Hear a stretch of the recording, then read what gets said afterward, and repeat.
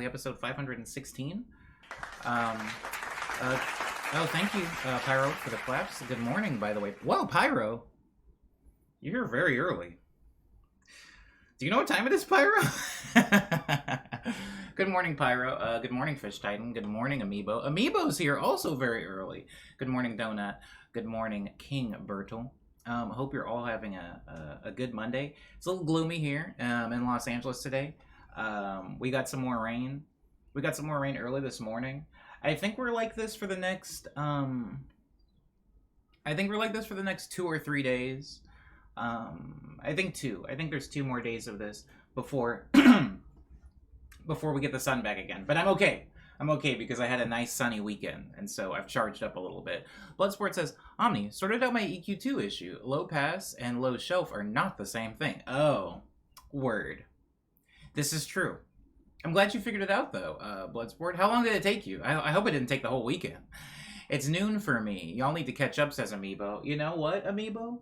I've been trying, but this gosh darn daylight savings time has got me hecked up. Oh, God! It is so good to see you. Tay, I saw your sub. Thank you. I said something, but of course you couldn't hear me. You couldn't see me either. I was like carrying plants into my bedroom, and I was like, "Oh, thank you." But I realized that there's no mic audio on that scene. But thank you, Tay. Also, thank you for being here, and good morning to you. For anybody that's newer to the stream, hello, good morning, Ultraviolet. And thank you for the comment on my outfit. I'm trying to stay warm today. I think this is the first stream that I haven't had to wear a sweater. For a myriad of reasons that I can get into for sure. But thank you for being here. We're still rocking the Arnold Palmers. Still got the homemade Arnold Pom-Pom. Arnie Pom-Pom on deck. Bloodsport says, I realized by accident working on some stuff over the weekend. I've got to go back to some projects and fix this. Frequencies seeping through those shelves. This can be a grievance for sure. When working with music, when working with frequencies in general, like if you have that annoying frequency that you just can't cut out, I don't want to call myself lazy, but I just take artifacts all the time as like part of the music, which I know is a big no-no. I've got a little bump going on. Does anybody remember Bump Its? It was like an as seen on TV item that used to like old ladies were supposed to put it in their hair to like give it like body. It was basically like a little speed bump that you would put under your hair. I feel like that this morning. I just got out of the shower. I took a shower before the stream today instead of after it. And so I've got a little bit of the bump going on. But I'm glad you were able to figure that out, Bloodsport. For anybody that's newer to the stream, on Mondays we do something called an extended check-in. If you're new to the stream in general, then the segments are going to make sense as we get to them, but every day has a different segment. On Mondays, we do something called an extended check-in, where I check in on the chat and their weekend to see how everybody's weekend was. This, however, is the third segment of the stream, so we won't be getting to that next. Next is the medley, during which I'm going to be playing some piano for a little bit, just a little bit, not too long, hopefully. Doesn't overstay its welcome. I stopped playing piano at 10 a.m. PST, which is in about 45 minutes, so it looks like we've got about 45 minutes of piano playing. But I do want a Snooki hair bump. Yeah, you remember what I was talking about, Tay. You know what I'm talking about. My tattoo is complete. I don't remember if I told you or not. I think you did mention it, Pyro. How big is it, though? How big is it? And congratulations, by the way, on making it to the end. I've got there's a homie of mine who started a tattoo and just... They haven't had the dedication to finish it. They have the money and they have the time, but I think they're just lazy. They're like, I don't know. I just haven't gotten around to it. So they've kind of had half of a tattoo done for about 3 years now. King Burrow says, oh, dude, whenever I want to make really ethereal and artsy remixes of songs, I want exclusively bootleg vocal tracks because the weird artifacts and echoes that slip through isn't the sound I know how to create on command. This is true. There is definitely an art of utility in those artifacts, right? Taking things like unwanted byproducts and making them part of the art. I remember when my mom used to make pancakes when I was very young. And you know how when you go to IHOP and they make a pancake, it's like one even color? I still quite don't really know how to do that. I don't know, nonstick pans? Anyways, it's all one even color. Well, when my mom would make pancakes at home, you know what I'm talking about. You get that weird, like when they flip it, you get that weird swirl pattern where it didn't cook super evenly. And so you have this cool, like, it looks like when people try to, like, carbon date a tree. It's like this cool, like, circular thing. That was definitely like an unwanted artifact in the pancake process, but I liked it. I liked it so much, in fact, that I would pick pancakes based on how pretty the pattern was. If there was like a stack of pancakes, I would like peek at the ones below, and I'm like, oh, this is art. But yeah, that is a hot take, actually, Teife. I made a joke about this a couple of days ago about how I didn't like going to restaurants right after they open because I didn't want the first pancakes of the batter, for sure. For sure. I always get the swirl when I don't use cooking spray. It's more of a butter and oil distribution thing. Oh. I don't even think I was using butter. I don't think my mom... Oh, I don't know. Maybe we'll have to do like a call Momney segment where I ask what the heck she was doing. Because I don't know if she was even using butter. I think those bad boys were just going straight into the skillet. But that makes sense. Yeah, it's just not cooking evenly. Oil and stuff like that would probably help it cook more evenly. At least faster. It's like the geological record of pancake formation. Indeed, King Burgle. I like it when the butter and oil are extra in the first couple. Oh, I see what you're saying. I see why you like the first pancake now. That makes sense. I wish I could recreate my dad's scrambled eggs. They were phenomenal, but I'm not sure how he made them. I suck at scrambled eggs. When I say I suck at scrambled eggs, they always taste good, but they never look... You know, they don't look American diner fluffy when I make them. They always look like homemade scrambled eggs, I guess. I don't know. But I'm sorry, Bloodsport. Hopefully one day you can crack the code of Papa Eggs.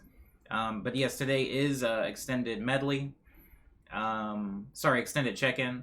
So we will get to everybody's weekend after I catch up on the medley. Tay says, you also try adding a dash of fish sauce to your scrambled eggs before you cook them. Fish sauce? My Thai grandma does this, and it's chef's kiss. Fish sauce, here's the thing, Teife, I've never used it myself, but I've had other people put fish sauce in things, and it didn't gross me out or anything. I'm not a big seafood fan, but I couldn't tell. In fact, a homie of mine recently made some, like, penne pasta, and put in, what was it, anchovies? And I was like, I'm not a big fan of anchovies, but I couldn't tell. It was delicious, you know. And so, chefs know better than me. Cumin and scrambled eggs is the real deal, says Mirage. Cumin. I actually have cumin. I use it on meat a lot, but maybe I should use it on scrambled eggs.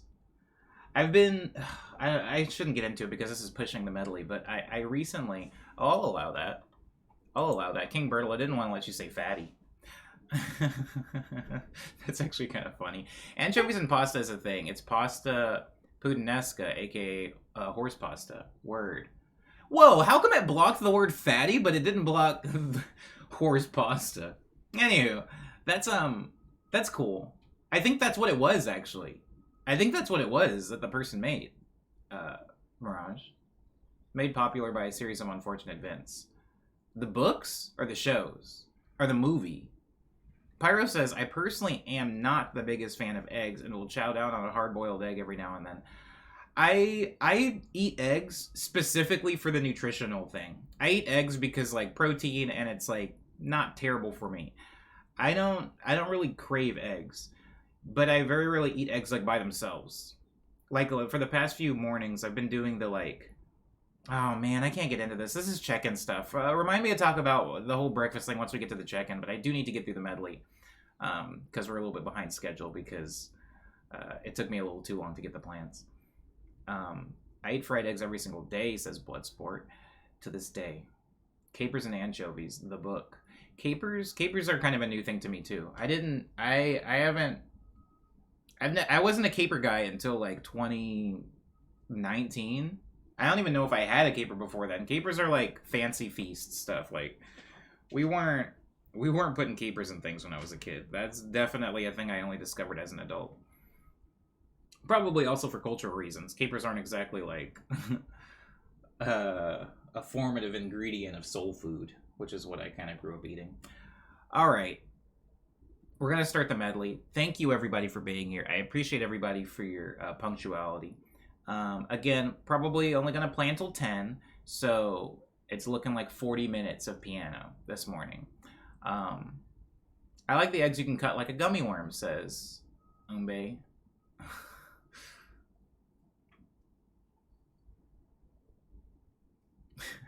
Who's cutting gummy worms?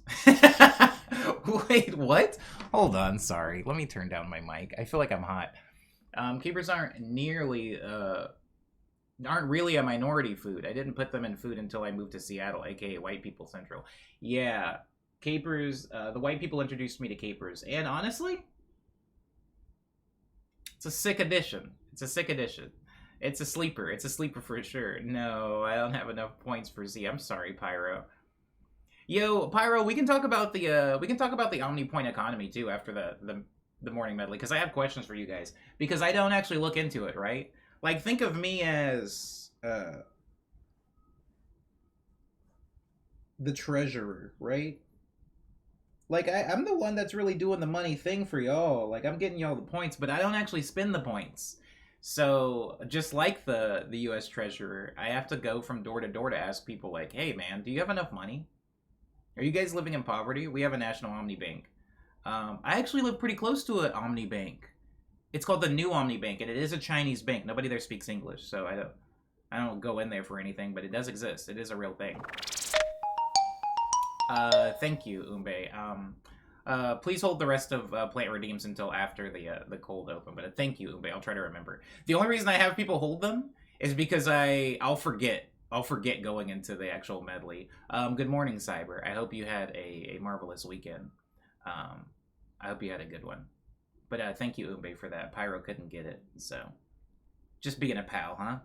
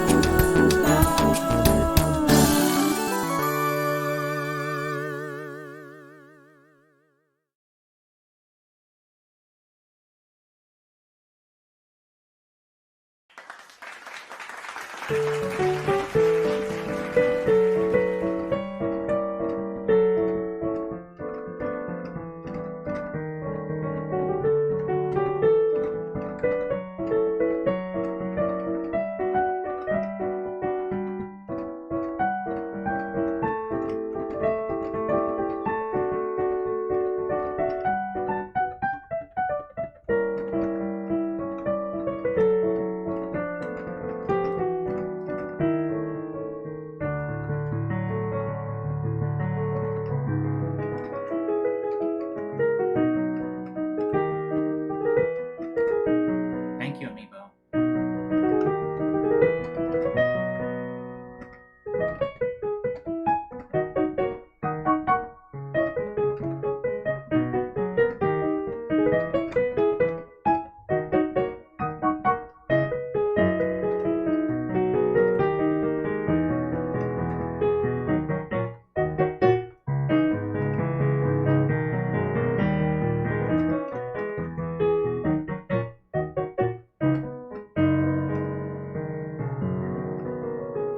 That is Zia's theme, and that is a Zia redeem.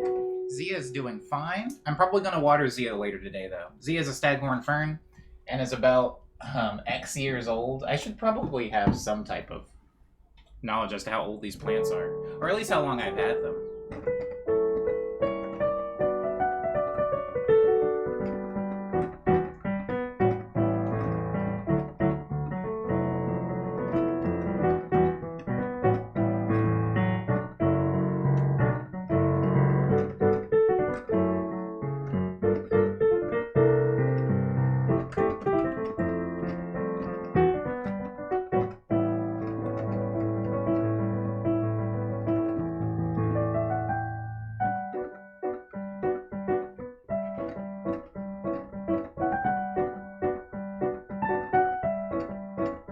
Why is the plant on a board, says Bloodsport. That one needs a board to grow. What Cyber said. So, staghorn ferns grow in, like, the rainforest, Bloodsport, and they grow on the sides of trees. They don't actually grow out of the ground like regular plants. They grow out of the side of palm trees. And so, in order to keep it healthy when you're growing one inside of a house, to try to replicate its natural habitat, you'll usually mount it to a piece of wood.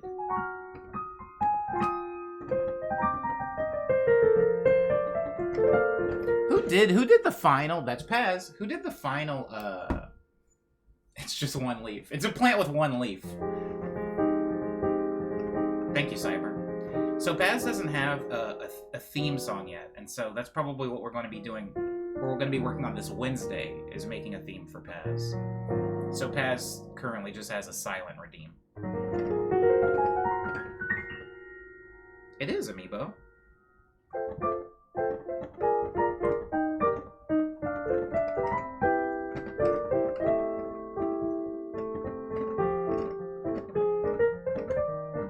Oh, what happened over the weekend?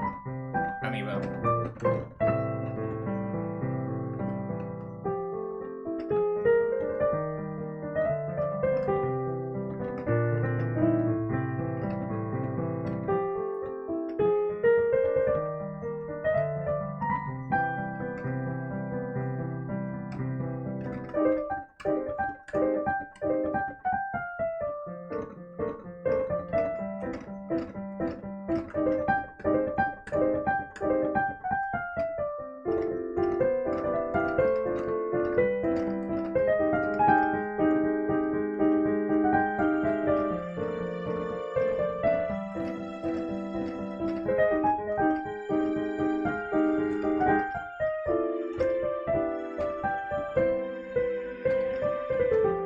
Well, thank you, Donut Clown.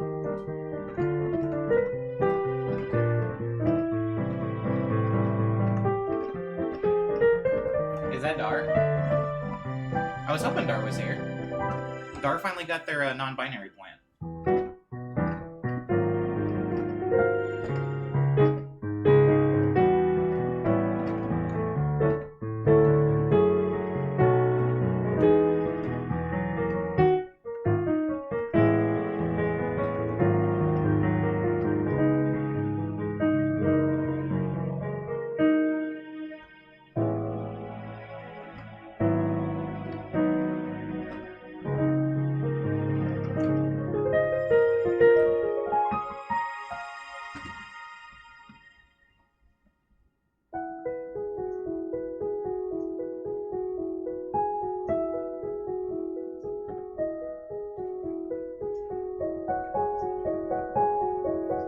Thanks, Ultraviolet.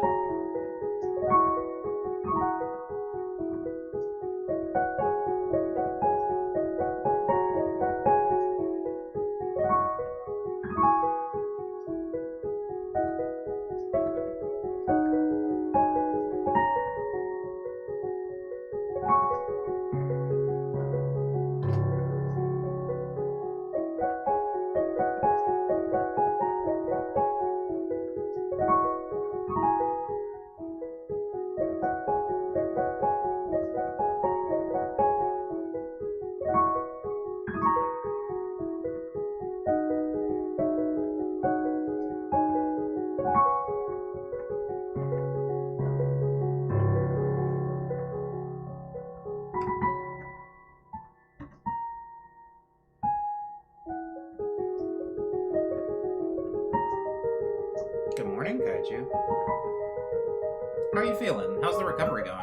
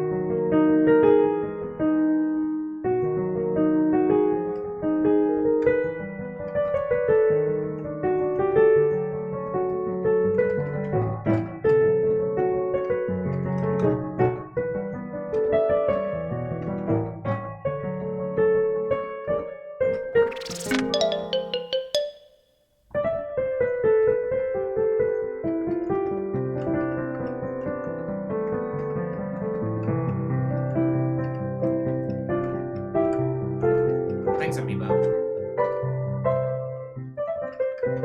That's a Booba redeem.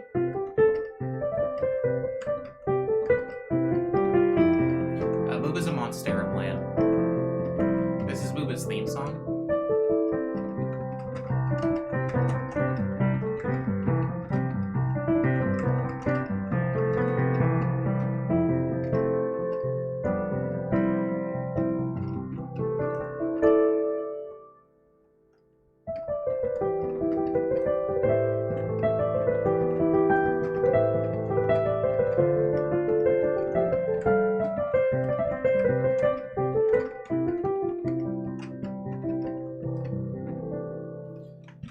There's Booba. Booba's actually getting a new leaf. Oh my god. Sorry. You can see it coming out right back here. So, no trouble for Booba. At least not now, anyway. Booba's growing just fine. Booba's gonna be just fine. Hold on. There. Maybe this. Maybe do it this way. Maybe that way's better, right? I'm not too blocked. I'm fine.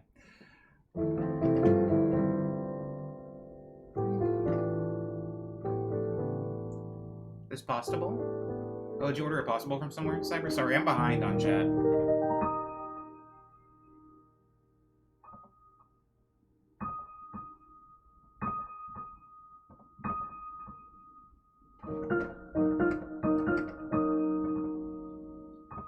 Okay, thanks, Cyber. Sorry. I did miss it. Thank you for repeating that.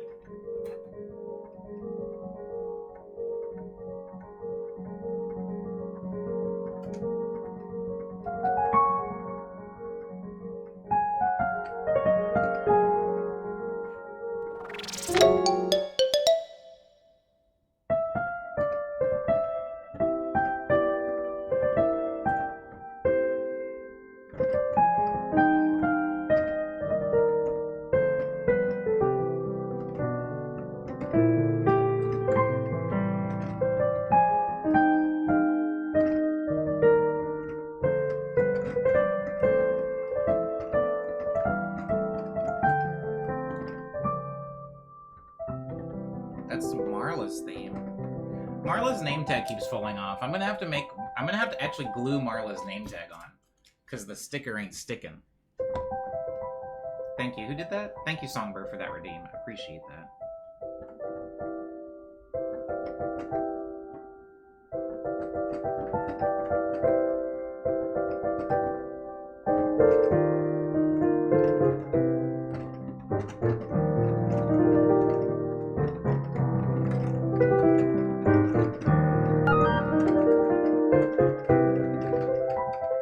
I do too, Cyber. Was that username Cheese Please?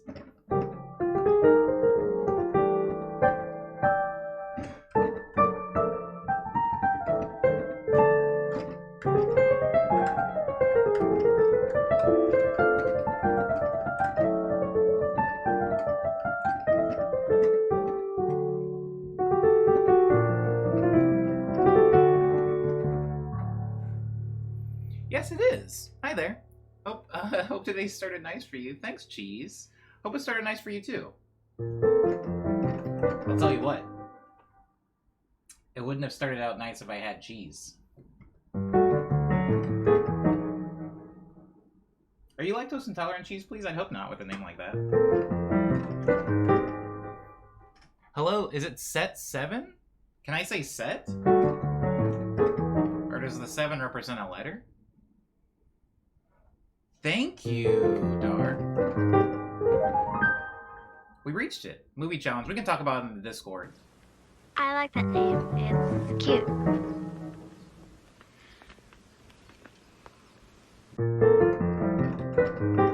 I like the trend of the person who completes it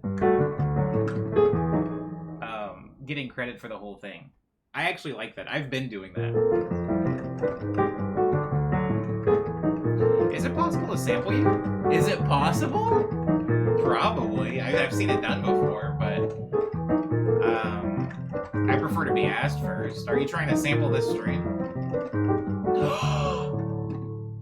Bloodsport recognizes the Three Ninjas reference. Okay. All right.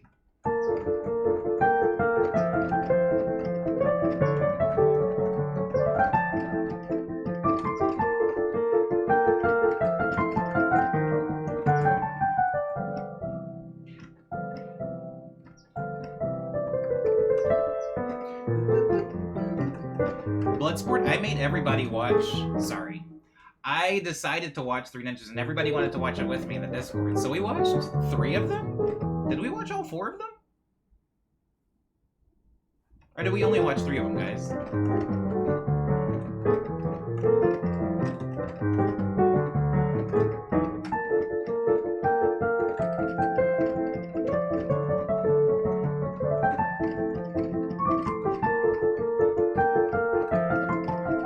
Such good movies.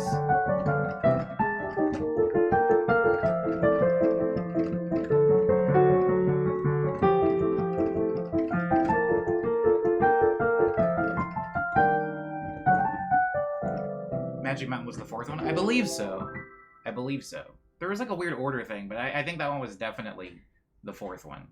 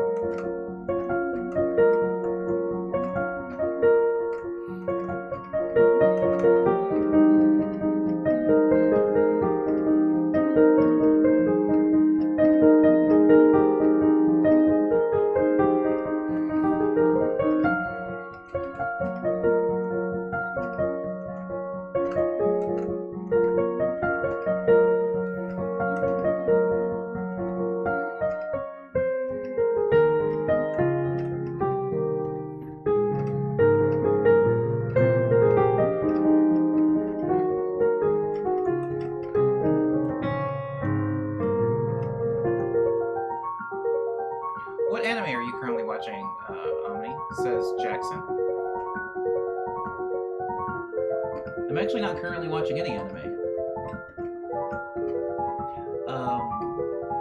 I watched the last episode of the season, I guess, of Chainsaw Man, and I recently finished the 4th chapter of Great Pretender, and so I'm not currently watching any anime at the moment.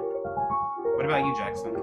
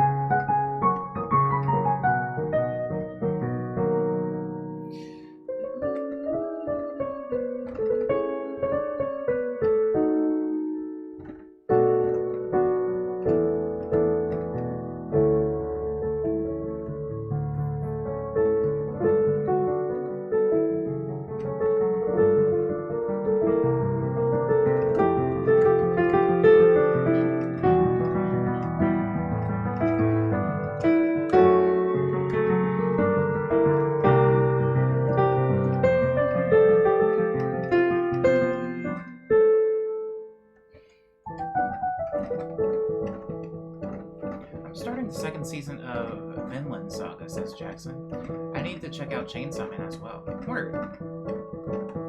It's pretty good.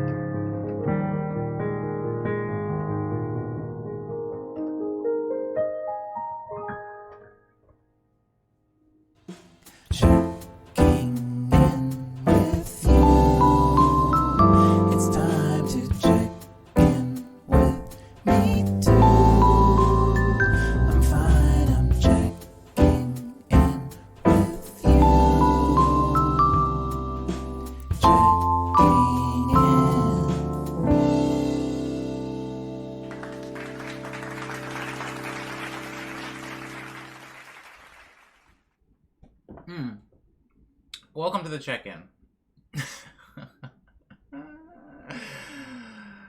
I was in the store fighting for my life not to sit on the floor.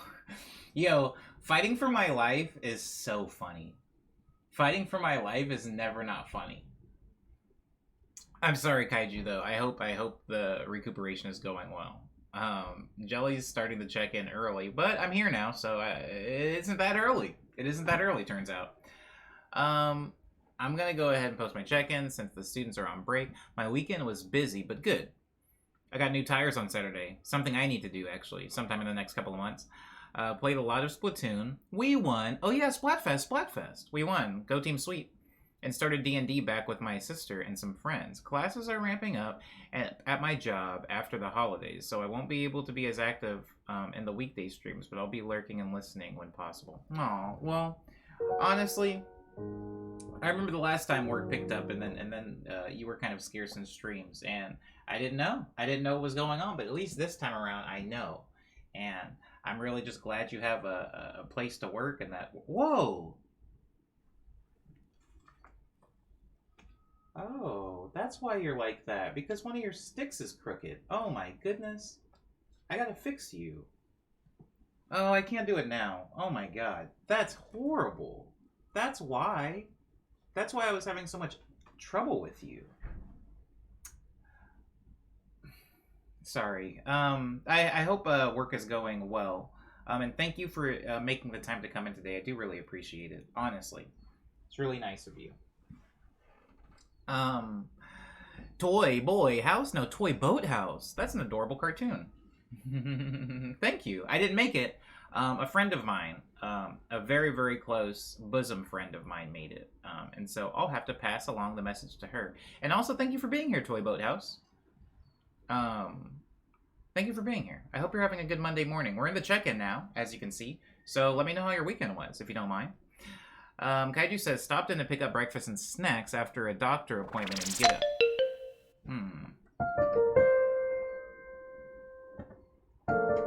Whose is that?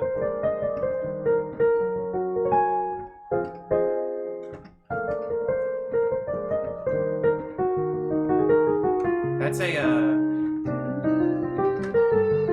Agnes Redeem.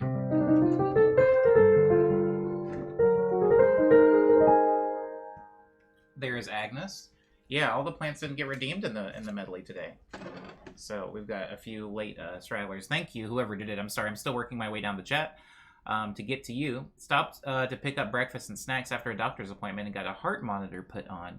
And all the walking and being up and about is a bit much for me. I'm sorry. Well, I'm glad you were able to do it anyway. Working from home means I get to still tune in at least, says Jelly. Thank you, though, Jelly. I really appreciate you for tuning in at all. I see now that it was Kaiju who did the Agnes. Thank you, Kaiju. Appreciate you, and so does Agnes. Amiibo says, check in. My partner and I were sick. My partner and I were sick. You and your partner are sick. Hold on. Mugman. My partner and I were sick all weekend and had to stay inside. No COVID, thankfully. Just nasty exposure. We binged Gilmore Girls. Ooh. Are you me? That's so weird. Amiibo, that's so weird that you would say that in my stream. And Pokemon Scarlet, never mind. We're not the same. Too much talky sometimes. I like when the plant redeems bleed over into check-in. Too much talky sometimes. Thank you, Amiibo. Also, remind me to talk to you about Gilmore Girls later. A lot of my life is informed by Gilmore Girls. Did I tell you that I was on the set? That I was on the set of Gilmore Girls? I got a story for you, Amiibo. Kaiju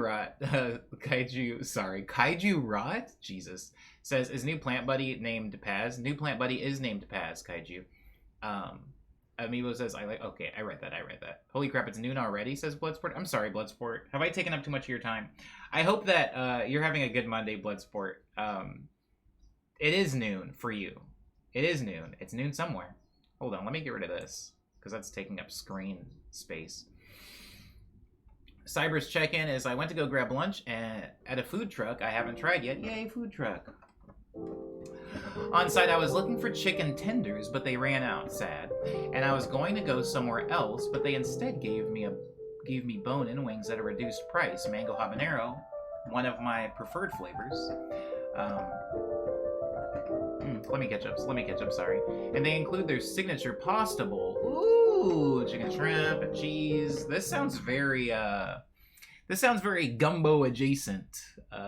Shrimp with the cheese and the zesty sauce, thick bowl, and it all ended up costing me $11, and the bowl by itself was $17. And they gave me a drink. Wow, they really love you. Maybe that's better than getting the chicken tenders, huh? So I saved a lot of money just for sticking around. That's what's up. That's what's up. That's like me and Chicha-chan. That's like me and Chicha-san-chan. Fish Titan says, oh my god, my scroll wheel. Please, somebody do something about it. Somebody do something about it. I'm getting back, I promise. Wait, why don't I just do that? Does that help? No, that didn't help at all. Oh, that's so much better. Oh my god, I'm so stupid. Okay, Fish Titan says, oh my god, that's so much better. I'm so brain dead. Fish Titan says, I was gonna move out of my dad's house last month, but my plans kind of crashed and burned, and now I'm back. Hold.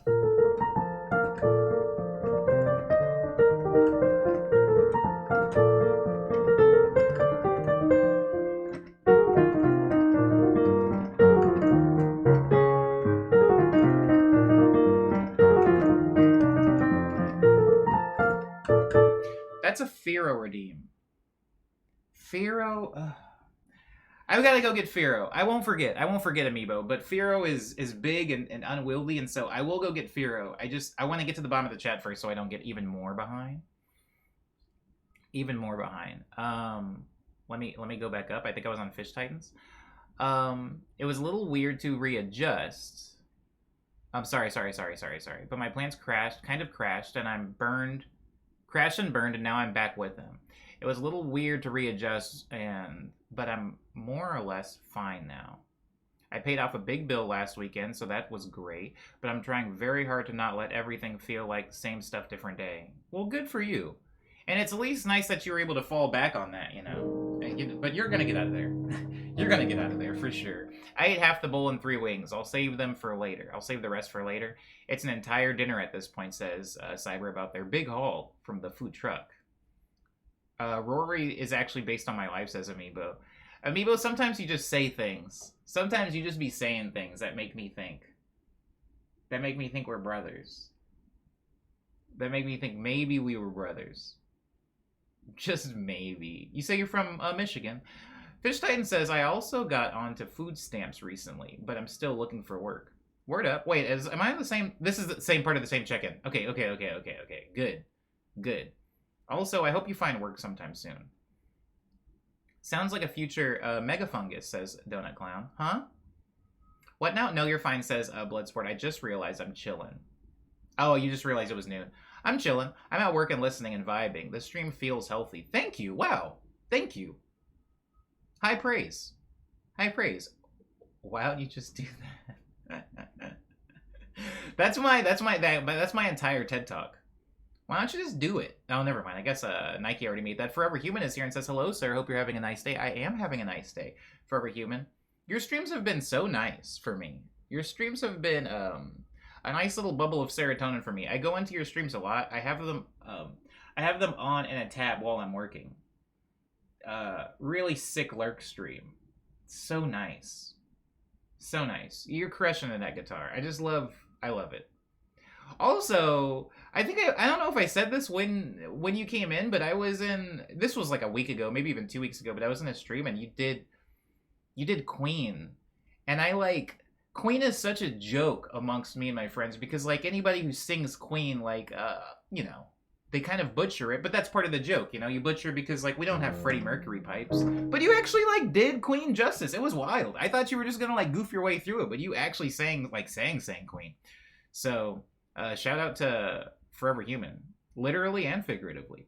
Good morning, Mr. Human, says Donut Clown. Oh, thanks. Yeah, Donut was in the stream that I was in too, when I was in there watching you do your thing. You do give Lorelai energy, says Amiibo. Dang, Amiibo. All right. All right. I hear you. I hear you. I am Lorelai. I'm just caught between like two generations of freaking monsters. That's me, baby. Although Lorelai does have her L's in that show. We don't need to get into it, but she make some bad decisions. I'm being cheating. That's hard, Cyber. That's hard, actually. That's not even like dad joke corny. That's hard. I'm being cheating. That's sick. That's sick, actually. Wow.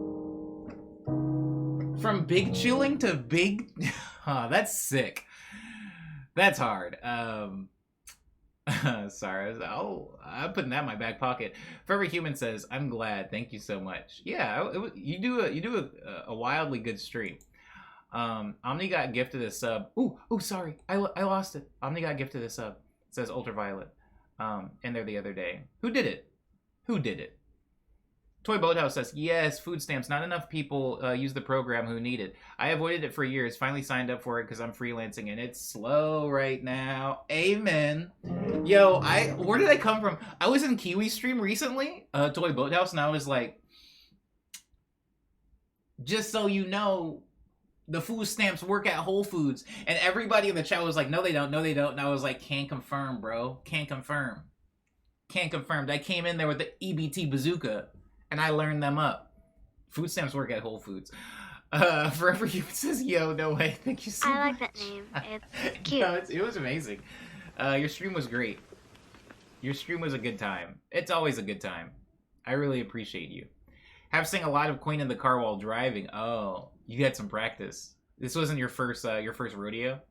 Your first bicycle? Kaiju says, Omni, just a Lorelai looking for her Luke. Amen. Actually, amen. Actually, I've told you about the Rumble in the Bronx thing, right? About the shopkeeper? The shopkeeper? That is kind of my Luke. That is kind of my Luke. We can get into it later, but I gotta get through the check-ins first. I love Omni Morning and Man Evening. The Human Evening? EBT Bazooka. You know what I'm talking about. You know the California Snap, the Cal Snap. Electronic Bazooka Transfer. Dang, that is what it stands for. That is actually what it stands for. KFC takes EBT. But who's eating KFC? I drove past a KFC, and my roommate, two roommates ago, they have this big sign up in the window that's like, now accepting EBT. And my roommate was just shaking their head, and I was like, why? What's wrong with that? And then they were like, it's the worst place. They knew it. They accept EBT at the worst possible chicken restaurant. And I was like, dang. You ain't lie, though. I should get out of bed and type up my check-in. Yeah, lay it on me. I have words to share. Pernetic's probably going to have a beefy check-in. Pernetic was at MagFest, so I'm expecting a chonky one. It's insane that KFC takes EBT to me. That's hard as a bar. That's bars. But yeah, they take it because they want the money. They need the money. To be KFC in LA is competing with some of the world's best fried chicken. You're not lying. I've seen, since I've lived here, Cyber...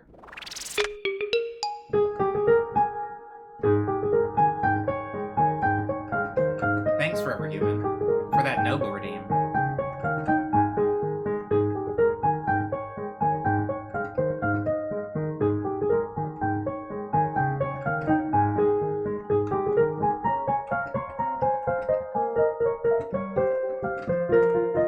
Bungled that.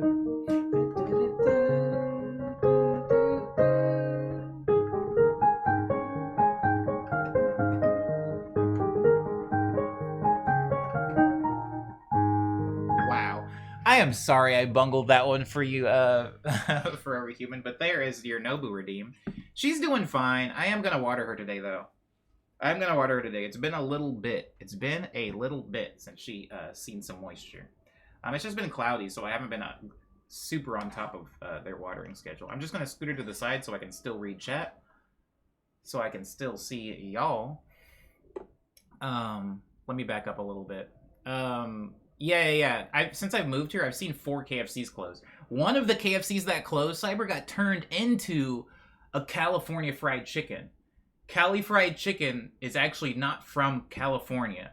California fried chicken is from, I think it was Indonesia. And let me just tell you, it goes hard. It goes hard. It definitely is better than KFC. What's up, Curious Worlds? How you doing? Thank you for coming in. Welcome to the Morning Medley stream. This is episode 516. Yes. Yes, such a high and airy piece, says Forever About Nobu's theme. Yeah, it's one of the lighter themes for sure. More carefree. Popeyes chicken, Kentucky Fried Chicken, El Pollo Loco. All they doing is making chicken. Not to be confused with CPK. Yeah. California Pizza Kitchen, which is garbage, which is a waste of money. Please don't eat it. If you're in California, don't get CPK. Maybe if you're in like freaking... No, don't get it anywhere. Anywhere has better pizza. I don't care if you live in freaking the middle of Wyoming or like South Dakota. You have better pizza than California Pizza Kitchen. Donut says, check-in, had a great Splatfest weekend, won 100 times for Team Sweet. Time to get back in packing orders and running the shop for now. Wow. How big is Team Sweet? How many Team Sweet people are in this chat? Because that's not the first Team Sweet I've seen. I was wondering if CPK was better in California. No, it's also garbage here. It's also trash here, Cypher. Hey, what's up, Titania? What's good? What's poppin'? I also sent the Chicken Millionaire remix to Human stream last night. Oh, thanks, Donut. Zebula's here. Team Sweet won by a pretty large margin. Oh, did they now? All they doing is making chicken. People make millions. I can see, here's the thing. I play that bump a lot in the production stream, but I walk away from my computer when I play it. I don't actually look at it, so I only see the first few seconds, and it's just like Steve Harvey going, people make millions. Like that, like body language. People make millions frying chicken. Popeyes, Kentucky Fried, El Pollo Loco. All they doing is making chicken. Popeyes. Wait, I don't remember the chords. Or I would play it for you guys. Check-in for Dar says, I ate 3 Little Debbie honey buns yesterday. Dar, your check-ins were doing so good for so long. What the heck happened? That's horrible. Honey buns? Sorry. That's a great check-in, Dar. And it sounds like you're eating good. It sounds like you're living like a king. However, honey buns... They have no body. They have no volume. Honey buns, to me... Like, I feel like if I sneeze on one, it'll turn into all of its baser ingredients, which I'm pretty sure is just, I don't know, melted granulated sugar.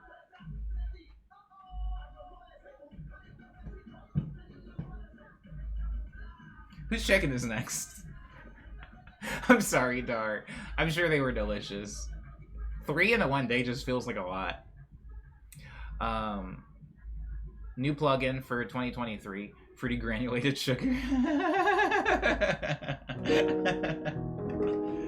Are you into granular sucrose?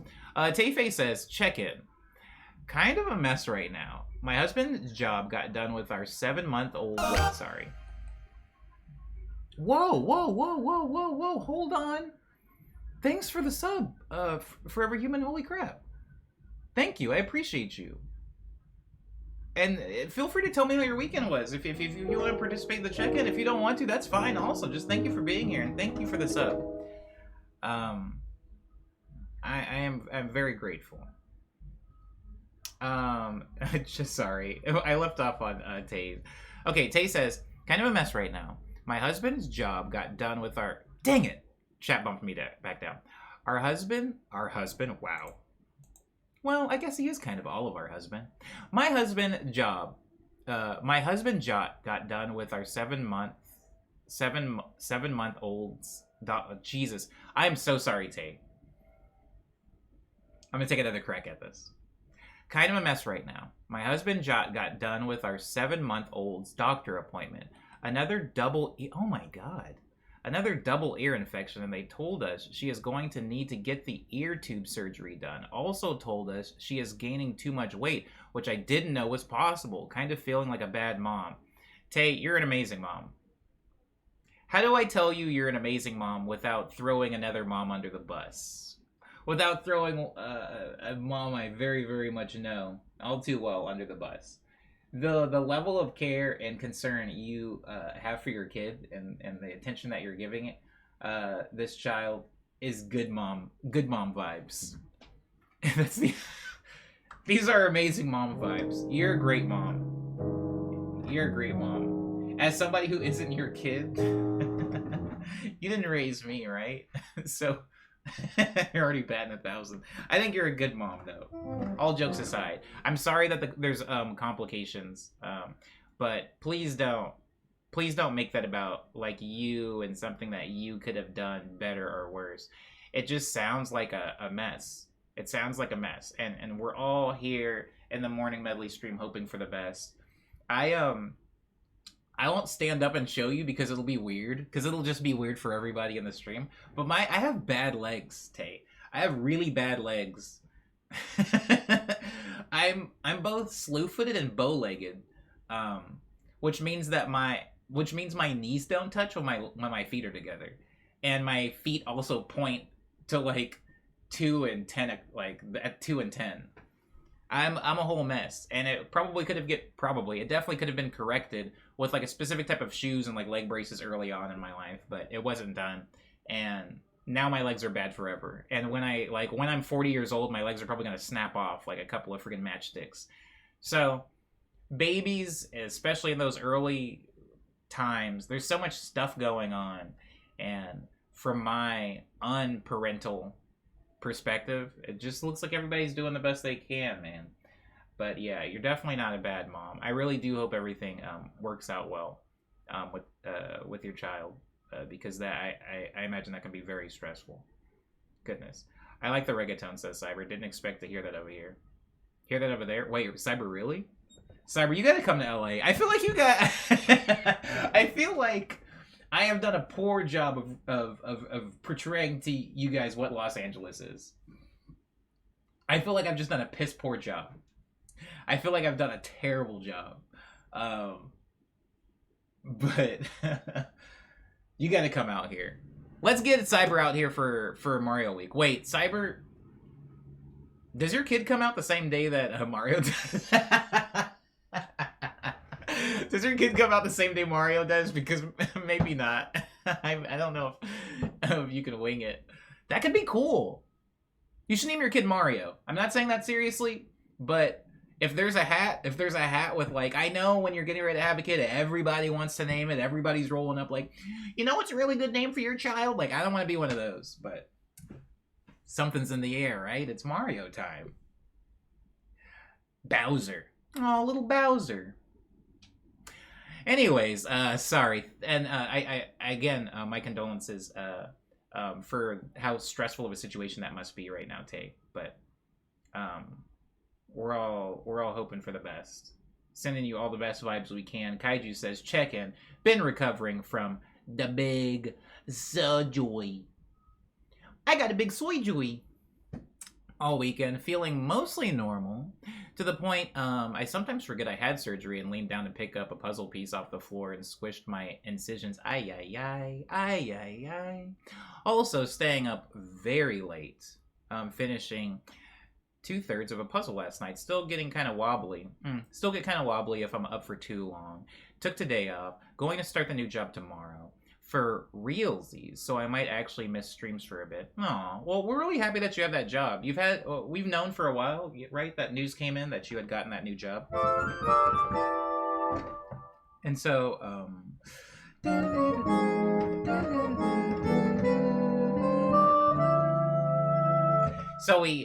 we were all really happy for you, but it's nice to know that you're just starting it. I thought you were going to have a little bit more recoup time between the surgery and the job, but I have the highest of hopes for you. I'm sure it'll be fine. And we'll miss you around here once you're busy doing adult accounting stuff. You know, once you have a real job, unlike me, a mere surf in these waters. Oh, surf in these waters. Somebody write that down. I'm going to use that later. Dar says, Victoria Justice voice. Oh, I know her. I think he's all of our husbands. What's Victoria Justice up to, actually? Like, what's that actor up to? Just spilled tea all over my kitchen, says Amiibo. What kind of tea? I see that? See that, guys? You see how Amiibo set me up perfectly for a spill the tea joke, and I didn't jump on it? I deserve some claps for that. It was so close. It was on the tip of my tongue, and I was like, nah, let's do better, Omni. Let's do better in 2023. Let's pick the mid-hanging fruit instead of the low-hanging fruit. Yeah, okay. Okay. Did you want me to do it? Did you want me to do it? Cyber's mad. Cyber wanted to spill the tea. I know, I'm growing. I'm growing before you all. Titanium says, check it. Sorry, though, Amiibo, about the spilled tea. I hope it wasn't flammable? I don't know. It's just tea, right? Sticky? Check in. I had a wild Discord conversation about New World. About New World and Old World monkeys this weekend. It went kind of hard. I had possibly the quickest and scariest financial scare this morning, but we all good now. So I went to the bottom of the valley to the quick vertical ascension. Slightly exhausted from that, but I'm returning to form for the day. Remind me to talk about the dreams I've been having, Titanium, because I kind of feel you on that. I've been like doing a lot of like this, and it's been freaking exhilarating. Forever Human says the fact that you are worried shows you are not a bad mom. Amen. See, this is what I'm talking about. Again, not throwing any moms under the bus, but some people really like, you know, you could do a lot worse. Tay. We could all use a mom like Tay. My one wish is that we all get moms like Tay. Bloodsport. Oh, thanks. Thank you. Every time I say Bloodsport, I think of Jean-Claude Van Damme. Is it even him? Who's in the movie Bloodsport? Kaiju says, is it Dolph Lundgren? I also didn't know it was possible for a baby to gain too much weight. Yeah, I guess I didn't either. I guess I didn't know that this was possible. He showed his legs off on stream before. It was wild. Didn't make sense. Yeah, my legs are weird. My legs are bad. In some circles, I'm sure I could find a forum where people are into the type of legs I have. I'm sure that's a thing. I'm sure there's a community for me. The Curious World says, the Katamari planter is such a sweet touch to the already rad room. That's a very nice thing to say. That is my prized possession. My little prince over yonder. It's usually covered up because there's usually a plant here, but good eye on you, Curious Worlds, for even spotting that. Thank you. And welcome, by the way. If you want to participate in the check-in, you're more than welcome to do so, Curious Worlds. Dar's check-in part 2 is Finish JoJo part 6 this weekend, and I'm in a bit of a show hole.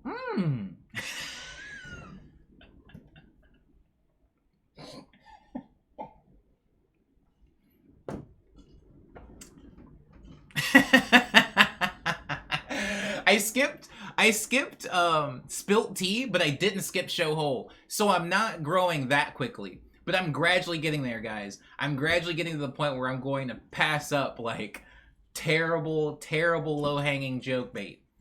I'm getting there. Anyways, thank you. Sorry, Dar. And a bit of a show hole. Also watched the menu. Oh, was it good? No spoilers. I actually do want to watch that. And that's one of my favorite horror comedies ever now. I started classes again today, trying to be optimistic. Looking forward to things. Hey, I like this check-in. The first week of classes is always a bit of a liminal space. I guess I'm just too used to this to care, but I'm still expecting good things. I guess I'm not feeling as profound today. You gotta take a break every now and then. You gotta recharge the profound tanks. Absolutely, Dar. But it sounds good. Liminal spaces can be nice sometimes, you know? We need them, or else it's just bang, bang, boom, right? Except you're living in a constant, 30-hit combo. Umbi says for their check-in, MagFest was super lit this year. Met some friends I hadn't seen IRL in a while. Held a pretty massive rave in the hotel room. Met some cool artists I'm a fan of, and a record label owner whose ear for talent I respect. And got to start a dance circle. Word up, word up. All in all, pretty nice topper to my efforts in the last 5 years. Unfortunately, didn't get to meet any of the Omni crew, but there's always next year. Indeed, there is always next year. Who knows? Maybe I'll even be there next year. Check-in part 2, I finally got to watch the last week's Chainsaw Man, says Kaiju. Congratulations, congratulations. Me too, me too. That's finally close. That's awfully close to Mario time. I'm telling you, Cyber. I'm telling you. I'm telling you. That's all I'm saying. That's all I'm saying. The times are, you know, there's no coincidences. Sorry, tell your baby a cultural tell your baby a cultural moment is happening soon. Yeah, they can hear in there, by the way. I've heard from experts that they can hear in there. And that they also are fluent in English. Tay says, thank you, everyone. I appreciate all of you. Just kind of wasn't ready for the doctor to have so many negative things to say in the appointment compared to your baby is doing great. You hope for it. Yeah.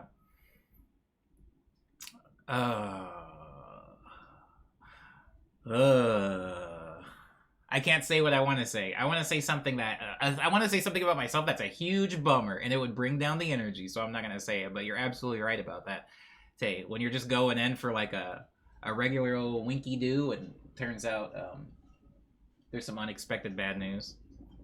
Child, you must delay. Mario comes first. I wanted to make a joke about holding it in, but I'm not going to.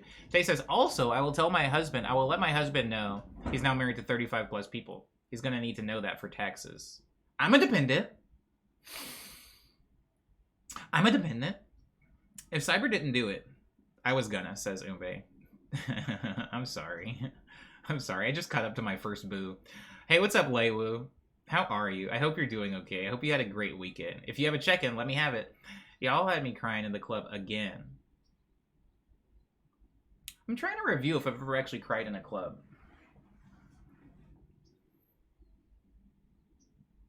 I've fought in the club.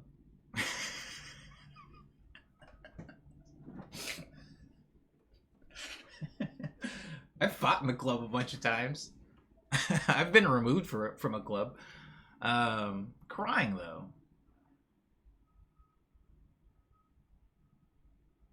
I don't know if I've ever cried in a club. I might have and just forgot. Dapper up. I don't know who did the Dapper Up redeem, but pick a number between 4 and 27, and that'll be the bow tie we wear today. Yeah, it's Jean-Claude Van Damme and Forrest Whitaker in Bloodsport. Thank you, Bloodsport. I knew I couldn't have been that far off. I need to head back to my office and get to work. Have a great day, everyone. You are all beautiful. Hang in there. I'm going to try and catch the rest of the VOD later. Thank you, Cybern. Thank you for being here. I hope the rest of the work goes well. I'm so glad that you got an extra bonus meal from that food truck. Looks like a good start to the Monday for you. Zero G Stage check-in says, not great. My laptop screen broke for a bit, and it wasn't a problem because I had a second monitor. But now the laptop decided to take over the main monitor, and I can't see anything on it. I'm stuck using my phone for now. Is there a way to... My laptop decided to take over my main monitor. Is there a way to just reverse that? I'm stupid, so maybe don't take anything I'm saying seriously, but is there a way to reverse that? Seriously? Forever Human says for their check-in, produce a song for the first time in a while. Feels good to make music again. Honestly, Forever Human, I'm trying to get back into, like, song-making mode. I just put out that album, and, like, I feel like you know that feeling after you eat, like, a huge meal, and then you smell something really sweet, like you smell cinnamon rolls, and you get sick to your stomach. You're like, oh, get it away from me. Get it away from me. I'm full to bursting. That's how I am right now with music, where it's just, like, I did all this music stuff, and now the prospect of, like, making new songs is this, like, Herculean task for some reason. I was driving before, but there's new plants. There is a new plant. There is one new plant. In case unless you haven't seen Marla, then there's also Marla. Omni says the show hole is necessary. I agree.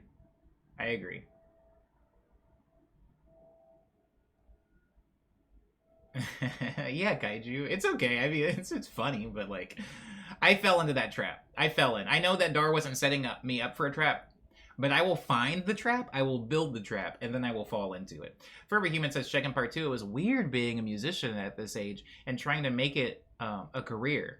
And I spent much time thinking about that over the weekend. You know, Forever, I feel like I could have like a 2-hour-long conversation with you about the trials and difficulties of being a professional musician in the now times.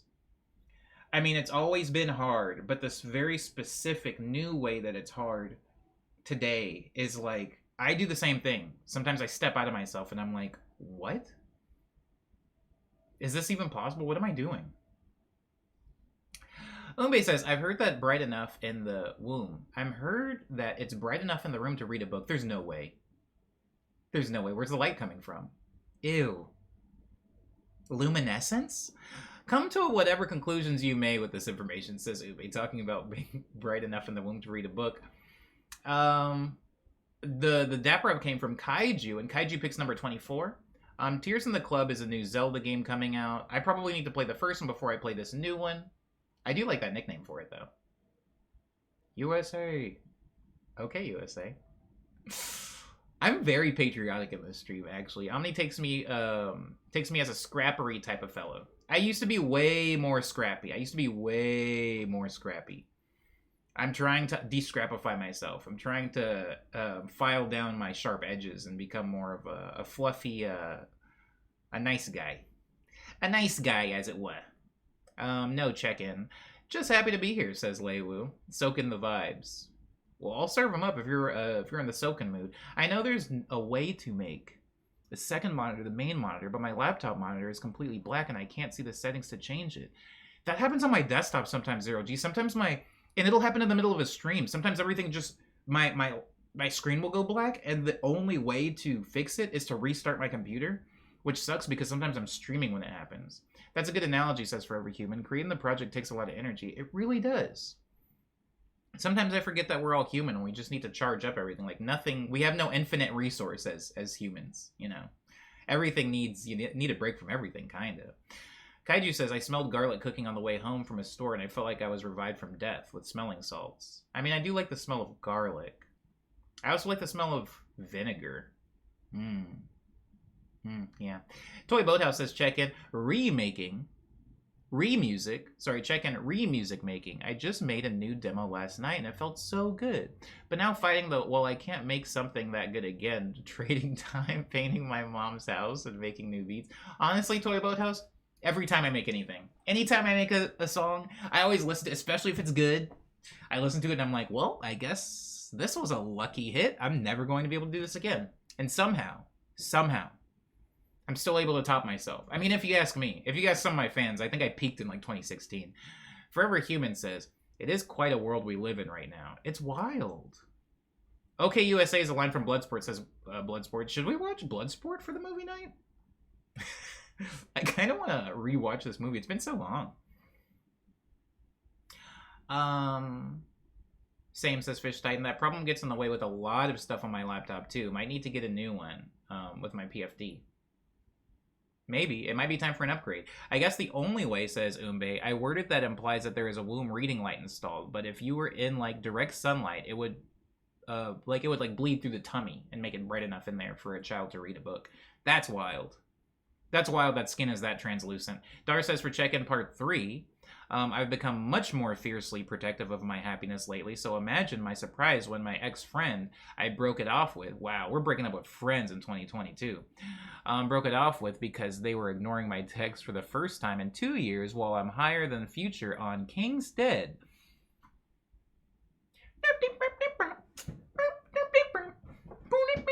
Wait, where's 24? Kaiju, did you say bow tie number 24?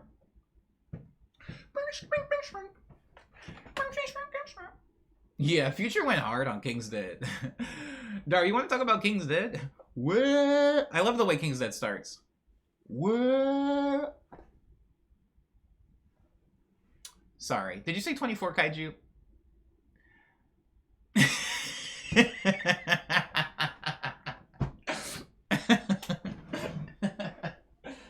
Oh, Christ.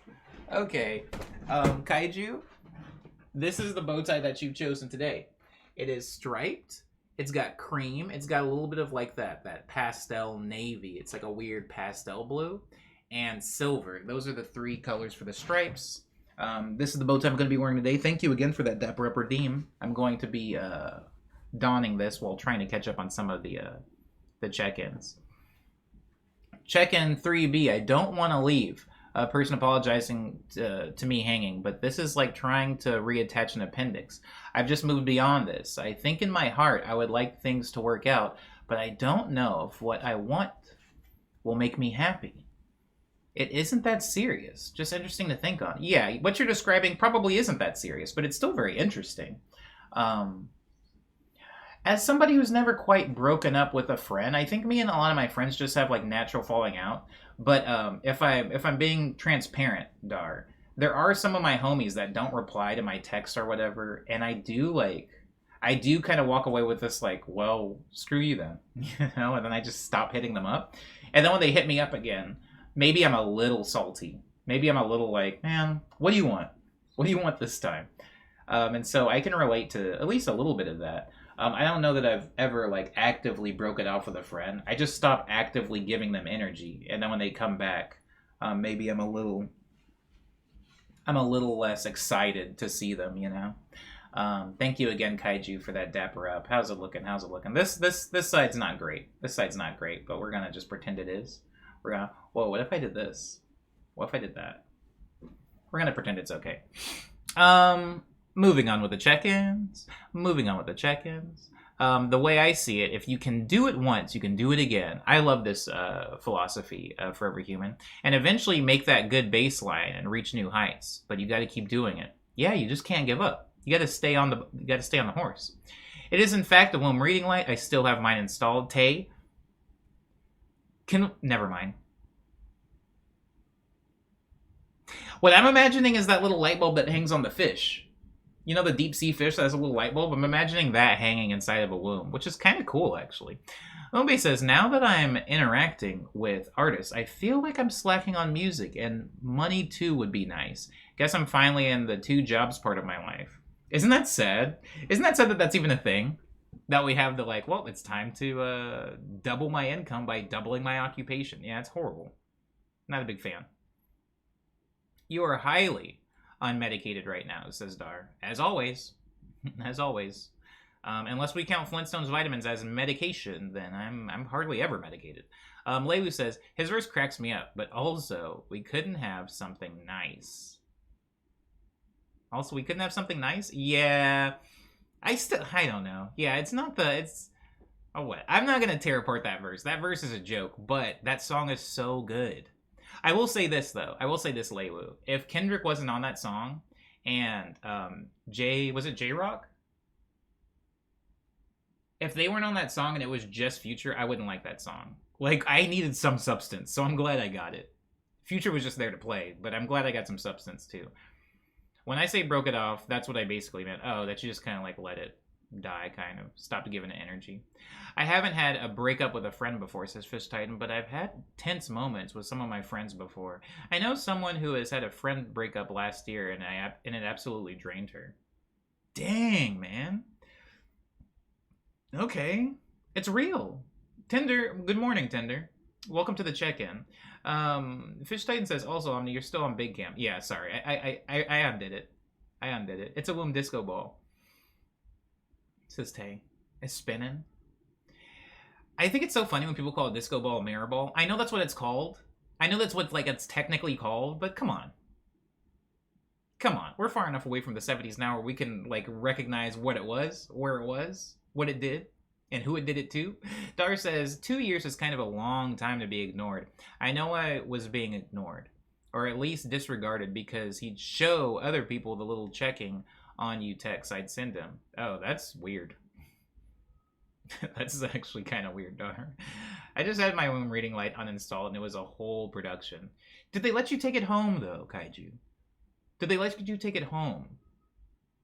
Thank you, Fish Titan. Dar says, I love when Omni gets stuck on Big Camo, and he looks like the underground Bossa Nova album covers or something. Wait, hold on. Can we get him in? Oh, I was supposed to get Firo. I was supposed to go get Firo.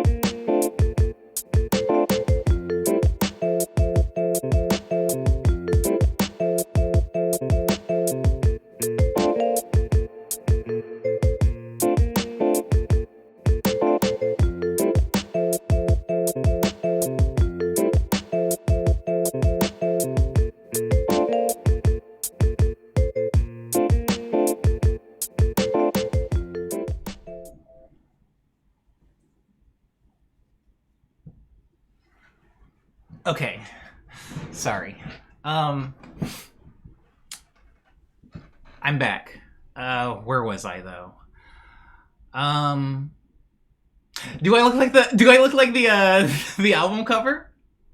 Pretend my last name is Gilberto for this experiment. It would help more if I had sun. Brazil don't be looking like this. But if I had some sun. When does Brazil ever look like this? I'm sure it must happen. It's like humid down there and stuff. But I don't know. I don't know how hard the gloom hits. Anyways, let me catch up on check-ins. I think it would have let me. They would have let me take it home if I'd really insisted. My one surgery regret is that I didn't insist to take my parts home with me. I always have wondered that because like dentists will let you take home stuff. They'll let you take home stuff. Sorry, I've missed some things. Let me scroll up. J-Rock, Kendrick, and Future. The Kendrick verse and the beat switch was insane. It was so good. It was so good. Beat switches in general, like, we all remember the first time we heard a beat switch. And the whiplash. The best type of whiplash it gave us. But yeah, that, I can't get stuck talking about that song. That is a good song. Whew, okay, I'm catching up. It's called a mirror ball, says Fishstein? Yeah, they call them mirror balls. They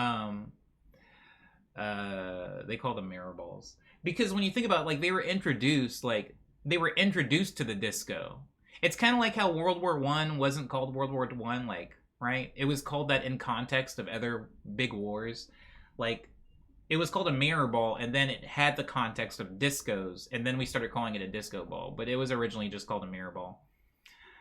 Sorry, I'm such a nerd. That's so stupid. Can we delete that from the VOD? Can we edit that out of the VOD? Where's Cyber? Cyber, can we take that out of the VOD? Put a timestamp here. I think we can put a timestamp here. Oh, thank you, Forever Human. I appreciate that. The neurons converged for that moment, says Dar. They tried. I'm on mobile, so I couldn't do crap on this terrible app. The Twitch app is pretty lacking for sure. Any fellow producers in here produce bass music, says Bloodsport. Umbe produces bass adjacent. A bassin. Now we have our album cover. Thank you, Donut. Omni Gilberto.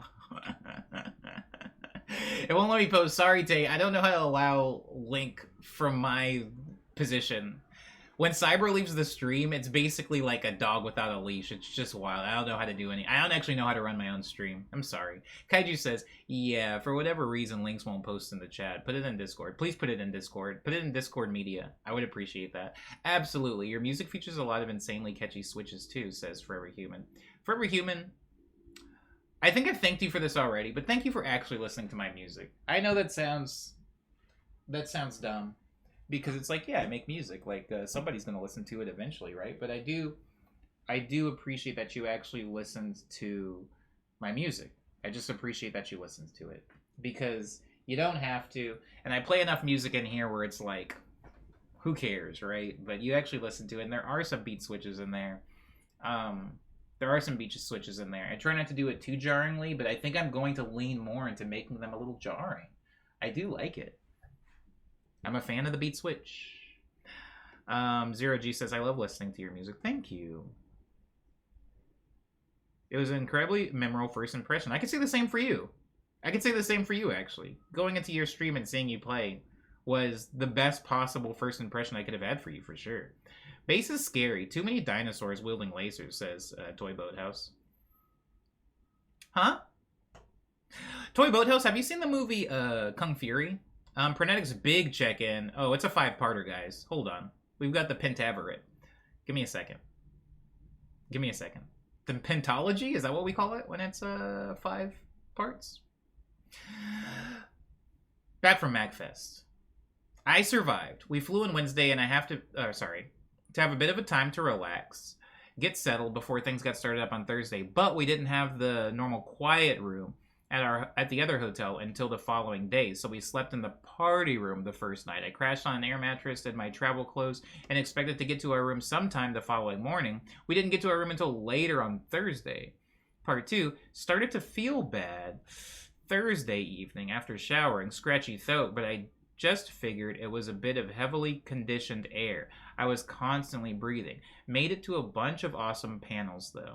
There was an interesting city pop panel that some of the ones that really stood out involved more music theory and things like Egyptology and video games. The live performances there were all really great. Maker spaces were awesome, too. Lots of quality stuff happening the whole weekend. Check in part 3. By Friday, I knew I was actually sick and it wasn't just the air getting to me. COVID testing has been negative the whole time, and it's not the flu. But that meant I was masked the entire trip with a clogged nose, goofy voice, jacked throat, low energy, and no booze. I wanted to recover. I'm sorry. I like that, because you did have to add that, because I was like, no booze. What'll alcohol do to his sickness? But I guess it just won't allow you to recover as fast. I had really bad aches on Friday night, which is why I went back to the hotel early and hung out with y'all in the production stream. Oh, that's why you were around. Well, I'm glad that you're feeling a little bit better. Well, hold on, let me finish. Maybe you're not. My buddy Johnny Go did a speed run of the Bubble Bobble Part 2 on Saturday, but when they were switching out consoles, they used the wrong power supply with the RGB modded NES top loader, and it fried it. So he had to be bumped, and he wound up playing it in an emulator on PC. He had a really solid run, which was great, because while practicing, I feel like he was having a really awful time with the counters and patterns. MagFest also blew past their donation goal this year, more than doubled it. That's wild. Good for MagFest, because they had that, they had a not so great time, like we all did, but they had an extra not so great time for sure. Not too long ago. I still had a ton of fun meeting with friends and new traditions, but what are the odds that I'd get sick after shaving, diligent masking, and getting all the COVID flu vaccines on day 1? Didn't want to meet up with the homies here out of caution, I understand. And pretty much and pretty much in the back of the corner of every room the whole time. I'm going to end this chunk in here because I'm realizing it's just rambling despite everything. Despite everything, I had a really great time, and I'd consider going again. Frenetic, I just went through 5 chapters of a check-in, and I didn't hear the word Nando's once. I didn't hear it once. Did I skip it? Does means eyes deceives means. I appreciate you for having Nando's, though. I really like Nando's chicken. I'm a big Nando head. I'm a big Nandin. I've seen Kung Fury many, many times this Bloodsport. I've seen it twice. That movie goes, for sure. Kung Fury is so wild, says Toy Boathouse. You talking about, like, dinosaurs and lasers made me think of Kung Fury, for sure. I'm feeling better, but definitely still not 100, says Pernatic. Well, I'm glad you're healing up. Good morning, says Lindsay. Good morning, I say to Lindsay. I've had a great time watching the stream. Thanks, says Amiibo to me. Heading out. Have a good Monday, everyone. Goodbye, Amiibo. I hope you cleaned up all the tea. Let your partner know, I says...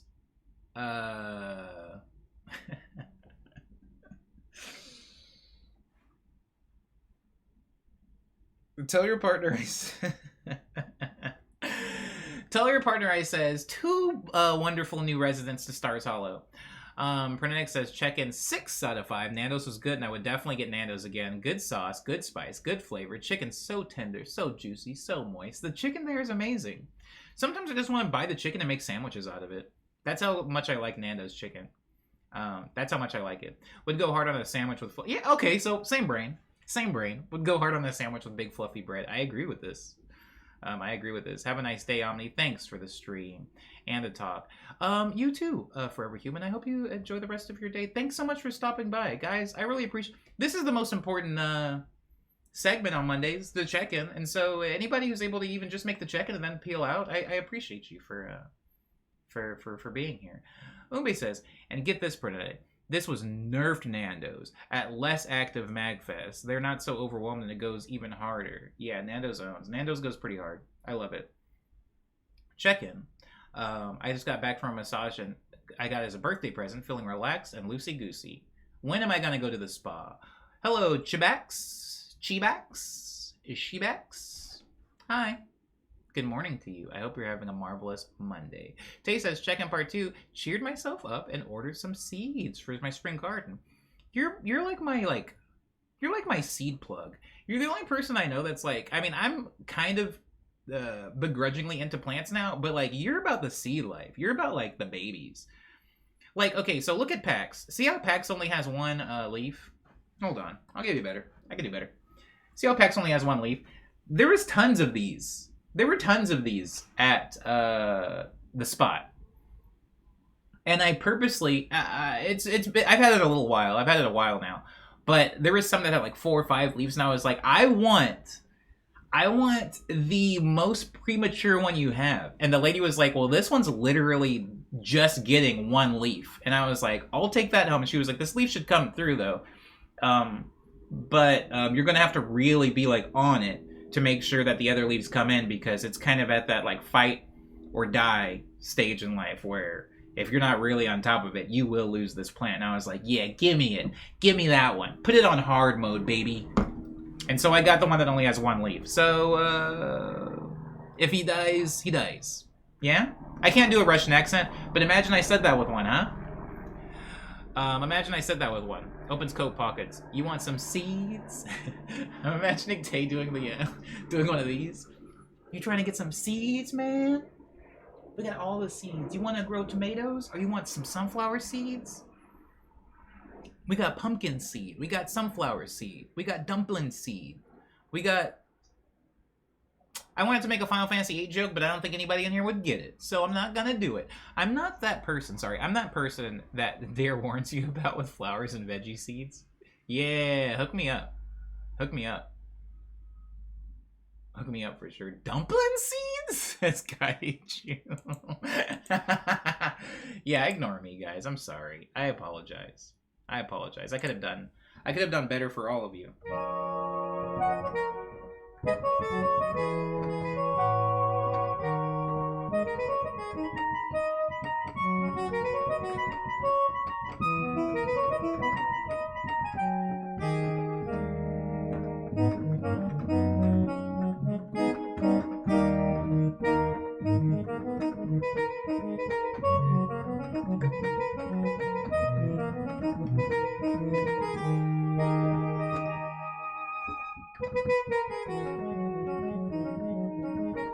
It's a black velvet plant, Lindsay.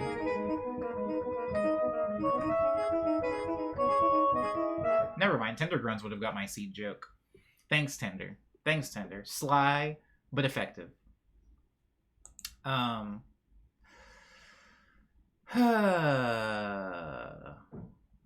What was I gonna say? Oh, I didn't do my check-in. Guys, you can still do your check-ins if you haven't got them in yet. My check-in is that today is Monday, yesterday was Sunday, and the day before that was Saturday. The day before that, we had a production stream. It was maybe the smoothest of the production streams. So, a few things have happened. One, this is the longest break I've taken between seasons. We are currently in Season 5 of the Morning Medley stream, and usually I take a couple of months of a break, but this time I took 8 months of a break. So, starting the engines back up was a little bit testy, a little bit bumpy, a little bit problematic in the literal sense, not in the Twitter sense, I suppose. But it was rough. And so the past few production streams, we've been gradually getting there, but not to the degree that we did in the last season. So part of that is because there was a long break. Another reason why that is, guys, is because I recently got a new interface. And so it's a lot. It's a lot to handle, but I think I got it finally, like, I think I have it, guys, now to where next Friday's stream is going to go like butter. And I'm just going to be writing. I'm going to be producing. I'm going to be making tunes. There's going to be like 6 songs by the time we get to the end of the stream. And I want to say this because I know every time we do it, somebody will say something. Somebody is usually Cyber. But this Friday production stream is going to last more than 6 hours. It's going to be more than 6 hours. I'm saying it here. I'm going to say it tomorrow. I'm going to say it Wednesday. And I will say it Thursday. Friday's stream is going to be more than 6 hours. It is not a 6-hour stream. It is just a production stream. When I say 6 hours, I mean at least. It is not at most, and it is not exactly. Same thing for how these streams are only supposed to be 2 hours, but we are currently on... We just did 2 hours, and I'm only on the check-in still, so it's more of a at minimum basis. Like, you can expect the Monday through Thursday morning medley streams to be at least 2 hours, and you can expect the production stream to be at least 6 hours, but this is not the actual length of this stream. I just want to be as clear about that as possible, so that nobody feels lied to or led astray or misled. I gotta say it now because I know that the second 9 p.m. hits on Friday, people are gonna be like, uptime, uptime, uptime, uptime. And so I gotta say it now. Check-in from Kit says, finished an embroidery project I've been chipping away at for a year now. Feels good. Feels good to be finished with it finally. I've been doing a small art projects nightly to learn how to use my paint pens, and that's been cathartic to soothe the bees in my brain with art. Oh, well, I'm glad that's working out. I'm glad it's going good. That makes me feel good. That makes me feel good just to read. You know? I've led them astray. I have led my sheep astray. Isn't that what Moses said right before they got him? Do you guys trust me? Do you guys trust me? Because the problem with me citing the Bible is a lot of times I'll quote the Bible accurately. This is something that I think the devil does.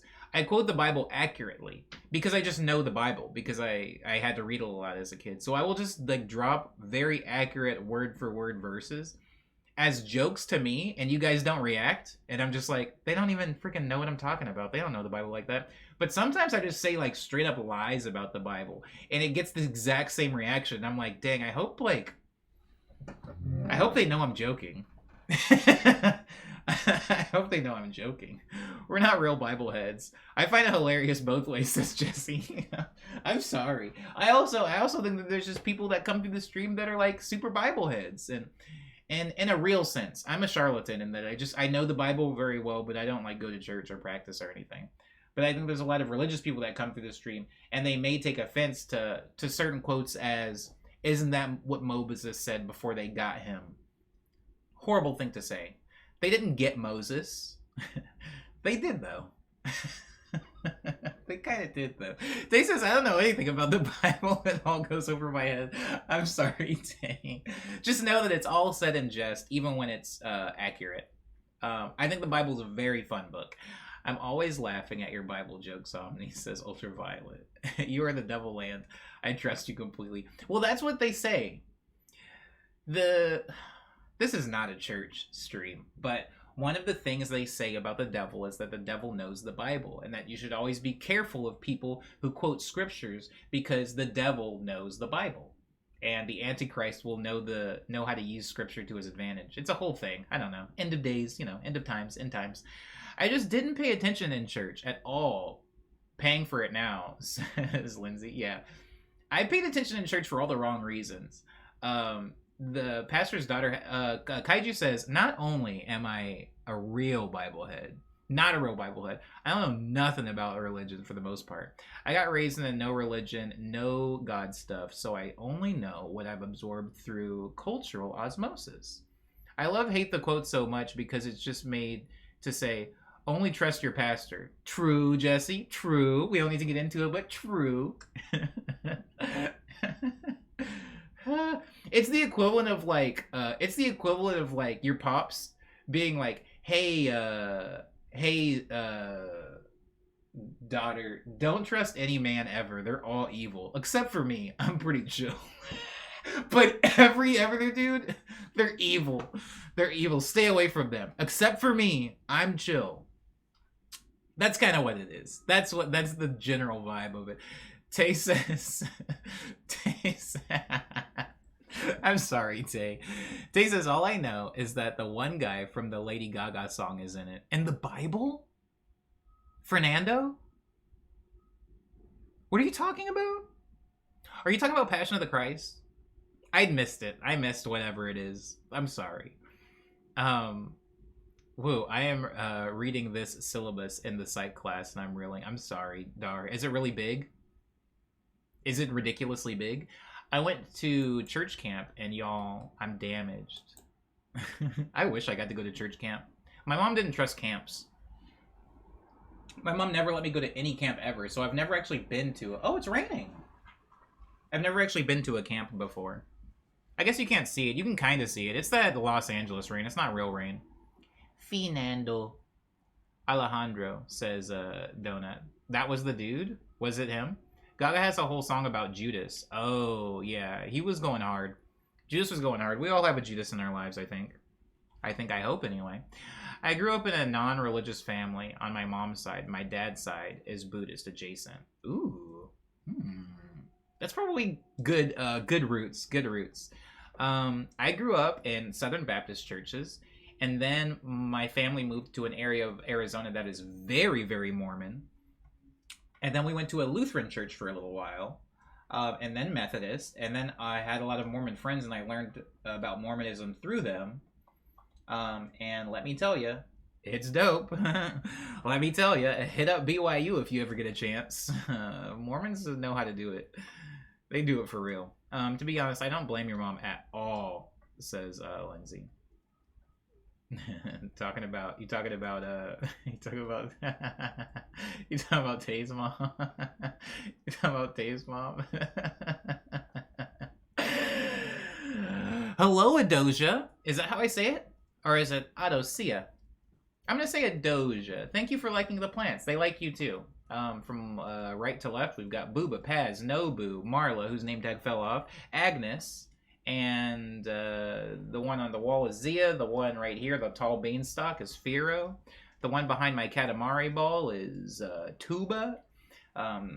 This one right here is Nuba. You can barely see her, but she is there. She there. My mom is religious. Not really a churchgoer anymore, but I remember going to large churches and her love of T.D. Jakes. Dang. Your mom sounds like my mom. My mom owns T.D. Jakes books. Sorry, that was... Why do I have the hiccups? Anyways, my mom owns books by T.D. Jakes. I grew up very familiar with the name T.D. Jakes. And Creflo Dollar, if you know who that is. Creflo Dollar.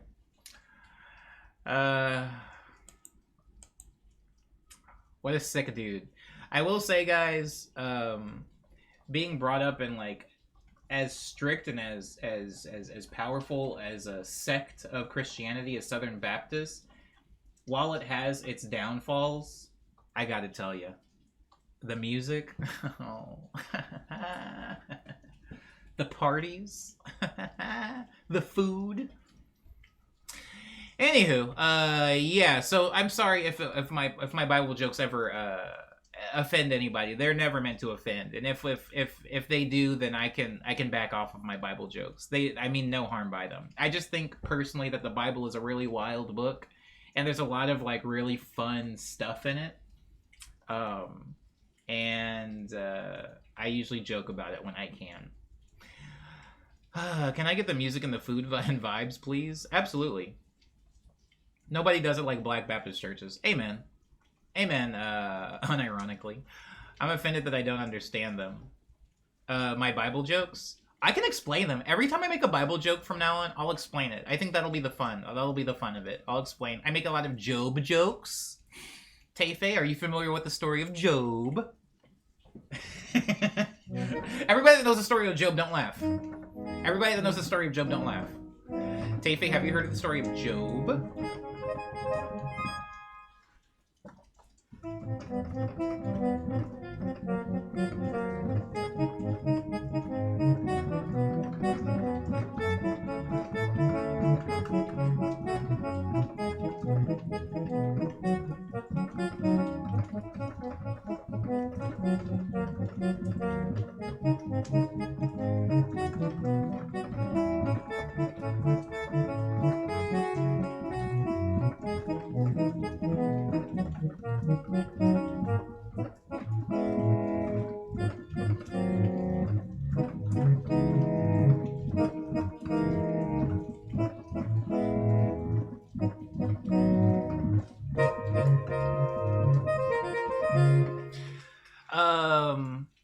Sorry.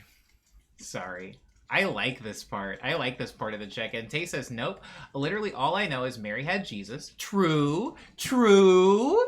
Okay, Tay. Mary had Jesus. Jesus had different ideals. True. Had a nice fancy dinner. The last one. He had one and it was his last. Had a nice fancy dinner. Then got by Judas. Yeah, Judas was like... Judas was the homie you want. Judas was the homie you want at the table. Want to know something actually really cool about Judas, Tefe? This stream sucks. Want to know something really cool about Judas? Kaiju says, the one thing I felt the one thing I felt a little like I missed out on being raised totally non-religious is how there's all this community of people hanging out and you do stuff, parties, and folks just make friends and such, yeah. But they only want you to join if you're willing to do the whole God thing, so it wasn't worth it. Kaiju, you can kind of bait them. Edit this out of the VOD, Cyber, edit this part out of the VOD. You can kind of bait religious people by going and eating their food and like laughing with them, but then just keep it, it's kind of like not putting out. It's like not putting out. They could be like, hey man, like, you've been eating the crackers, we gave you body of Christ, we gave you the blood of Christ, but like, you trying to like convert or like get baptized, and you're just like, I don't know, man, like, I just ate ice cream, and I'm not supposed to get in water after like eating dairy, so like, maybe next Sunday, like, hit me next Sunday. Ooh, I'm like ready for it. Like, I'm chomping at the bit. Like, get me the Holy Spirit, just not today. And they just keep doing that. They can never actually push you out because it's not a Christian thing to do. Like, you gotta like, you have to be there for your people. So they'll never be like, man, this fool just leading us on. They can never actually do that. So, Kaiju, if you want to like get it in without getting in, you can. You can. Especially the Lutherans, hit them up. They won't do anything. Jumping at the bit, sorry. Let me go up. That was offensive. Delete that from the VOD, Cyber. Doja says, I was raised Roman Catholic. Yo, when somebody talks about Catholicism to a Baptist, Tay, lesson number 1. Catholicism versus Baptists. Baptists are like the fun, new, like hip, like breakdancing Christians, and Catholics are like the freaking, they have the like the dress with the fake big booty, and they're doing like the waltz in the ballroom. That's the religious like separation there. People that are Catholic are very serious. Those fools are about the real gospel. The old gospel. Sorry. Anyways, scrolling up to read the rest of that beautiful comment. Adoja says, I was raised Roman Catholic, so it was all the strict religion and classes, but minus the parties and good music. We did have decent food, though. Yeah, so, yeah, just mirroring basically what I said. Tay, lesson number 1. And also, you can't really bait Catholics the same way. That stuff I just told you, Kaiju, that stuff I just told you, don't try that. Don't try that in the Catholic Church. That ain't gonna work. They ain't gonna cut it.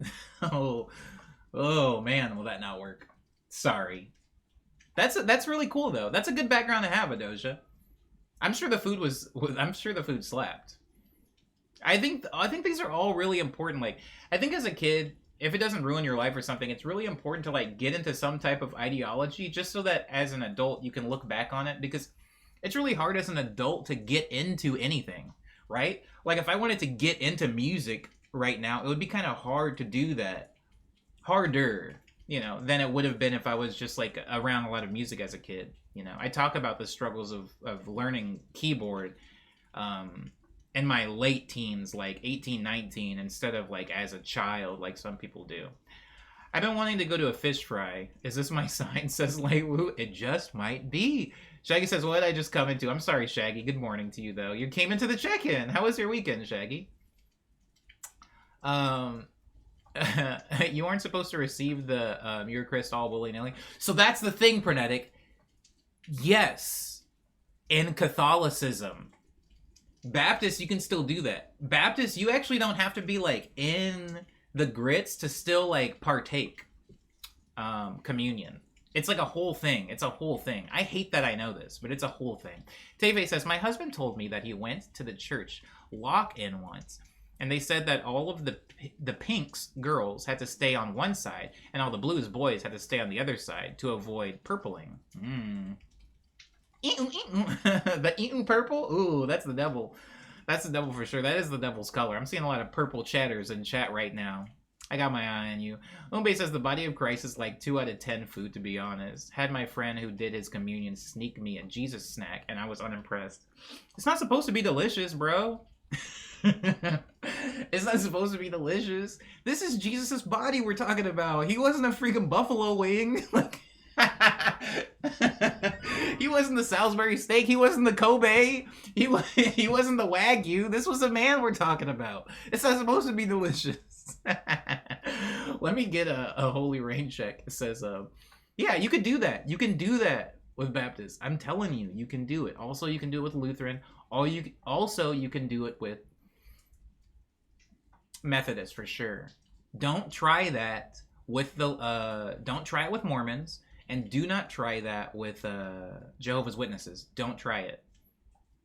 You've been warned. Kaiju says, we lived in a neighborhood full of Mormon families and hung out with the kids and stuff, so we got some of the community stuff, and they even invited my mom and stepdad to the dinner that they have at a big convention, at a big conversion conversation. After several hours of intense discussion, they literally rescinded the invitation to join the church. Didn't I just say don't try that with Mormons? Guys, don't test my knowledge. Don't try it with them.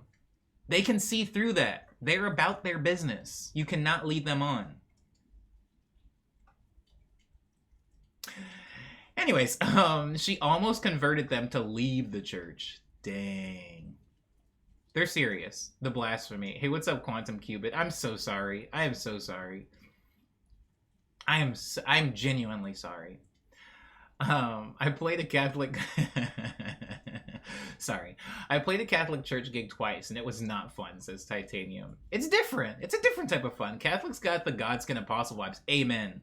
Catholics are different. I respect Catholics. Catholics is big bro, right? Before the Protestants came in and, like, made it all weird, Catholics, like, when I see a Catholic, I'm like, yo, big bro, OG. You're the OG. Y'all were there first. Y'all are day oneers for sure, right? That's how I feel about Catholics. I also like when they do the thing with the ball with the incense in it, when they swing the little smoky ball around. I love that. Catholics do that better than anybody. Also, Pope, rest in peace. They have like a freaking dude. Baptists don't have a dude. We don't have like a bope or something, but they have a pope, and that's pretty sick, right? Leading with fake big booty conjured a different image. That is the bait. That is the bait and switch. Lindsay says, I heard that Catholic priests smell lies. I can't. There's a joke there, and I can't do it. The Holy Spirit gonna get you. The Holy Spirit did get me. It got me twice, actually. The second time wasn't as good as the first time. Jesse says, man, I went to Catholic school after being a Baptist for so long. What a time. Wow. Are you serious, Jesse? You got some stories, I'm sure. Hurt people, says Adoja. True, true. And saved people save people. Real eyes, real lies, real lies. Never not funny. Never not funny. Never not funny. The Eucharist. The Eucharist. Yeah, it's weird. It's weird, Pernetic. It's super weird. It's dang it, and I don't want to do the thing. I don't want to do the Michael Moore. That's his name, right? Like the Mike Moore thing where it's just like, these rules are all made up. But the rules, a lot of these rules, especially for the different sects, they're just made up rules. Like, one person does it this way, this sect does it this way, the Lutherans are doing it this way, the Methodists are doing it this way, the Latter-day Saints, aka Mormons, are doing it this way, the Jehovah's Witnesses. But it's like, who's doing it the right way? I don't think it really matters. Just be a good person, right? I knew purple was my favorite color for a reason, says Lindsay. Lindsay trying to get the eat purple. And Catholicism, you have to hit all the milestones or else you can't come in. True.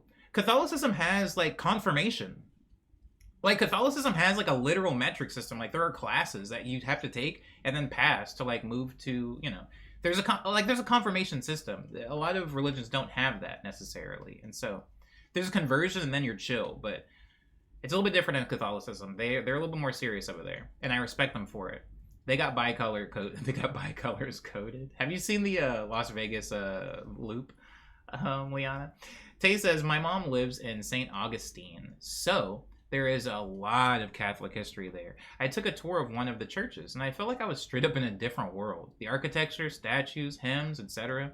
were a mixture of ethereal, terrifying, beautiful, and intimidating. It's about that, yeah. I respect them. Like, Catholics do it different. Their churches be, like, huge. Everything is very intimidating, and it feels old. And it's because it is old. It's very old. The sauce of Christ is buffalo, says Lewu. Stop it. Flavored communion wafers win. Stop it, Umbe. If I'm blasphemous, I don't know what that is. Barbecue flavored body of Christ? If Jesus didn't taste like buffalo wing, why am I even here? Throws communion tray on the ground. Don't do that. He tastes like oyster crackers, or just like wafers. Sorry. Teve says, I felt like I was being watched, going through all the Catholic things. I mean, you were. You probably were. Whether it was by a Catholic person or by, the Lord himself. The Lord himself. Adoja says, I'm no longer practicing Catholic, but I love your take on us. Yeah, I respect them. Y'all were the OGs, for sure. I'm no longer practicing anything. I'm not even practicing piano. This is just decorative. I haven't touched it in, like, this whole scene at this point. I'm sorry, guys. I thought Jesus was born all tender and mild, and his body tastes so bad because you're not eating...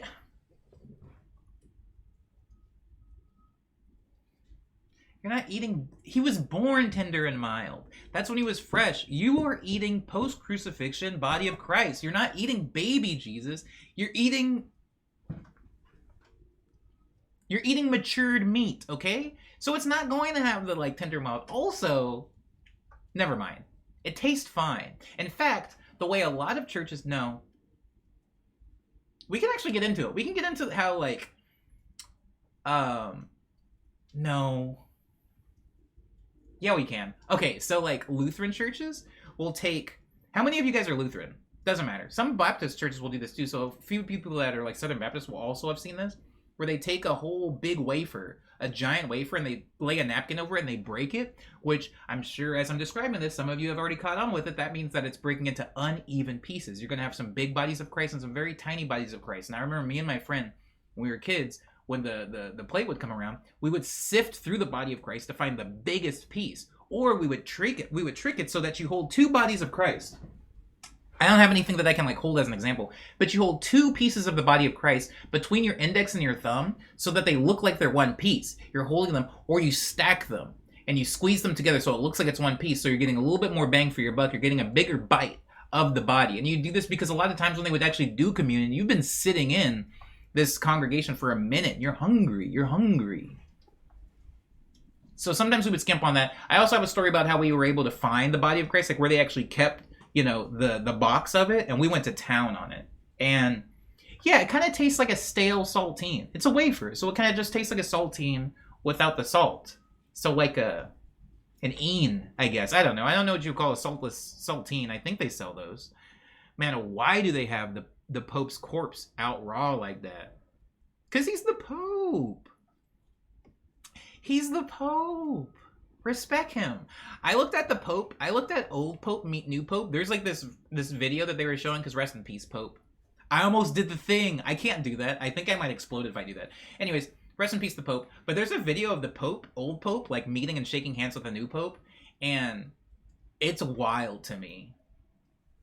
As a non-Catholic, looking at that happen was wild for some reason. It was like, you know how people will do that thing where they'll show, like, for Sonic Generations, they show the Sega Genesis Sonic with a little bubble body, and he's shaking hands with Sonic Adventures Sonic with the long legs, and you're like, oh my god, can this happen? Whoa! You get, like, dizzy for a second. That's how I felt looking at the old Pope and the new Pope shake hands. I was like, what the heck?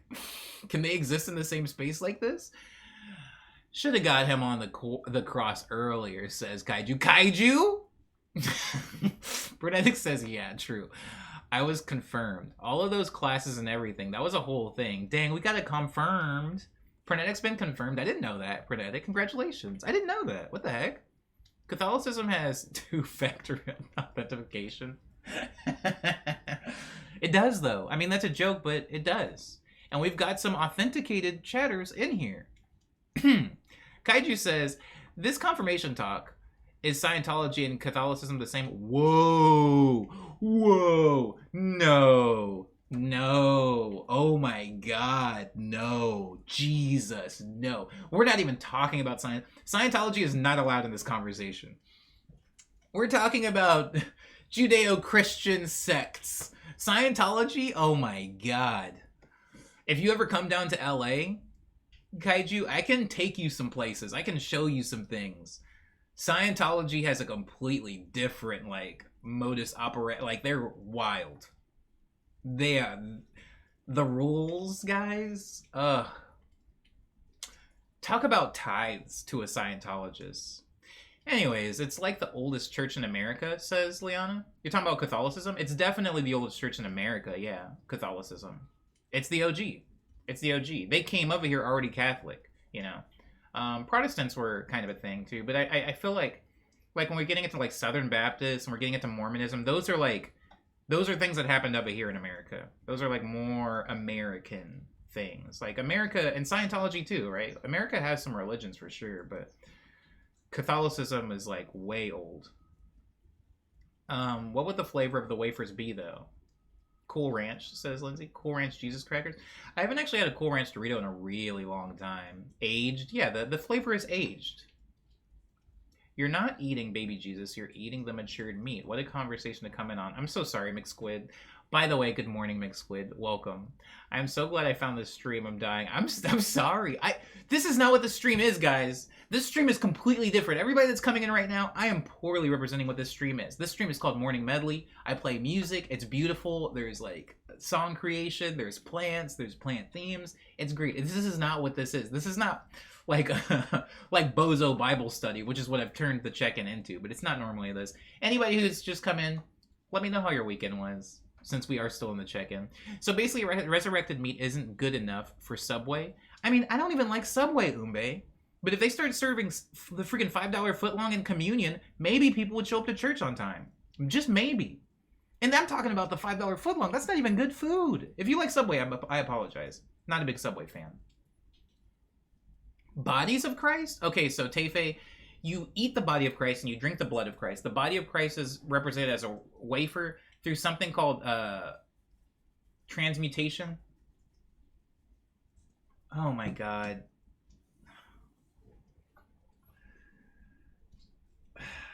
Dang it. I can't get into the science of it. Oh my God, I said science. There's no science here. That's not science at all. I can't get into the ology of it. Let's just say that. I can't get into the ology of it, but there is they use a thing, I'll say they use a thing to transfer the body of Christ into these wafers that you then consume. Don't say magic. I almost said the word magic. Tender, do not say magic. It's there's two ways to do it. Oh my God. Transmutation. It's not transmutation. There's one called, oh God dang it.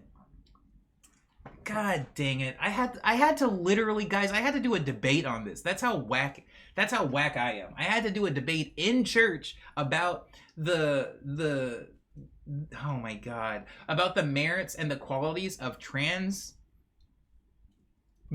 and the other one is like trans-substitution or something? Hold on, where's my phone? This sucks. This sucks, guys. I am so sorry. This is not what this stream is about. But I do feel like I want to represent this properly, because there's a few people in the chat that don't know what I'm talking about, and this is a thing that I actually do know about, so I don't want to just gleam over this.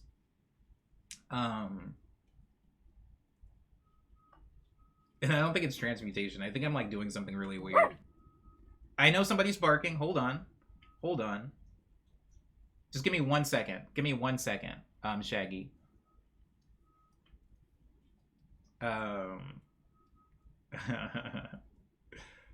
uh, I'm so sorry, guys. I'm so sorry. This is not. I'm tanking the stream, but there's like a really stupid part of my brain that did this a lot. And that talked about this a lot. And if I don't do that past version of myself justice by actually talking about hey, what's up, Southeast? How are you doing? And thanks for the follow, Doja. If this is what's getting the follow, oh my god. Transubstantiation. Thanks, Frenetic. Wow, I have pop-up notifications for Discord. Didn't know that.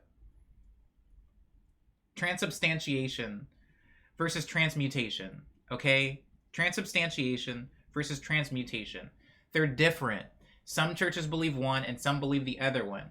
Is the body turning into actual body of Christ? Like transmutation is that the bread is turning into the body of Christ. You are no longer eating oral wheat. You're no longer eating a saltine. It has now been mutated into the body of Christ. Transubstantiation is that this is now, for all intents and purposes, religiously, is substituted. It represents the body of Christ. It's not actually changing into... Oh, God! It is so good to see you. Tay, it's a part of a tradition and a whole process of consuming the body of Christ and drinking the blood of Christ, which, depending on which sect of Christianity you're in, can be used by different things. Sometimes it's bread, sometimes it's saltines, sometimes it's wafers, sometimes it's an oyster cracker to represent the body of Christ.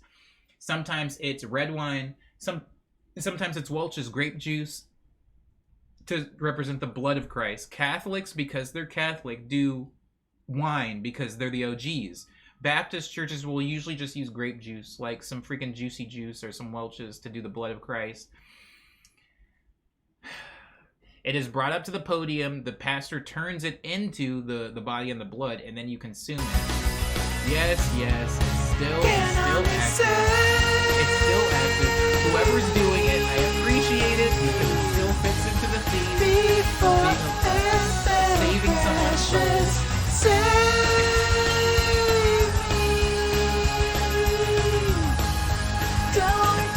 I gotta delete the phone. I have to delete the phone. I'm sorry.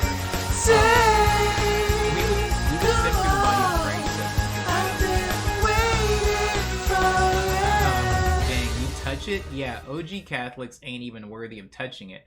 The guilt runs that deep. Tongue out, baby. Yeah. So that's another thing. It is placed on your tongue by a holy person.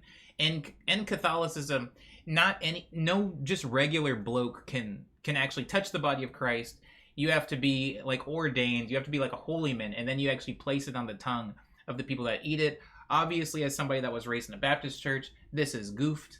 But again, Catholics are the OGs. They made this stuff. We just changed it. So shout out to your OGs. No disrespect. I'm sorry. Adoja says, I didn't realize the denomination considered the Eucharist the actual body of Christ. I assumed it was uniquely Catholic. No, oh man, this is not what this stream is. I'm so sorry, guys. We're barely worth receiving. It says, but a crumb of the body. Did they eat him in the Bible? I need to read this. They did not eat him in the Bible. Some people did touch him though. Bloodsport says, I've been shortchanging myself by eating the body of Christ the whole time. I could have had so much more inside me. You could have had more. But should you have? Like, that's said pretty much literally, says Bernadette. Yeah, like it's an honor is what it is. A respect your elders says. It's like when the two Red Rangers met. That's exactly what it felt like looking at the two popes meet. I love that is the reference you went to. But you know what I'm talking about. It was weird. Speaking of communion, I could remember, sorry, says Jellystar. Speaking of communion, I remember at our family church, they ended up getting those fancy little plastic cups with the weird wafers attached to the lid. Yes! Yes! Yes! It looks like a little shot glass, and there's literally like a little peel up top that has a wafer in the lid. A little perfect circular wafer. Your church had some money, because those were not cheap.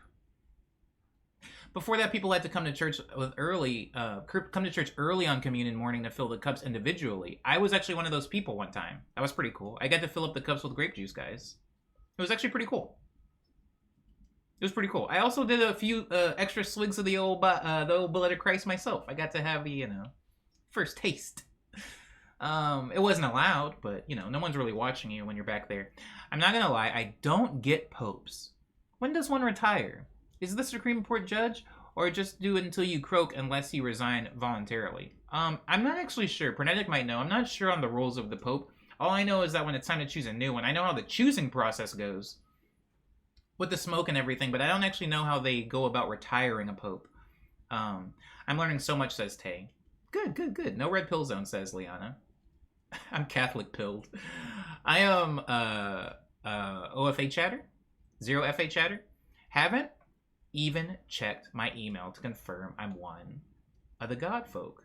I guess you're not one of the God folk. See, it's funny, I actually know a bit about Scientology. I just have almost no background in Catholicism. Scientology's newer. Less lore. But just slightly. Just slightly. Change the title card to the church. I can't. We can't do this again. Bozo Bible Study. I'm sorry, Shaggy. I'm really sorry. Welcome to the Church of Omni. No, Leon. I'm so sorry, guys. Seshbeat says cannibal blood rituals were not a cult. We're not a cult, I promise. We're just chomping on the body. We're chomping on the body. We're sipping on the blood. Honey, take me to church. I need to go to the KFC. Take me to the bus terminal at the top of the hill. Take me to the cable car at the bottom of the hill. Take me to the original Levi shop. I'm sorry. Nobody in here gets that reference unless you were in the Friday stream. Lindsay says, have a segment into the organs playing and drawing you at the preacher stand. I can't do this again. And blood is grape juice? Yes, because it looks blood-esque. Because it's wine. Because they were using red wine as the blood, because red wine is I hate this, by the way. What is this?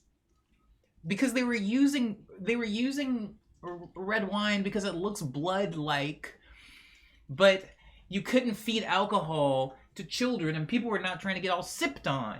People weren't trying to get all sipped on in the Baptist church, and people are going to drink a lot. Also, it's expensive. So if you're just running a brokey church, it makes more sense if it's like, what's close to red wine, but it's not. What's red wine made out of? It's made out of grapes. It's made out of the red grapes. We'll just go get Welch's grape juice, and we'll fill that up. No one's going to be drinking any alcohol, and we can still say...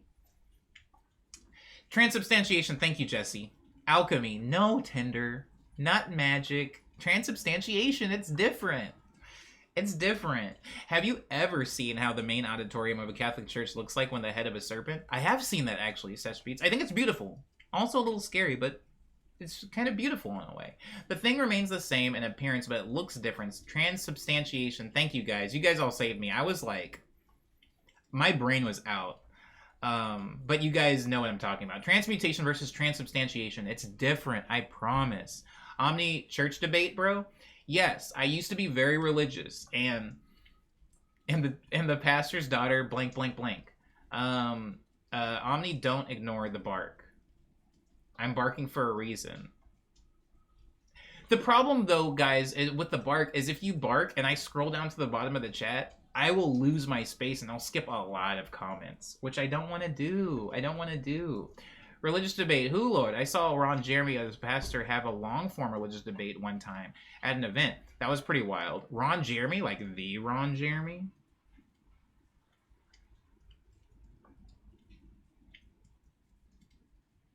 The Ron Jeremy?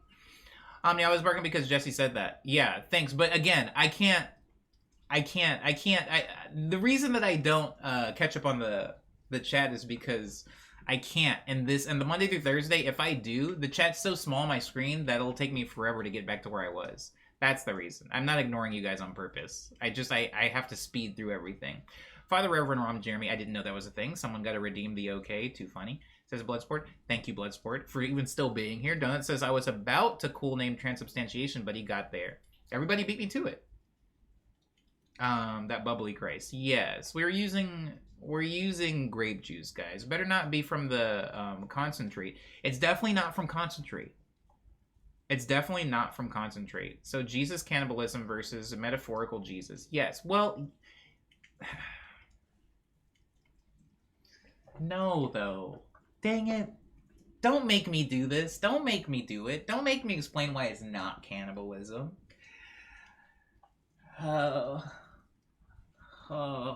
Jesus' body isn't a body anymore. Jesus' body isn't a body anymore. It's like a summon. It's like summoning Ifrit, right? It's Jesus, after he died, he became a vibe, okay, Tay? When he died, he was no longer a man. We killed a man, but a vibe was revived. We consume the vibes when we're consuming the body of Christ. So it's not cannibalism to eat someone's vibes. Jesse says, I'm so happy I was able to make it to this one. I'm sorry, Jesse. I'm sorry, Shaggy. I'll place Jesus on my own tongue. You can't do it. You can't do it, Tinder. At least not in the Catholic Church, you can't. Omni actively converted the chat to Christianity. Hey, what's up, Aang? No holy person is placing anything on my tongue, says Ultraviolet. Holy...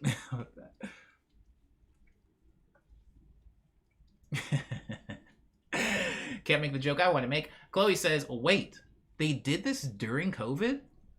Chloe, don't you know you can pray COVID away? Churches were still doing it. God had COVID figured out, all right? He was the original vaccine. God did. Frenetic says, condemned. I'm sorry. I'm very sorry. Jesse says, so I learned this because they had us attend Mass, and I was like, what is this? I can't take communion? Why is bro trying to feed me? Why is bro got the body of Christ on the helicopter? Let me do it. Omni is driving me further from God's light, personally. I'm sorry, Ultraviolet. I lost God's graces a long time ago. Kaiju says they had a special communion wafer gun so that they could launch Jesus right into the throat. Make everyone choke. You gotta chew on the body of Christ. Please don't swallow it whole. Tay says, my brain is like that one meme of the lady staring into the void of mathematical equations right now. I promise it'll start to make sense, Tay. Do you know the story of Job? This all started because I asked Tay if she knew the story of Job, and now we're like... I lost everything. I'm so sorry, guys. Jesus' body got me choked. Please chew the body of Christ. Do not try to swallow it whole. Tender says Jesus was dry-aged in his tomb when eaten holy jerky 3 days after his internment. I've never heard of it referred to as an internment before. Jesus' internment. I saw ads for them that got memed on a bunch, says Kaiju. The wafer guns? Jesus' wafer got me choked? No, guys. Less lore, more Xenu, says Tender, which is a very good joke. Which is a very good Scientology joke. We can talk. I can teach you guys about Scientology if you don't know about it. Not in this stream. This stream is already kind of forfeit, but maybe in a future stream. Little Jesus jerky washed down with some Jesus juice. It's the blood of Christ. It's called the blood of Christ. I think the antennas are fun. They annoy the heck out of me. Turning up for Jesus. Sipped on, you say? Sorry, Rad. Welcome, by the way, Rad. I hope work was good. I hope you had a good shift at work. Check, and I saw the cable car at the top of the hill. I took myself to the top of the hill and got mochi donuts? Maybe I'll get a mochi donut today. I am going to downtown, or at least that's the goal. That's the plan. So the bark is only useful if you're caught up on chat? Kind of. The bark is only useful, really, if I'm caught up on chat and then the production streams. The bark is more of a production stream thing, and being caught up on chat, yeah. Because if you bark, I'm not going to actually see your comment. All I'm going to do is hear a bark in the void while I'm reading through stuff and be like, well, somebody down there towards the bottom of the chat has something important going on. But the bark, I think, is most useful in production streams where I'm, working on music. Because it just lets me know to look at my screen. Because I'll straight up not be looking at the chat at all. Whew. Jesus is an Elder Scrolls summon, says Rad. I'm sorry I made the Ifrit reference. It was poor. It was riddled with inequities. Inequities? Yeah. So I apologize for that. Now I'm in on the straight up vibes. Yes, Leiwu, it's eating the vibes. Elden Ring, duh. I'm sorry, I've got the post-work carpenter brain. Elden Ring? Oh, when you said Elder Scrolls. I mean... Potato, potato, right? I feel like it'd be more like summoning Alexander rather than Ifrit, but yeah, that's legit. Yeah, Alexander definitely got the holy on deck. It's not cannibalism to eat someone's vibes. It's not, Kaiju. You're quoting me in caps, but it's not. Doja says we killed a man, but consumed the vibe is such a fantastic youth way of explaining this. I empathize with your struggle here. We killed the man, but we consumed the vibes. When they killed him, they unlocked the vibes. I don't know what you guys aren't getting. I feel like this is a thing that we've been doing so much. I feel like Harry Potter has done it. I feel like Dragon Ball Z has done it, where somebody's like really powerful, but then when you kill them, you actually like, you like make it more powerful. You got like tricked. You let the genie out. If you get COVID, it's part of his plan. True. God's plan, says Drake. Somebody clip, please, chew the body of Christ.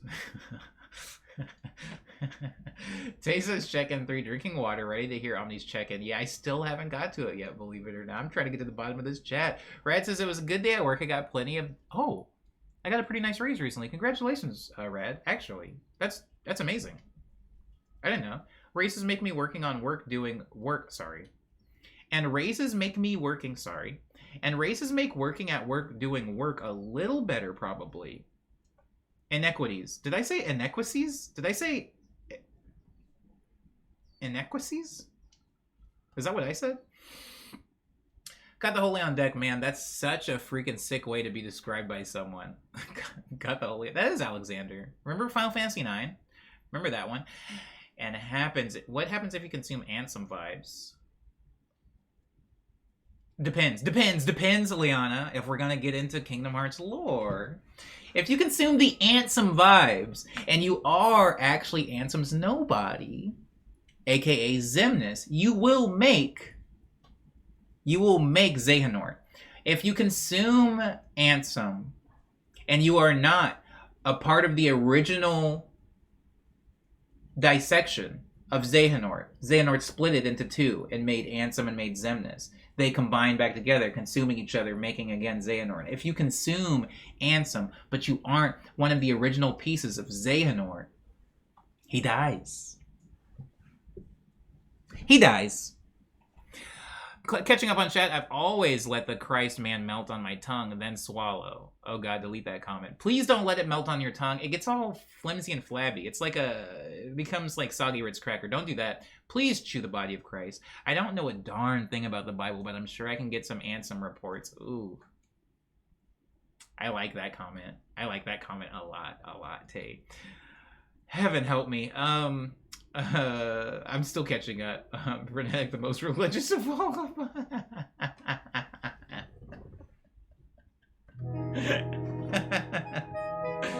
Christ. Someone give Reneg some Jesus juice to wash it down, please. This conversation is unhinged. I agree. We're back. I made it to the bottom of the chat, guys. So my check-in. On Friday we did a production stream. Thank you. On Friday we did a production stream. It went on so late that I don't think I did a raid. I think we just ended the stream there. It was good. Bernadette confirmed Jesus Freak. Have you guys heard the song Jesus Freak? It goes pretty hard. It goes significantly hard. On Saturday, I worked. On Sunday, I worked. I went to the Bagel Exchange, which is a bagel place, a New York-based bagel place that opened up by me. I got some bagels, and I've been like going hard on breakfast. I've been making a lot of chorizo stuff. So see what I do. Some of you guys are familiar with chorizo, and especially if you live in the Southwest, or if you're a fan of like breakfast burritos, you're probably familiar with chorizo. It's not very healthy, right? If you look up the ingredients of chorizo, which I would probably caution you not to do if you're an enjoyer of it and are squeamish or sensitive to those kinds of things, it's not great parts of the pig, right? When you're getting that pork chorizo, you're eating like salivary glands and like leftover stuff. Like, it's wild. So what I have been doing is I've been buying soy rizo. However, since I'm not a vegetarian, I put meat in it. So I just get like really good quality meat, and then I cook it in soy rizo. So I'm getting all the benefits of the spice and the flavor of chorizo without all of the like uh-ohs of chorizo. And so I've been doing that and making like little bagel sandwiches. I just got like fresh bagel, cut it up, do the chorizo with some sausage, with some cheese, with some egg, and then put that on the bagel. Then I throw in the leftover chorizo and sausage with some potatoes. Like I cut the potato into cubes, I boil it for a little while to make it a little soft. Then I have some olive oil in the pan, throw the potatoes in the pan, sear them, and then throw the chorizo and stuff like that in, make a little medley. Eat that, have the sandwich. It's delicious. I recommend it if you don't already do something like this. I recommend it for all you guys. That was my Saturday and Sunday's meals. As far as like work is going fine. I did some more stuff with the sampler. We incorporated the sampler and finally got into making one-shots and using them on last Friday's stream. If you're unfamiliar with what a one-shot is, I have my sampler set up to where I can just like hit samples at random. A lot of people use like a stream deck for this if they want to be able to play sound commands at the press of a button. I just use my music gear because why else would I have it? Kwame is here. Welcome back, Kwame. I hope you had a good weekend. Welcome to the check-in. You can tell me how your weekend was, though, if you like. We're still in here. Whew. So that is what I ate and did kind of this weekend. I didn't really get to go too many places. But I was around. It was sunny, which I was really grateful for, especially considering the fact that we don't have that sun anymore. For the next couple of days here in Los Angeles, it looks like it's going to be raining off and on and a little bit cloudy, but it's only going to be for, again, the next couple of days, right before we're back into the mix of sunny Los Angeles. So I'm kind of enjoying it. In fact, today is warmer than normal, which you might have noticed I'm not wearing a sweater for the first time this season. It just hasn't been like LA cold this morning, so I'm pretty chill. I'm back on my workout schedule. I'm back on my breakfast schedule, so that feels good. I kind of fell off. Whenever I leave town, it's some of you guys will relate to this. When you leave town, you lose your routine. So when I went to Washington, I fell off of my workout routine and my eating routine. I came back home, and I just barely built it back up before I left town again to go to Arizona. So I'm finally back on the wagon. That feels really good. We got the new plant. The new plant is a black velvet. I can't remember its like science name, but honestly, screw science plant names because they're always really hard to say. So we're just gonna call it black velvet. Its name is Paz. Dar has been very adamant in the stream about getting a non-binary plant, so we finally have a non-binary plant. This plant only has one leaf, but as you can see in the back right there, a new one is coming in. So if I don't manage to kill it sometime in the next 2 weeks, then we'll have a second leaf, and we can actually get started off on making this thing actually thrive, I suppose. Remember when Booba was this small? Remember that? Look at him now. Oh, you can't see him. He's big. Anyways, so that's our new plant. We still haven't made a theme song for that plant, though, yet. We're not going to have enough time to work on the theme song today because it's an extended check-in, and the check-in was taken up mostly by Bozo Bible Study. So I'm actually not going to work on the theme for it today, but we'll probably start working on the theme on Wednesday because tomorrow is probably going to get taken up by Trash Tuesday for those of you that are familiar with the weekly schedule of Morning Medley. Kwame says weekend was chill. Worked on some music, rearranged my office music space, working on doing some organizing around the house with the new year. Well, it is a new year. With New Year brings change. Where does the name Paz come from? Paz comes from a very, very cool character in Metal Gear Solid. If anybody has played Metal Gear Solid, but skipped the handheld ones, aka Peace Walker and like the VR missions, stuff like that, you probably don't know about, but there was a character named Paz. She's great, and I like her a lot. And my Black Velvet plant gets their name from Paz. Where do all the names from? I guess Boo Boo is like kind of random. It's just like a little pet name. Paz comes from Metal Gear Solid. Nobu comes from a restaurant. Marla. Oh, I didn't say what Marla comes from. Marla is actually a film writer who wrote a Filipino film screenwriter who wrote a movie that I really liked. That's where the name Marla comes from. Agnes used to be my artist name when I was a kid. Zia, back hanging on the wall, is the name of a record shop in Arizona. Firo is what I used to name video game characters. Like any RPG you have where you get to name the main character, I used to always name them Firo. Thought it sounded cool because I was young and dumb. Tuba is named Tuba because Tuba is Booba's second. It is like the second one. And Nuba is named Nuba because Nuba is the newest of the Booba offshoots or offspring. Booba Nooba Tuba, Nobu, Paz, Marla, Agnes, Zia, Firo are all the plants. There's also other plants like Koye, who is Firo's kid, but Koye's not part of the stream. Koye stays in the living room. I just don't have enough room for every plant to be in the stream. So some plants are like permanent fixtures in other parts of my my living space here. La Paz, peace in Spanish. Indeed. I forgot Paz means peace. Kojima subtle as usual. Yep. Everything means something. Thanks, Kojima. Yes. Yes. I think that's all with my check-in. I named Paz over the weekend, by the way. If it gets 2 leaves, won't it become binary? I like that joke. No. No, but I do like that joke. That's a good joke. Who is it? Umbe, was it you that... No, who made that dumb joke that, like, I was like, that got me? Dumb jokes will get me. Who made the freaking... It was Gene Joe that made the dumb joke. The joke about Green Goblin and... I can't even remember. Oh, and freaking Rise of the Planet of the Apes. I forgot Paz means peace. Gene Joe. It was Goblin. Yeah. It was the Goblin Glider. Thanks, Liana. Liana got a good memory, too. So that is my check-in, pretty much. It was chill. It was a chill weekend. I was exhausted from working. It felt good to cook again, man. Like, I freaking love cooking. And also, I thought I needed to get a non-stick pan, but turns out I already have one. So my eggs turned it out? Uh-oh. My eggs turned out all right. I missed cooking. There's like a vibe, guys. And I don't know if you guys know this vibe. I don't like using the term adulting because I think it's stupid. Sorry, if you use the term adulting, you're awesome. I just don't like using it. What do you do for work? You're looking at it.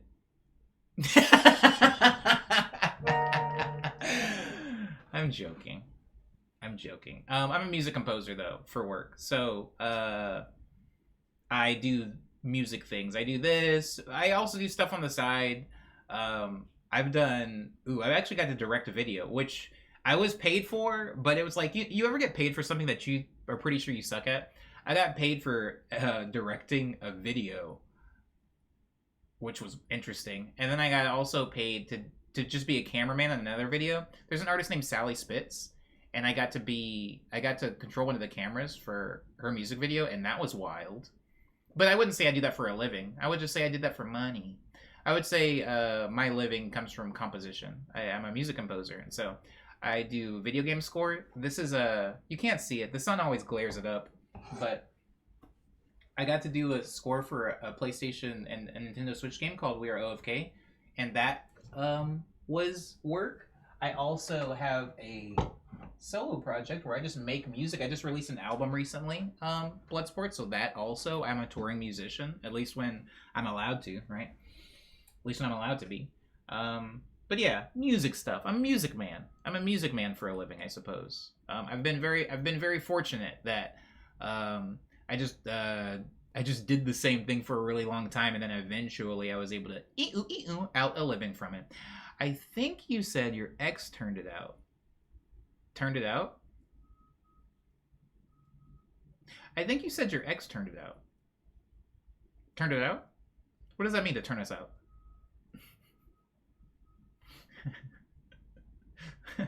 Huh? What? What are you talking? Are you talking to me? Red says, that made me laugh a lot, Omni. I don't even remember what it was that made you laugh. That made me laugh a lot, Omni. I appreciate that quip.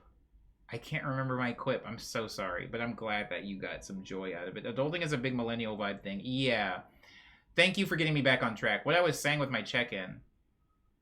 You can absolutely suggest someone. We're not quite there yet, but you can always suggest. I always take suggestions, especially on Mondays. What does it mean to turn us out? I heard X, not eggs. Oh, okay. So, I don't use the term adulting, but there is this vibe, okay? There is this general vibe that I have sometimes. When I wake up, I hit the quick push-up. I get the pull-ups out of the way. The sit-ups. I get the sit-ups. I make like a nice, like hearty, like proteiny breakfast. I get the plants. I do the stream, close down the stream, like, and then even on the weekends where I don't have that, where like I'm just setting up things. You know, when you set up your workspace, you make your food, you eat your nice food, you work, and then maybe after the food you have like a I call them pregnant cravings. Obviously, I'm not pregnant. I call them pregnant cravings because sometimes you just want something. Sometimes you're just like, you know what I could go for? A freaking funnel cake. And then you, a grown human adult, get up off your butt. You walk to the subway station. You get on the train. And you go get a freaking funnel cake. You pay for a funnel cake and you take a bite out of it. And you're just like, I am powerful. I am worthy of love. I am strong. I am not disgusting to anyone. You know that? You know the like empowering moments? Sometimes I just have those as like a grown adult living a life where I look around and I'm like, this is my apartment. That's nice. This is my furniture. I worked freaking hard for this. I had to grind for this view. I had to grind for this view. Those moments, so every now and then, like once a weekend, I'll have one of those moments where I'm just like, dang, man, I'm actually sustaining life, and that's wild. Like, I'm not a dependent. I'm just working, and I'm making things happen, and I'm eating the food that I want to eat, and I'm going the places I would like to go. And as like low bar as that, I'm not a millionaire. I'm not crushing it, right? Like, I don't have a new car, but just like the very like low baseline of like, you know what? I'm living a life and I am in control of quite a bit of it. I wanted the thing, I got the thing. I'm gonna, like, you know when you're just tired? When you're just tired, y'all. When you're just sleepy and you go like, you know what? I'm gonna go to bed. And you get up, you change, you brush your teeth, and you crawl into bed. Like, that's a luxury, man.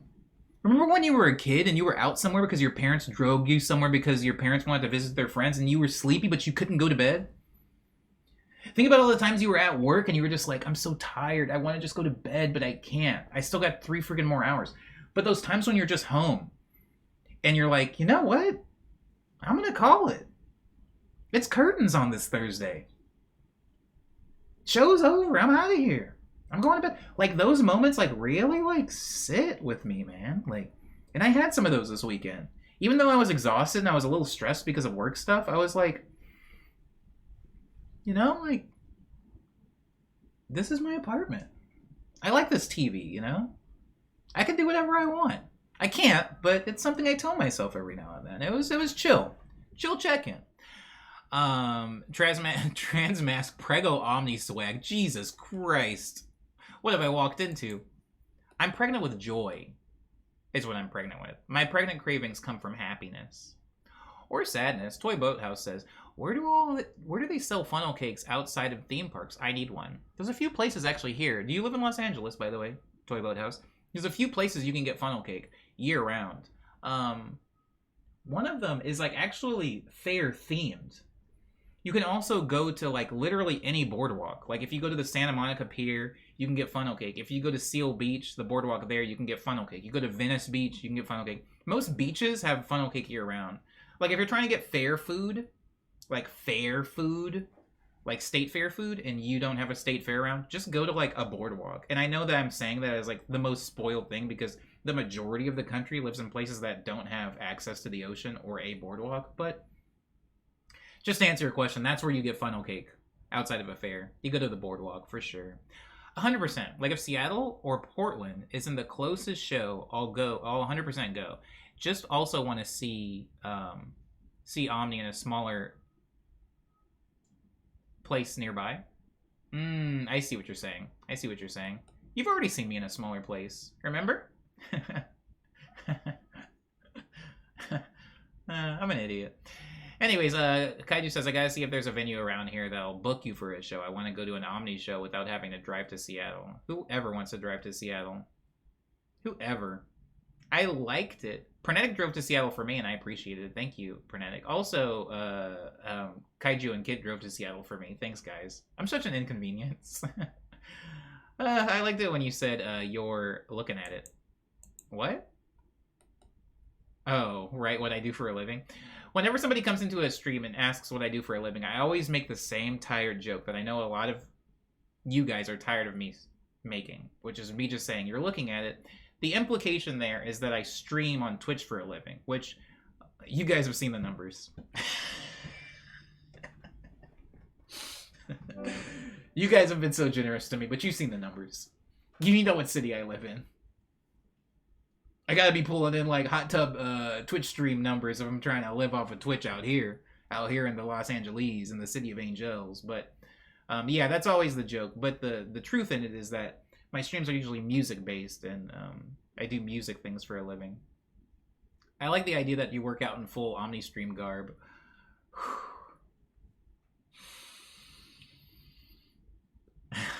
There's a story I want to tell you about Rad, but it'll have to wait until another time.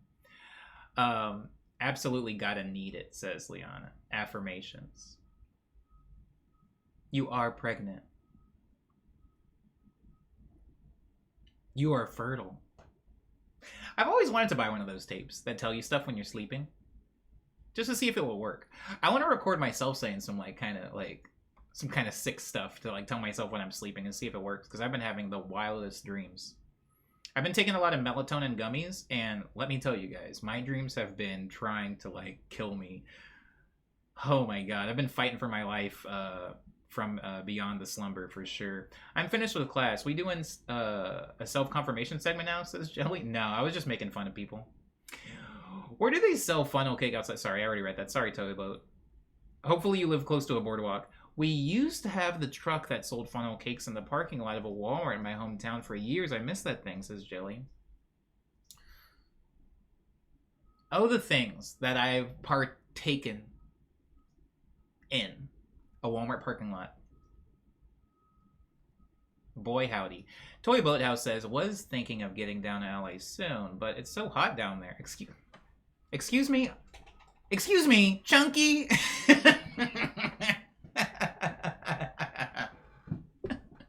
Where the heat at? Where the heat at? Come on down, man. This is great right now. Anyways. We'd have to exclusively be at the beach, says Toy Boathouse. I love Seattle. We don't really have boardwalks in Florida, Omni. We just have Publixes. Is that the plural of Publix? I've always wondered. It's not. Not gonna make the rest of that joke. Pernetic says, it was fun. I don't normally go see those things myself since I live here. Ugh, I miss the Bow Bow. I miss that hum Bow Bow, baby. Red says, I'll anxiously wait for the day I hear this story, Omni. It'll come, it'll come. Hillary Clinton is not real. You are safe. Hillary Rodham Clinton is definitely real. And the Rodham has been coming for me in my sleep for sure. That is not an affirmation for me. I hadn't just had the equipment removed, but that type of affirmation would stress me out. You are pregnant. You are extremely fertile.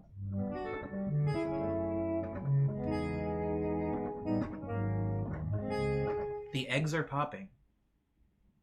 Maybe you need a dream catcher. But that might be more than a 1% racist. Get Dar in here. Dar's the expert. I can't take Benadryl because I owe the Hat Man money and I don't want to see him. I love that joke. Benadryl does make me have the Hillary Clinton dreams, though. It happened at Pernetic's place. If you can't hear this, says Ultraviolet, you might be a redneck. Sorry, I didn't see the rest of your comment, Ultraviolet, so I don't know. Were you not making a Jeff Foxworthy? Rad says also, Omni, not for nothing, but you are actually a really excellent streamer. It's always interesting to come in here, and the people I follow who aren't partners should be. You're on top of my mind. Dang, you want me to be partner? You want to see somebody? You want to see somebody fumble the bag in record time? Make me partner. Omni partner one, says Wiki. Please do it. I'll impress all of you guys by how quickly I will fumble that bag. I'll make partner, and then I'll like say some really salacious. I'll just like tweet like at Twitch. I'll say some really messed up stuff. I'll like post with my arm around the toilet or something like that, saying like, I just met Bezos today. Just met Bezos today. There's some really sick updates coming to Twitch. We're bringing back hosting, guys. Kaiju says, I mean, those eggs were definitely popping. It was pretty painful and part of why I had to get them taken out. You really should have asked them to let you take them home. For real, though. It was a response to, excuse me, junkie. Oh, my bad. Excuse me, junkie? If you can hear this, Google the moon. Oh crap. Did Hillary come back because you were in the Benadryl drip while you were here? Yeah. It's whenever I take any type of, like, sleep time medication stuff. Like, if I take melatonin or if I take allergy meds, which make me sleep like a baby, I get the Hillary nightmares. You having sexual relations with Hillary Clinton is in your dreams or something? No.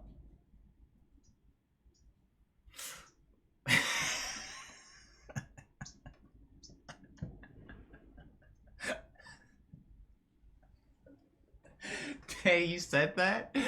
You know that video where, like, Hillary Clinton, like, does, like, that really scary face to the balloons that are falling from the ceiling? You said that, and for some reason, that's the image that conjured into my mind, and, like, I haven't forgiven you quite yet for that. That's done me some damage that I'm gonna need to try to repair by 3 p.m. It was a response to the excuse me, junkie. Jesus Christ. Check-in part 2. I chilled in Forever Human stream last night and for a bit and saw some familiar names in there. Such a good stream. Forever Human does such a good stream. I did not have eat-oos with that woman, says Lindsay. Toy Boathouse says, I'm always seducing my sleep paralysis demons. Yeah. I used to have really bad sleep paralysis until I moved to Los Angeles, actually, Toy Boathouse. Little factoid. Bloodsport says, I had an eat-oo dream about Christy Alley a few weeks before she passed away. Hold on while I Google Christy Alley.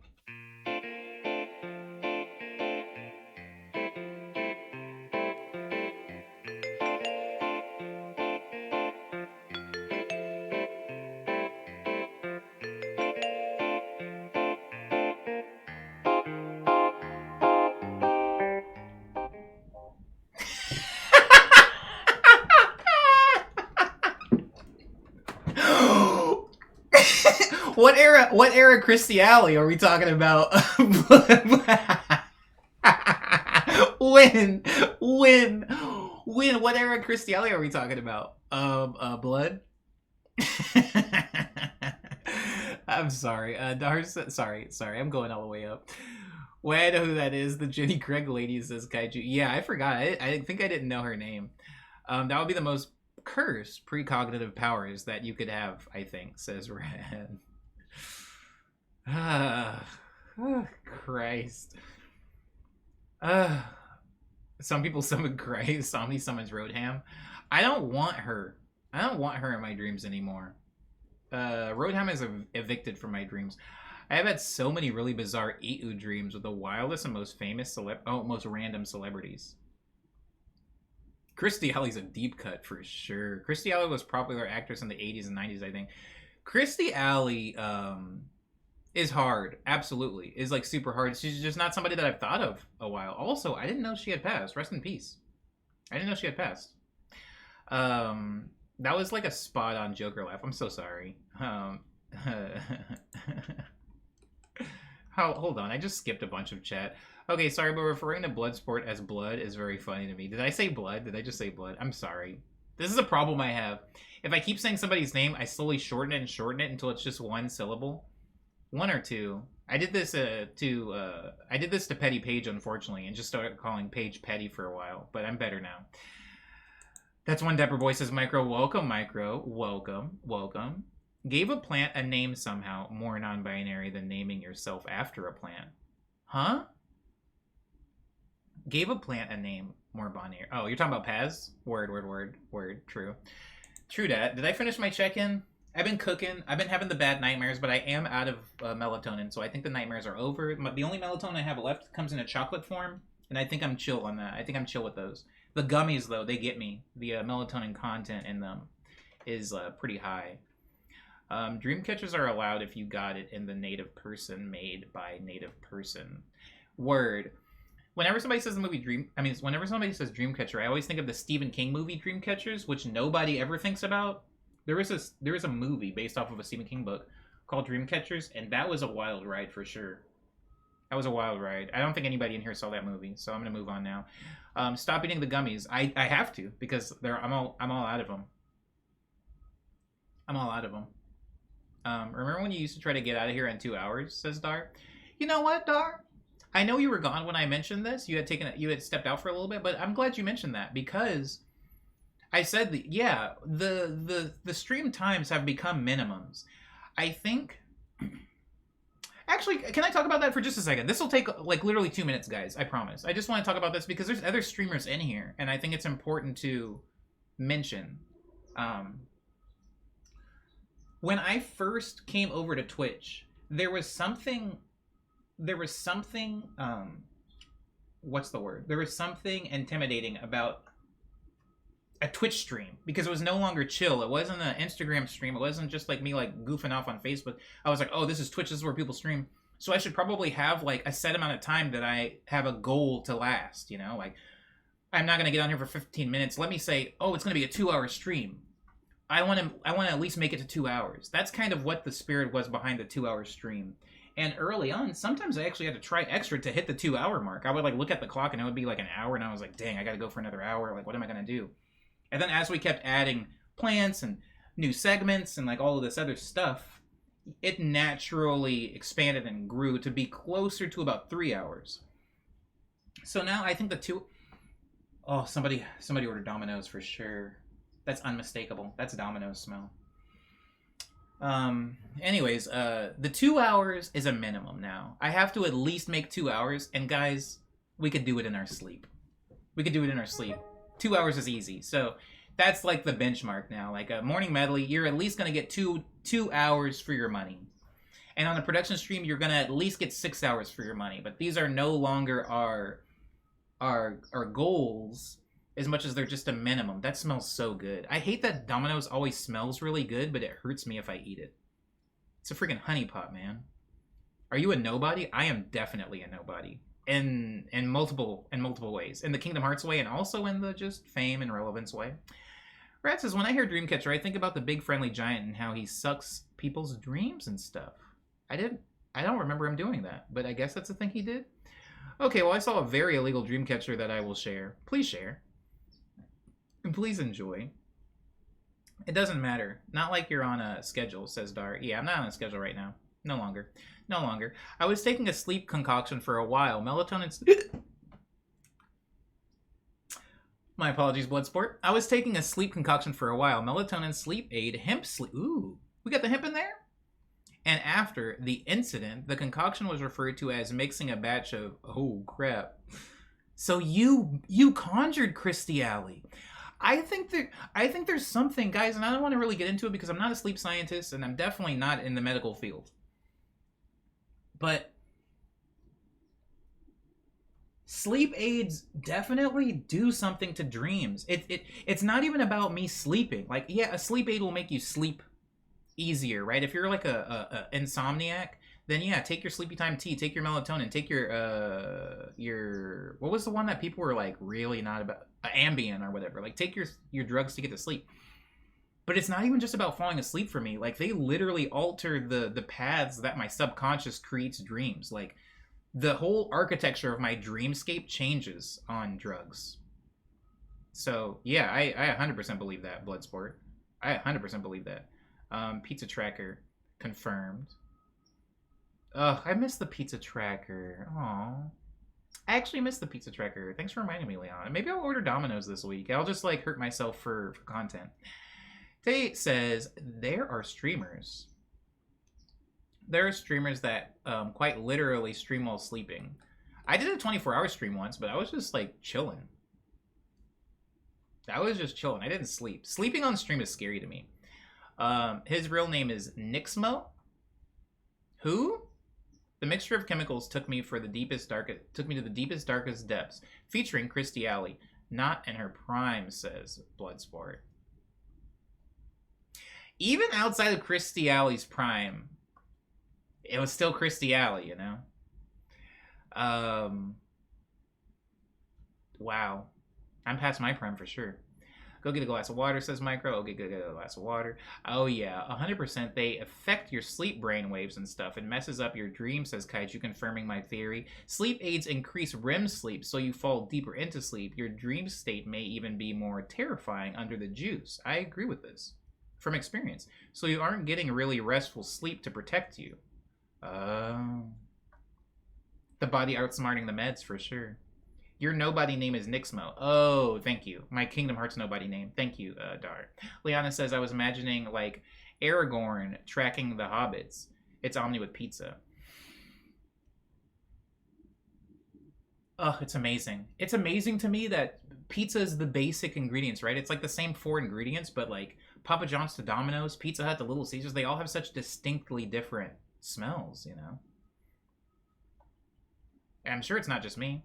Hi, is it Kaija? Is it Kaija? Don't let me butcher this. Is it Kaija? That's my first attempt. Hello and welcome to the stream. Toy Boathouse says, I thought about starting a puppy cam of just my dog napping on stream for content. People like that kind of stuff. People love looking at animal. People love looking at animal. That's why freaking Unky is a Friday exclusive redeem. Kaisa.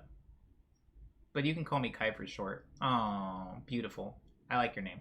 There's we used to have a Kaisa in the stream. There was somebody that used to be here named Kaisa years and years ago. And I hope the best for them. Starter quit. My girlfriend told me about this stream. And your booba boy. First of all, welcome, Starter Quit. That's a wild thing to read. That's a wild thing to read.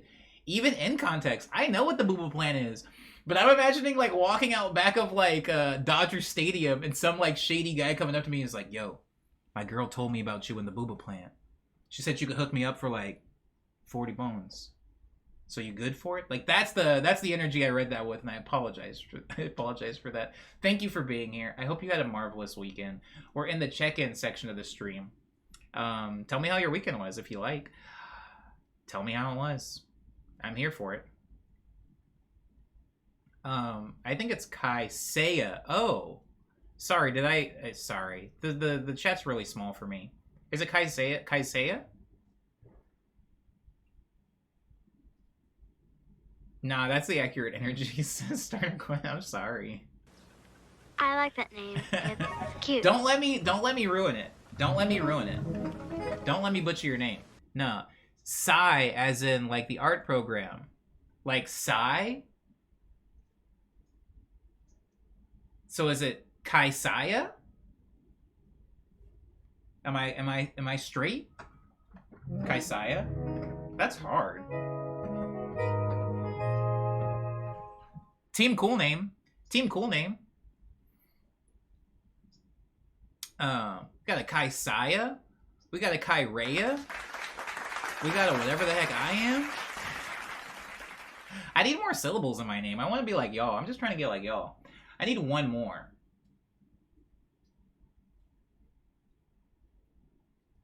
There is nothing you can put in front of or behind Omni that is going to sound like a real human name.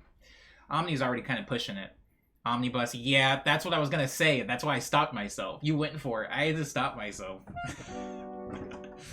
But yeah, this plant is Booba, since that's why you came in. Booba's getting a new leaf. Booba is a Monstera plant. It doesn't all fit on the screen because he's getting pretty big, but you can see in the back here that Booba's getting a new leaf right here. And so I hate the way they feel when they're new, all waxy and weird. But I love the way they come in. I like really light green plants. For those of you guys that have Monsteras, or have been to places with Monsteras, or you've seen somebody that's purchased a really mature Monstera where they're really dark green, I don't love that. I like the really I like this. I like this color. Like, it's okay for packs to have that really dark green color, but like I like for the Monsteras when they're like new and the leaves almost look wet. I used to hate it, but I kind of like it now. Amonomni? Amonomni? I used to know a cat lady. We're going to call her a cat lady who used to call me Omnom Nomni, and I hated it. but I could never tell her the truth. Kaisaya says, I think getting a plant will improve my daily routine and mental health. Don't some monsters produce fruit? Monsteras do produce fruit in the right, like, they produce fruit back home. Like, if you live in, like, Florida, your Monstera is probably going to produce fruit. Like, if you live in a place that's super humid, they'll thrive. But in Los Angeles, like, basically in the desert, like, mine are never going to produce any kind of fruit. They have to be pretty mature, and it has to be, like, really, like, rainforesty type weather for them to actually get those fruit. But the fruit are really funny looking. It looks kind of like corn. I would like to be able to have some. I used to snip those parts off of my grandma's elephant leaf plants. Interesting. I almost bought one of those. I decided against it. Omni the boy. Let's hear it for the boy. Did you know that song is about her child? I thought that song was about her man. And yeah, some of the verses were a little weird. It's actually about her son. Bloodsport says, how do you redeem... okay. It's not on the list. Or does the list change or something? How do you redeem... What? The plants? The plants are all already redeemed. Starter Quit, thank you for the follow. Elephant ears are invasive where I live, says Tay. It changes on morning versus production stream. So there's that also. Oh, Unky. Unk. How do you... Yeah. So the redeems change. That's another thing I need to talk about. Monday through Thursday has a specific type of redeem. And then on Friday, the redeems change. So on Friday, there are no plant redeems. But there's other ones like Unky and music-based production redeems for sure. For sure. Sorry, I'm still catching up on chat a little bit.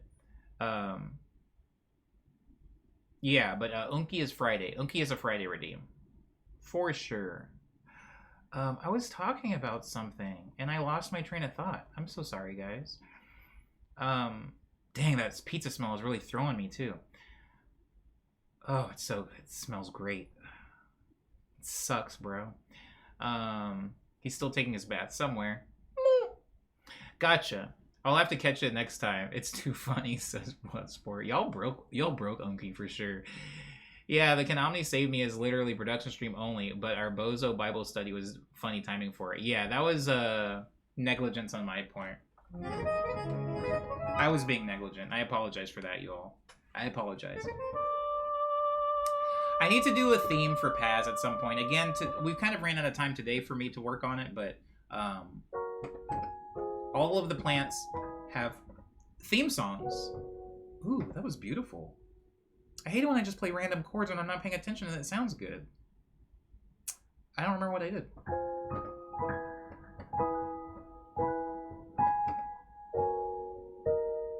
That's close. It was like... Ooh, I like that.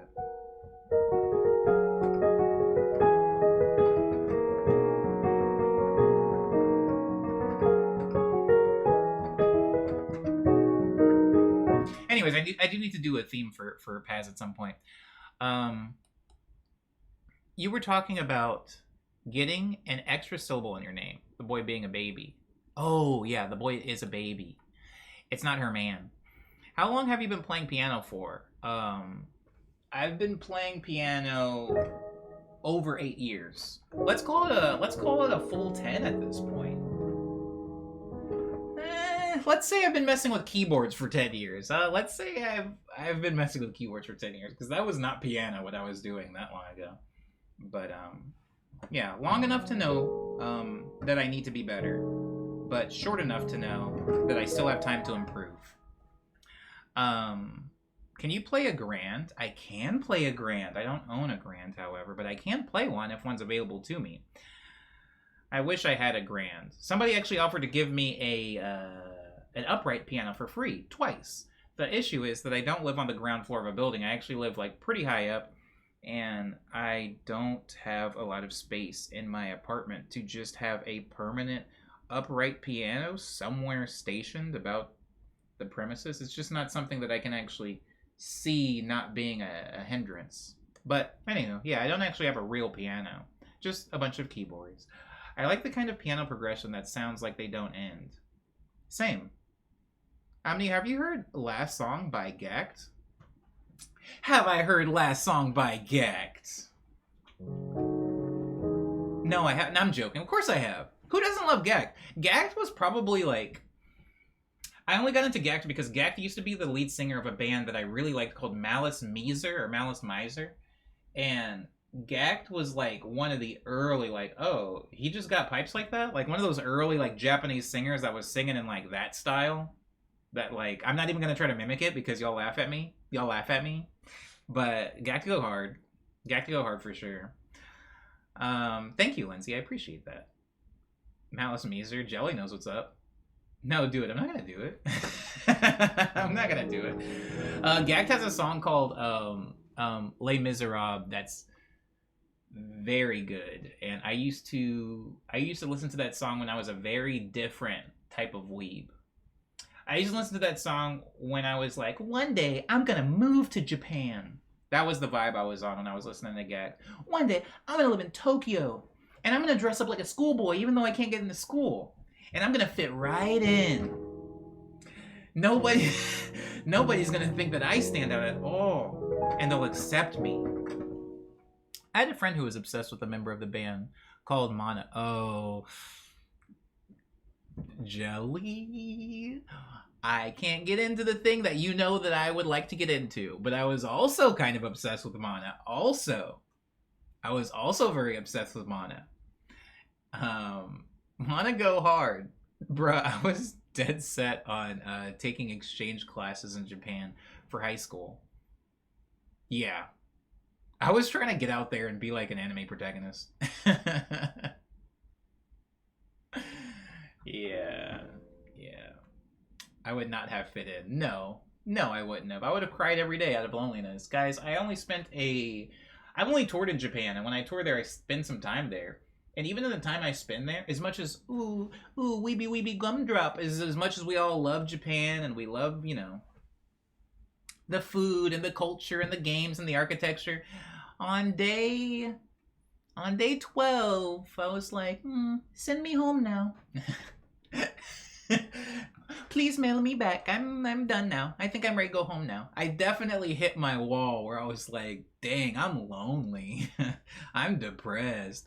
Lindsay says, oh dang, I just remembered I had a dream recently where someone told me to join the JET program. I mean, honestly, there's worse existences. Oh, whoops, wasn't reading the chat. Just thought somebody was talking about the Japanese band. Oh. After 3 weeks there, I was still sad to come home, says Pernetic. I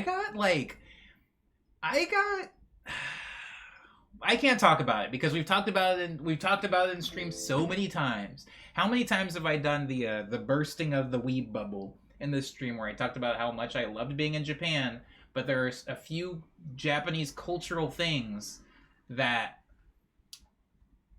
aren't for me, and that yeah,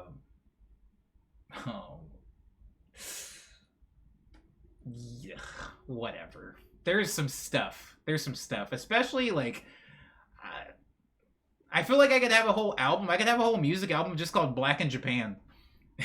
It's called Black in Japan and all the songs are kind of sad. Wait, like what? Says Starter Quit. I'm still trying to get to the Kanto region in Japan pretty soon. Yeah, definitely go. Japan's cool, and it's like it's as cool as it can possibly be, and it's very homogenous. And with homogenous, there's a lot of great things that come with that, and there's a lot of not so great things that come with that. And Japan is a great poster child for both. I'll put it that way. You can still be a weeb and still critical of Japan. That just enhances the weebdom. Ooh. I like that take, but you know that take is a spicy one. Literally everywhere you go, people are going to stare, says Starter Quit. I'm not even talking about staring, but that too. Yo, man. Can we talk about Japanese babies? Can we talk about Japanese babies seeing me and like looking like terrified? Like I was like the freaking like charcoal man. Like I was like the soot goblin that like crawled out of a sewer drain somewhere. They were terrified. I was like, dang. Kaiju says, man, I miss my niece. True. They were scared, and I can't blame them because they're so young. They're not even racist yet. They're just like, what the heck is that thing? They're like looking at my hair, like my skin. They're like, what, mommy, what was that? What was it? It's over there! Ah! Mommy, by the soda fountain! Ew, it's making noise! I'm just like crunching on like a freaking... on their like crispy Big Mac over there.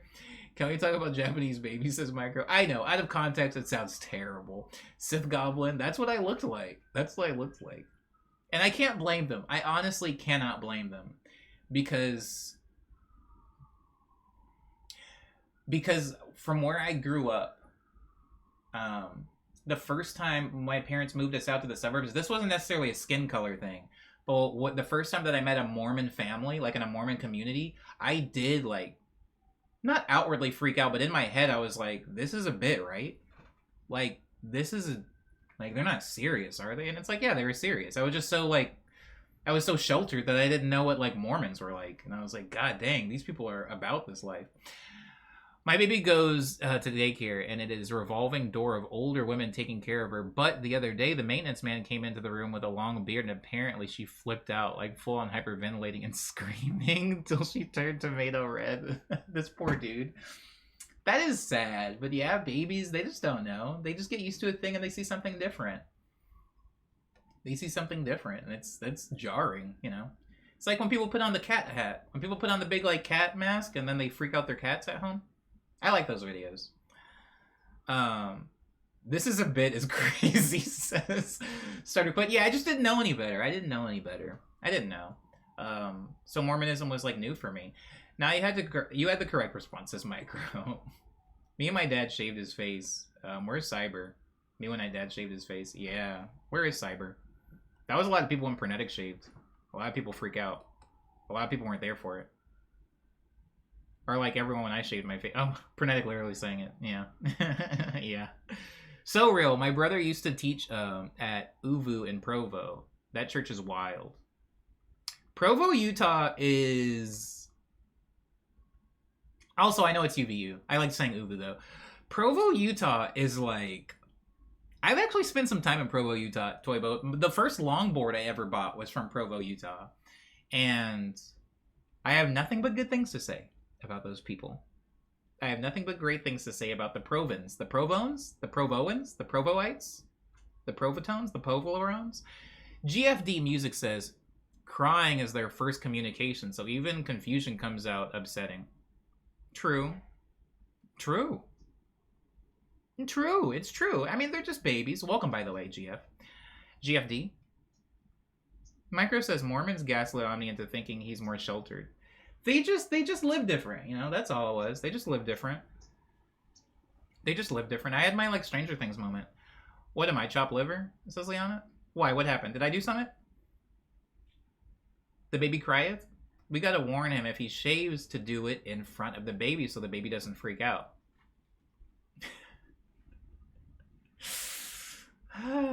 Like you would just siren screech when you saw men. I mean, that's me as an adult.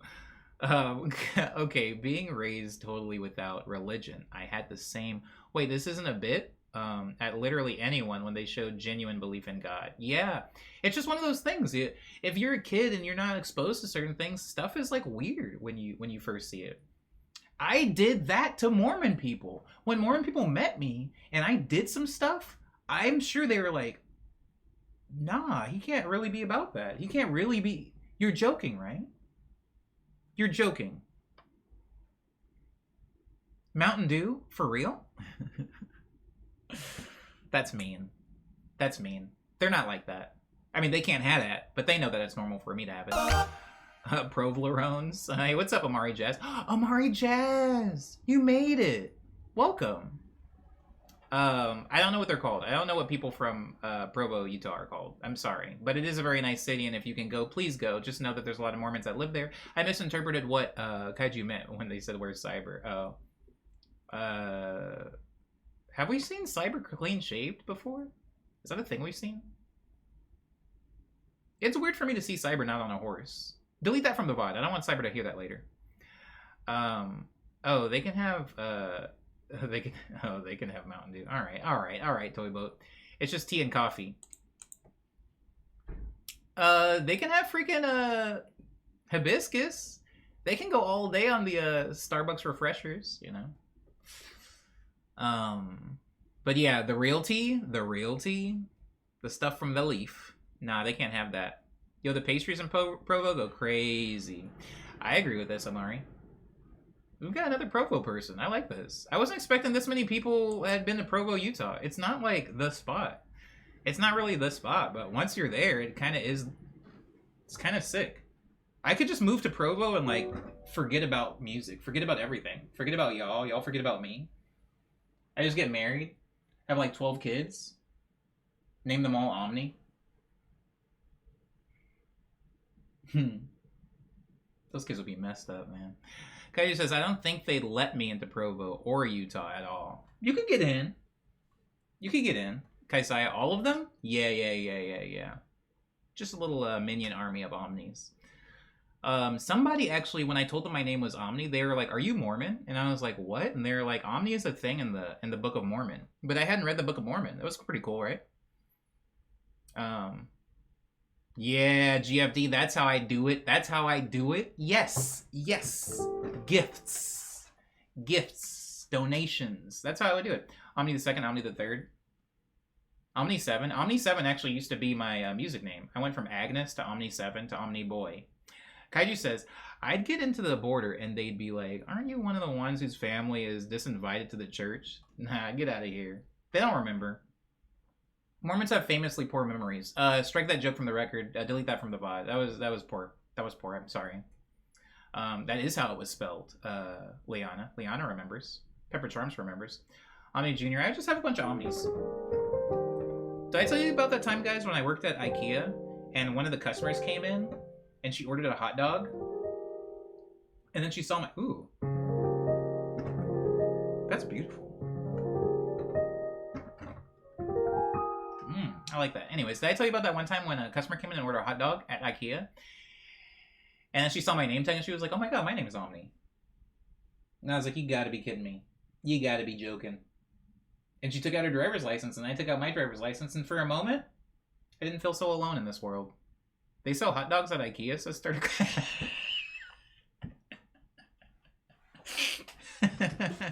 Time to do the news. I think it's time to do the news. It's definitely time to do the news. Do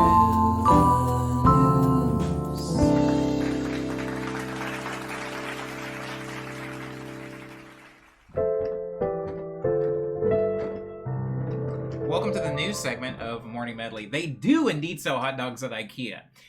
There are two places where you can get food at Hello, welcome to IKEA. Enjoy your trip through the store. If you do find yourself getting hungry, or even the kids need a snack, there are two places in IKEA where you can get food. At the end of the showroom upstairs, we have the IKEA restaurant, where we serve meatballs every day as long as seasonal items. After you've checked out, if you still find yourself with a little bit of the tummy grumblies, you can find yourself at our bistro on the way out of the store, where we sell slices of cheese pizza and hot dogs. Make sure to get a veggie hot dog if you're a vegetarian. We boil it in different dishwater. Anyways, yeah, you can get hot dogs at IKEA. They're not very good, but they're cheap. They're cheap. They're like cheaper than Costco cheap. They're very cheap hot dogs. I won't lie. There was parts of working at IKEA that I did enjoy. Overall, a poor experience, but there were definitely parts of it that I genuinely loved. Vegan dishwater, I hope. Yeah, it's horrible. It's freaking horrible. It's so bad.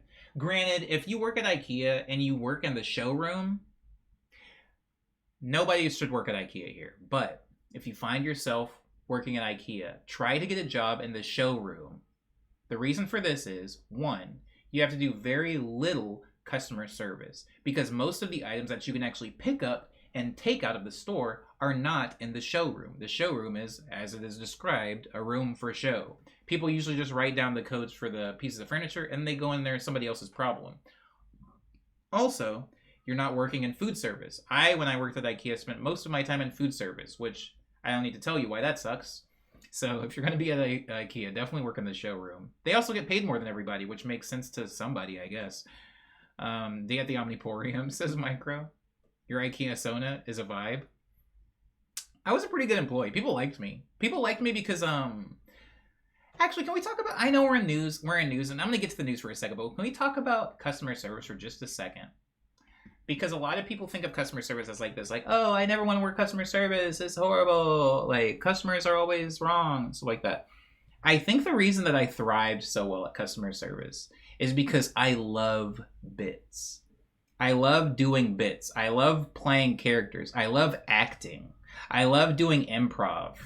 I love doing voices. I love being generally inauthentic. And so working customer service jobs is really easy for me because I just put on like a goofy voice and I act like I'm happy to be there. And then if the customer is happy, I'm like, sick, I did a pretty like good bit. Like, what a good bit. It was successful. And if the customer is really upset, then I kind of don't care because it's not me. I'm just doing a bit. I'm living in a dream world, baby. You can't return that. You've already taken a bite out of it. You know, stuff like that. It doesn't matter. It doesn't matter. But I was a pretty good employee while I was working at IKEA, for sure. For sure. IKEA Seattle. Hey, what's up, Spiffy Fox? Welcome. Spiffy, welcome to the stream. We're just out of the check-in, but let me know how your weekend was if you don't mind. Toy Boathouse says IKEA Seattle had one of the cheapest and best lattes in town. Felt weird how good it was as a barista. Interesting. I've actually never tried it. Like an animatronic at a kid's arcade pizza place. Ooh, did I tell you about that time that I cried when I saw the animatronics at Chuck E. Cheese and then I threw up?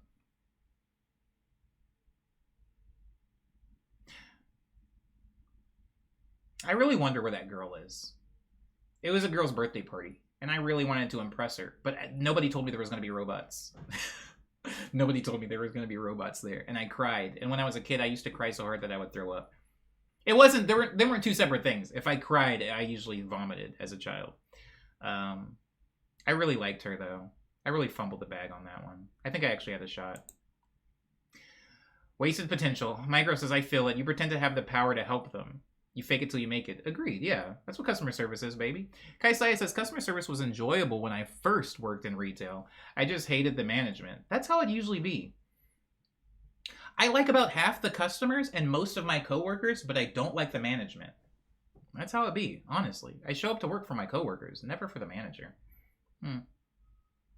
I'd like to return to this bit, says Leon. Dog ear that one for me. Maybe we can do something with this. I think everyone should do a customer service job in their life. Once you get it, you become like invincible. Everything is just funny. I agree with this. Also, I think working a customer service job makes you a little bit more empathetic to customer service workers, which even if you haven't, I'm not saying that you need to work a garbage job to develop empathy. That's not what I'm saying. There's a lot of people here who I'm sure you're like the grand niece of freaking Bill Gates or something like that, and you're set. You probably own half of this platform by now. You're fine, and you're probably very empathetic. But I think even the most empathetic person, once they work customer service, they just understand a little bit more from experience what that job is like. And so you go from not even just being nice, you go to being like understanding, where you're just like, yeah, man. There's been times where I've looked at a poor service I was receiving and been like, and I've looked at the space and I've seen that they were busy, or I've seen that the person's like stressed, and I'm just like, you know what? You do you, baby. I don't care.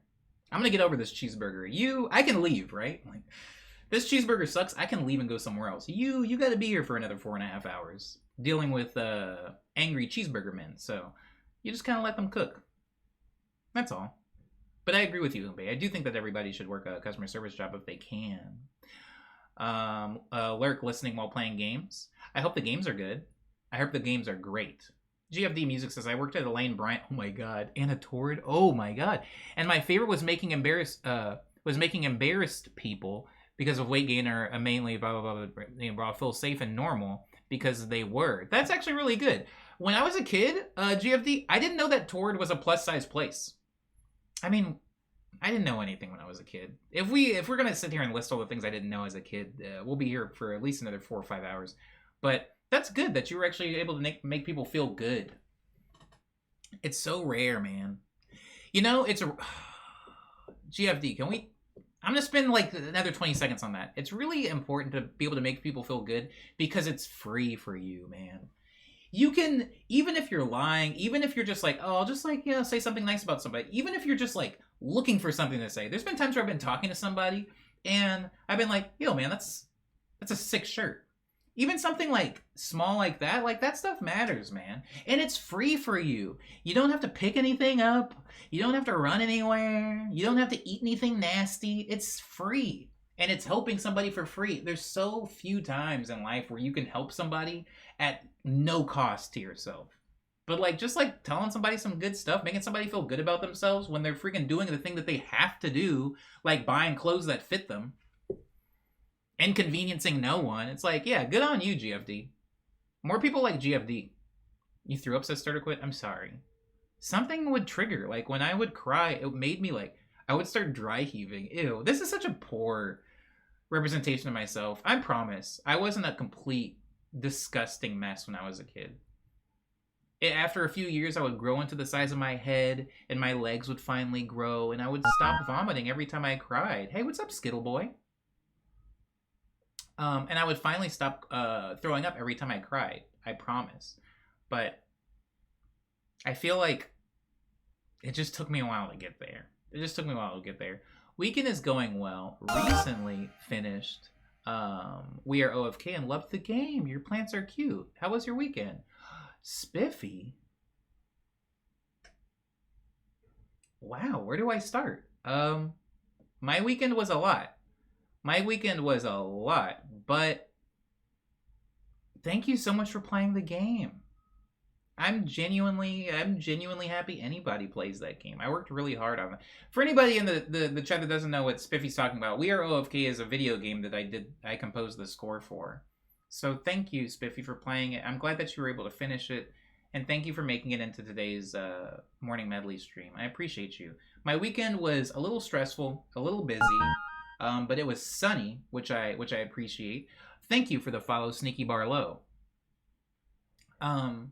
It was a little... Yo, I don't look like that anymore. I gotta update the GIFs, man. I gotta update the GIFs for... for like the... I mean, I know I look like that maybe to you guys, but I look at that image and I'm like, who is this man? Anyways, thank you so much, Biff, for being here. My weekend was alright. It was alright. I have no big complaints. We are in the news, but I guess it's like extended check-in. I always very openly hated my job, says Umbe, and made sure to redirect customers to the best sales so customers tended to like me. Yeah. Because we're just in this together. I hate it when there's like this customer versus the employee battle. It doesn't have to be like this, man. We're on the same side. It's us. Working in food service made me extremely empathetic. It's hard. It's hard work. I wouldn't do it again if I could help it. I'm always sad when I have to stoop to Pete's and SB. What? Oh, you don't like Pete's? Uh-oh. SB stands for Starbucks. Oh, no, you're right. Pizza's garbage. I'm thinking of Phil's. I like Phil's a lot, but yeah. Amen to that. How do you feel about coffee bean and tea leaf? Do you guys have those?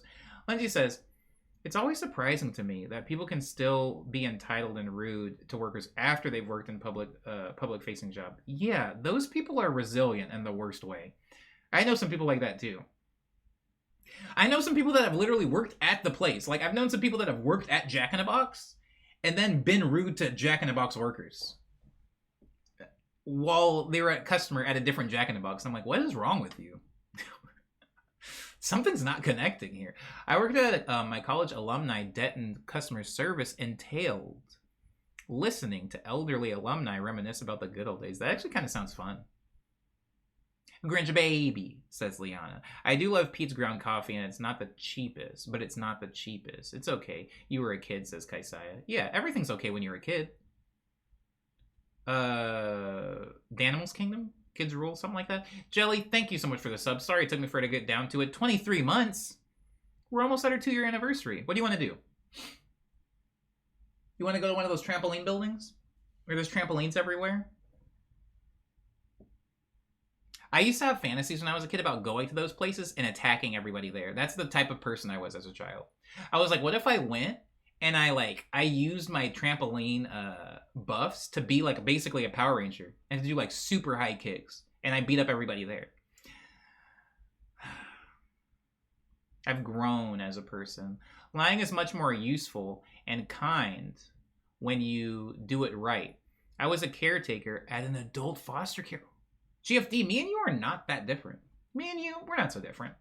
We're the same, you and I. Foster care home with memory loss, folks, and I would lie to them before bed so they would be excited for the next day because they would forget by morning. Just a boost of serotonin, you know? 100%. 100%. I also had to care for the elderly, and a lot of them were, you know, I mean, they were in like late stages of dementia and stuff like that. And sometimes it's more about providing people comfort. I think people don't, I'm not going to get on like a high horse about this because like not everybody's into elder care or even like child care, because I was in both.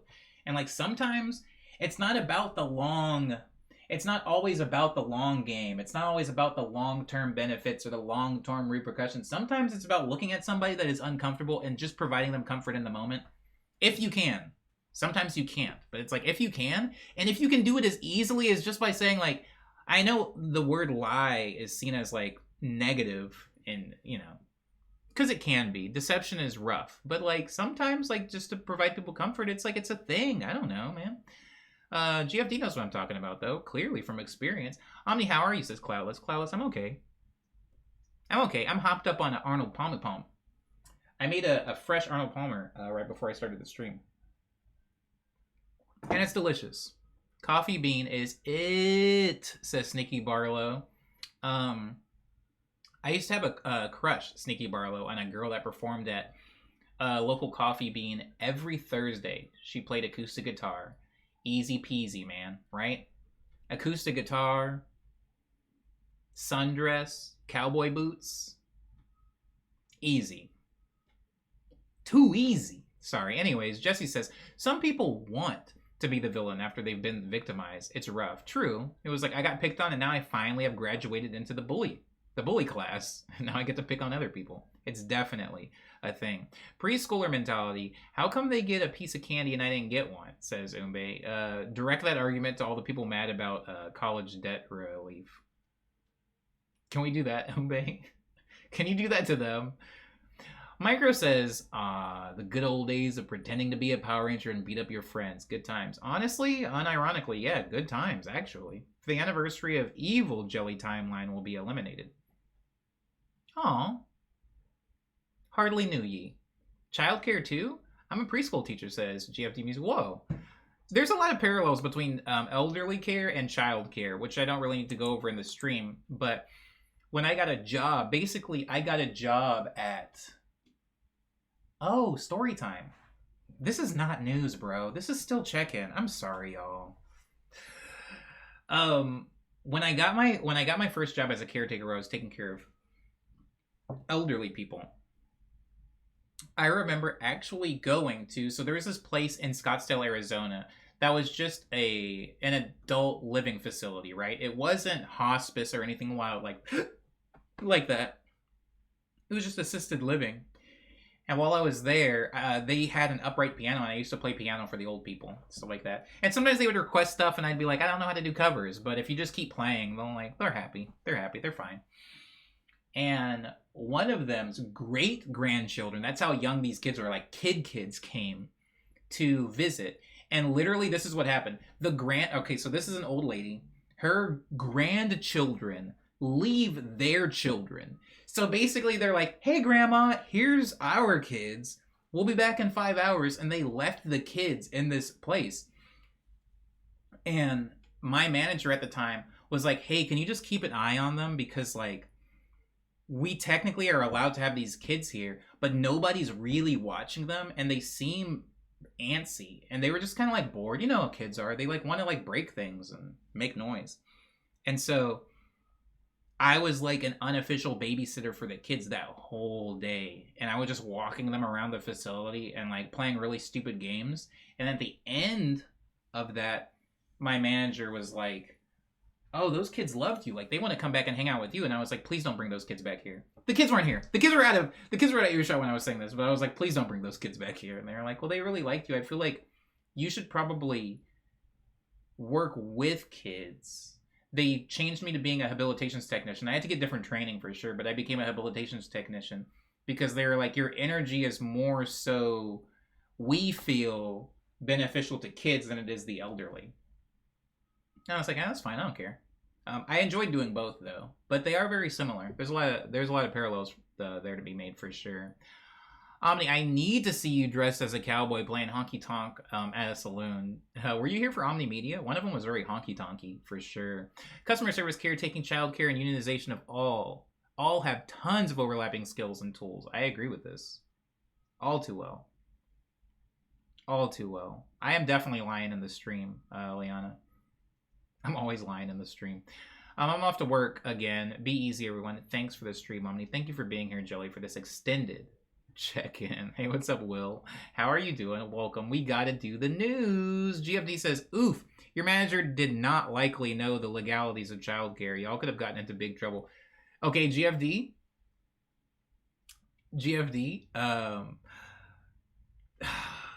I can say this because I'm not even talking about the actual company name, but that company did eventually get into a lot of trouble for doing a lot of things that I was both slightly aware of and also unaware of. But yeah, there is a lot of things going wrong at that company. They got into a lot of legal trouble. And then I got shipped over to a different company called Alaris, which is still in business today, doing the same thing. Fake Shocks and shit. Yeah, it was a wild time. But Alaris was cool. Alaris also, I don't know, nothing illegal, but Alaris also has, there's just a lot of like, in any time there's a business where you're taking care of people who are very, very vulnerable and dependent, there's going to be a lot of taking advantage of people and like cutting corners and siphoning money away. There's like just a lot of that. I'm not saying that it's everywhere, but it's definitely prone in that field. And so you see some of it sometimes, you know. But Alaris was chill. I saw a honky tonk concert on New Year's Eve, says Umbe. It looked real fun to play on bass. Honky tonk? For sure. There's tons of issues in care, says GFD. Empaths are really overworked. Oh my god. GFD, that's why I got out. That's why I had to quit. Well, I quit for several reasons. But the main reason why I quit is because I realized that I was feeling bad in my actual life because of work. Like I would leave work and I would go home and I would still be thinking about stuff and feeling away. And I was like looking at my homies who like freaking worked at Quiznos or whatever. They worked at Jimmy John's and they're just like, as soon as they hang up the last 6-inch sub, they're like, ee-hee, time to go party. They're like trying to hit the club and I'm sitting there in the club thinking about Ethel like, dang man, that ain't right. On Monday, I'm gonna have to do something. Like things need to change. We gotta make a change. It was bad. It was bad. Anywho, as far as the news, guys, the plant, we do have a new plant. The plant's name is Paz. Thank you. Was it Dar that completed the final, or was it Donut? I think it was Donut. It was Donut Clown that did the final points for the plant redeem. So thank you. We finally have a new plant. Their name is Paz. Booba's fine. Booba's getting a new leaf. Paz is fine. Paz is hopefully getting a second leaf at some point this month or maybe next month. Nobu's doing okay too. I'm probably going to water Nobu today. These like hanging, I almost called them fronds. These hanging leaves are likely going to fall completely off. And I'm just going to have this this new top bush that's growing. Marla, we're going to have to do something about getting Marla's name tag to stick on permanently because I've been having issues with that. Agnes is fine. Agnes, however, is starting to vine. And I'm kind of torn whether I'm going to prune her back a little bit or whether we're just going to start looking for a new home for Agnes, like a bigger pot, possibly even a hanging pot, which a few people, including Lindsay in the stream, has brought up. As far as Nuba, Nuba is doing great. Nuba's been watered pretty recently, and so Nuba's pretty heavy.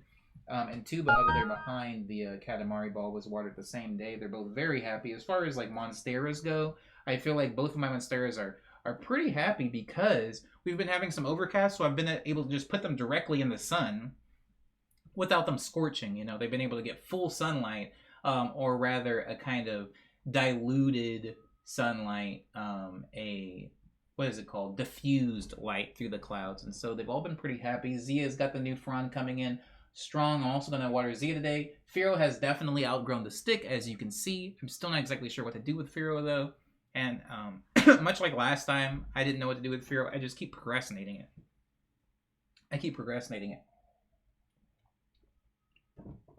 And so that's the news on the plants. The news on the stream is last Friday we finally got the one-shots on my sampler. So all the one-shots are loaded in. I'm probably going to move them around and remix some of them.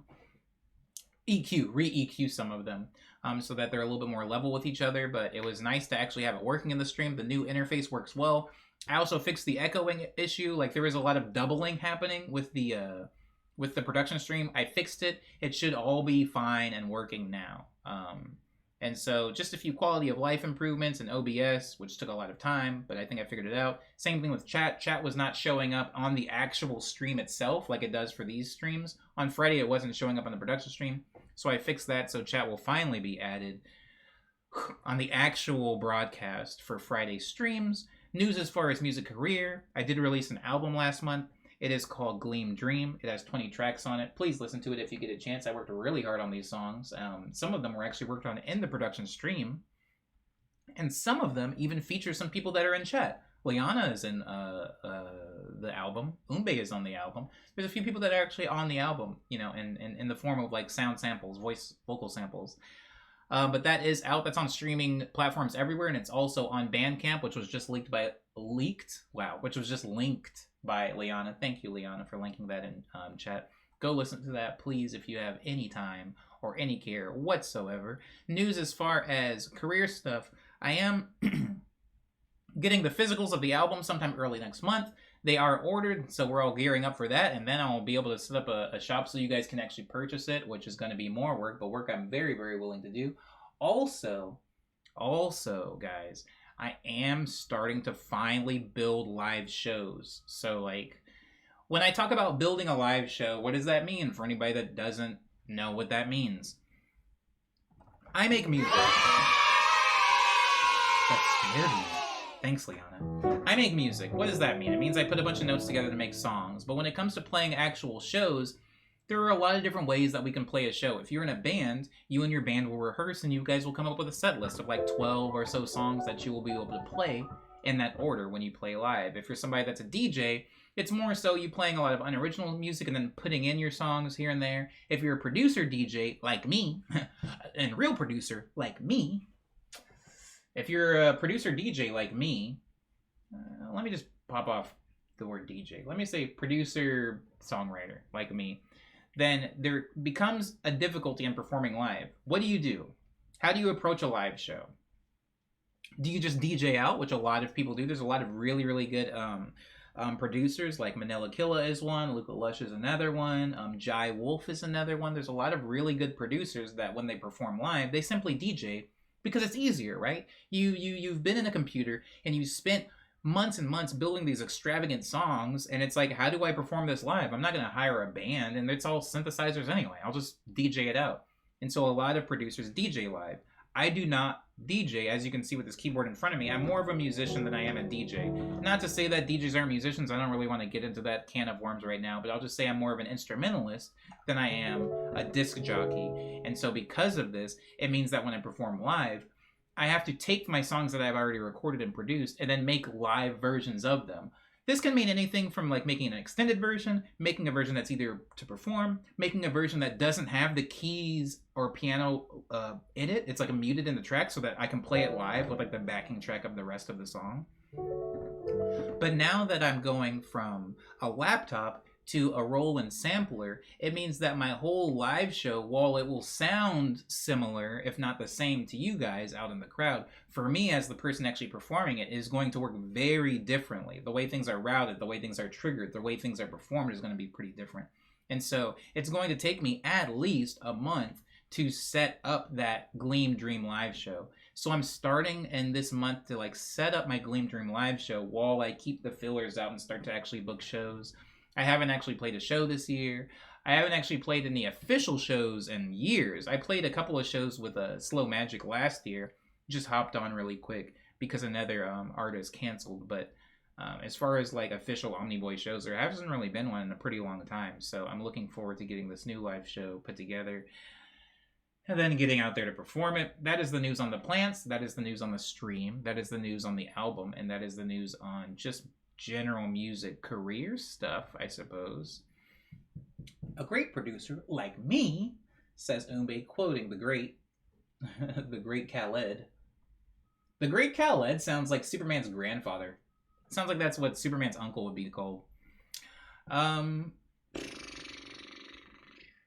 think that's all. As far as local news, it's freaking raining. It's raining, it's gloomy, it's gonna be for the next couple of days, then we're gonna get some more sun, I'm gonna be out, I'm gonna be in it. You got to tell the computer what to program. You tell the computer what to program. Bruh, still online, says Amiibo. Touch grass. True. True. True.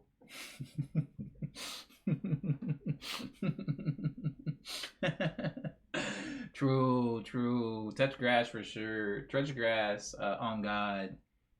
Touch grass for real. Amiibo in here. Amiibo got the Riz, right? Is that you? Is that what y'all are saying in the Midwest? Amiibo, are you on Riz yet? Is it Riz o'clock, Amiibo?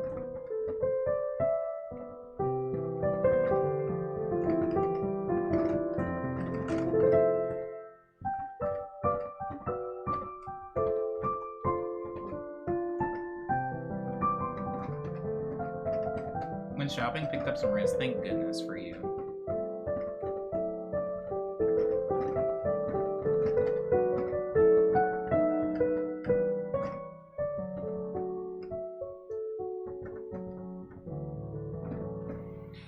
Marla behaved today. Marla did behave. Marla likes the cloudy days. At least if I'm just judging off of general body.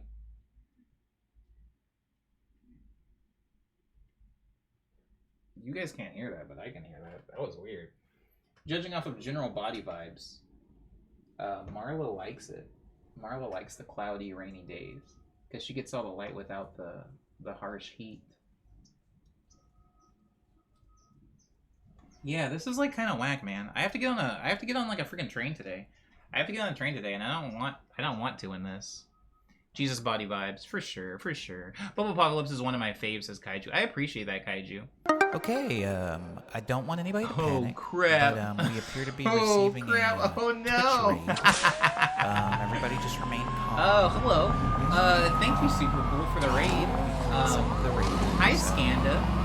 Hi, Scandalous? I like the way it's spelled. Welcome, Rangers. Hi, Ruby Roo. Should be okay. Hi, Izarzu. I know you. I know you. Hi, Super. Hi, Super Cool. How are you doing? Hold on, that was a raid. Run! It just... Twitch raid! Twitch raid! Twitch raid! Twitch raid! Twitch raid! Twitch raid! Twitch raid! A Twitch raid. It smells like rain and Domino's Pizza here in Los Angeles. Everybody's very happy. Thank you so much for this raid. Super cool. I hope you're having a marvelous Monday. We have surpassed the check-in, but how was your weekend?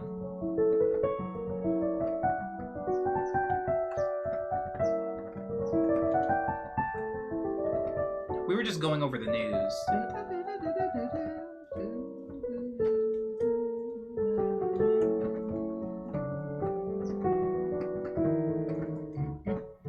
And the news was mostly that we have one new plant. The plant's name is Paz. Paz does not have a theme song yet, but all the other plants do. And I have physicals of my album on the way.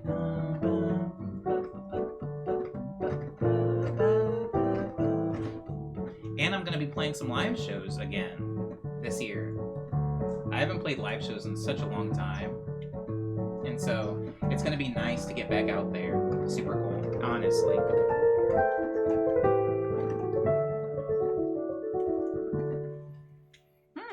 It was nice. We got to hang out with my brother-in-law for the last few days he was in town before going back.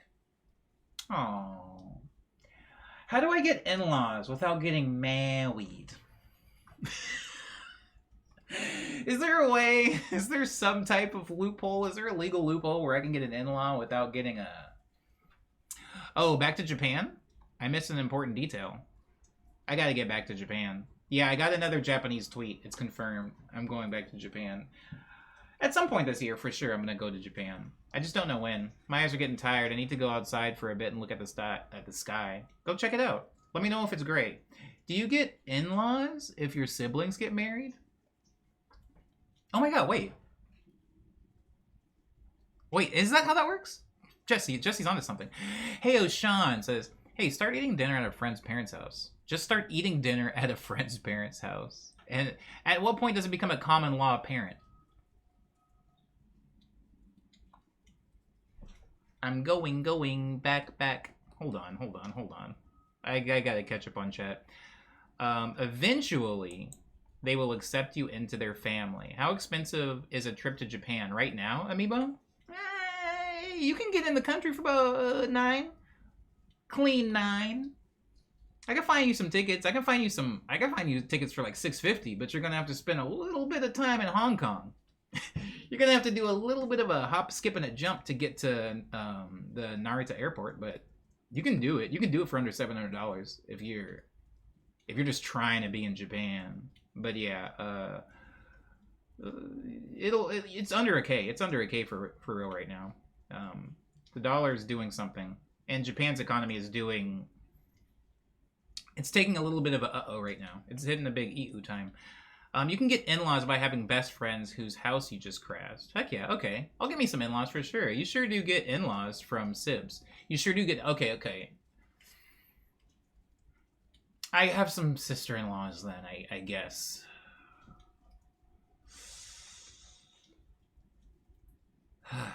I guess I have some sister-in-laws. I consider my sister's husband's mom my mom-in-law. Dang, that's even one more removed. This is my brother-in-law, right? I guess, yeah, I suppose so. Oh, 100%. You get in-laws from siblings. Okay, then I have a lot of in-laws then. I just don't talk to them or look at them or think about them. Common law parent. This is just that's what that would be, right? I've been to my sister-in-law's Thanksgiving. I think sibling-in-laws count. Amiibo says, and how do you all plan on insane trips like going to Japan on your own? How do you plan on? You're gonna have to do a little work in Hong Kong. I like that joke, Amiibo. Yeah, you're gonna have to wash a few dishes to complete the rest of your trip. How do I plan a trip, a big trip like going to Japan? It's unfair for me because my answer is I work.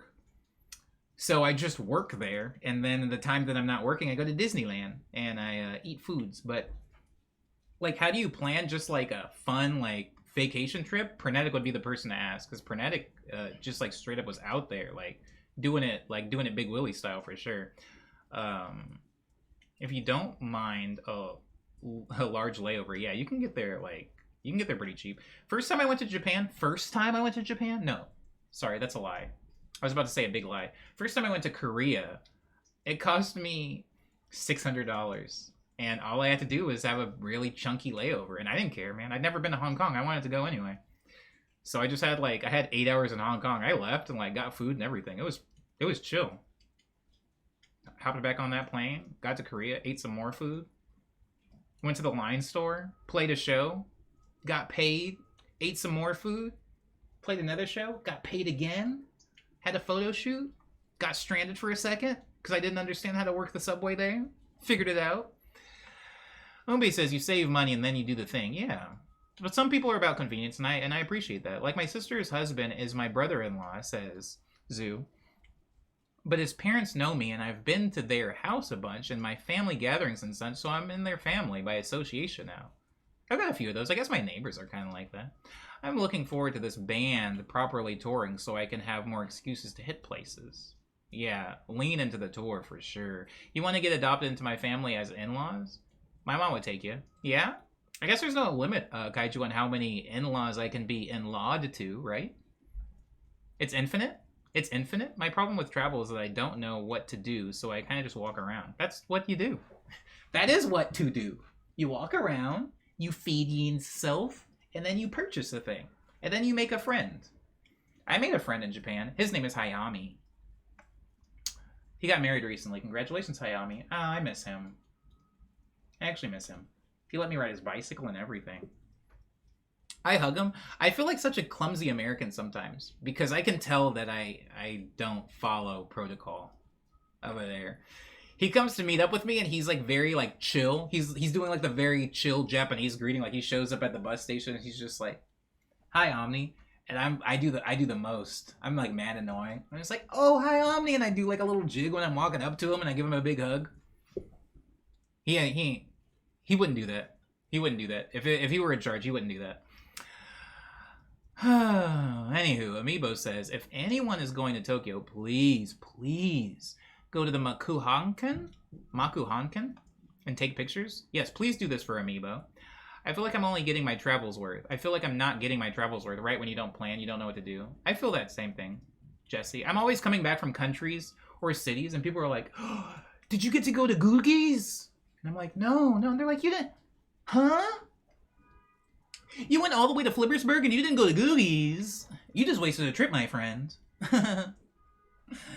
You're never going to be able to get a chance to get it again. And I'm just like, I wasn't on Google. I wasn't on TripAdvisor. I just showed up and had a good time. So I feel you, Jesse. Sometimes you miss out on those things. Amiibo says that's my dream trip, going to Tokyo. You should go to Tokyo, Amiibo. Make it happen. 2023, that's the year for you. I see it. I foresee it. I'll just let her know. She'd be down. Yeah, let her know. Bought a few prints from him as well, says Pernetic. Talking about Dave. Sweet man Dave. Ruby Roo says, how many bow ties do you have? That's a cool collection behind you. Thank you. It's bigger than that, too. This is just one of my racks. I also have another rack over here. And then a rack right here. And it's like somewhere between 50. It's more than 50. I have a lot of bow ties. No upper limit as long as there are humans to make your in-laws.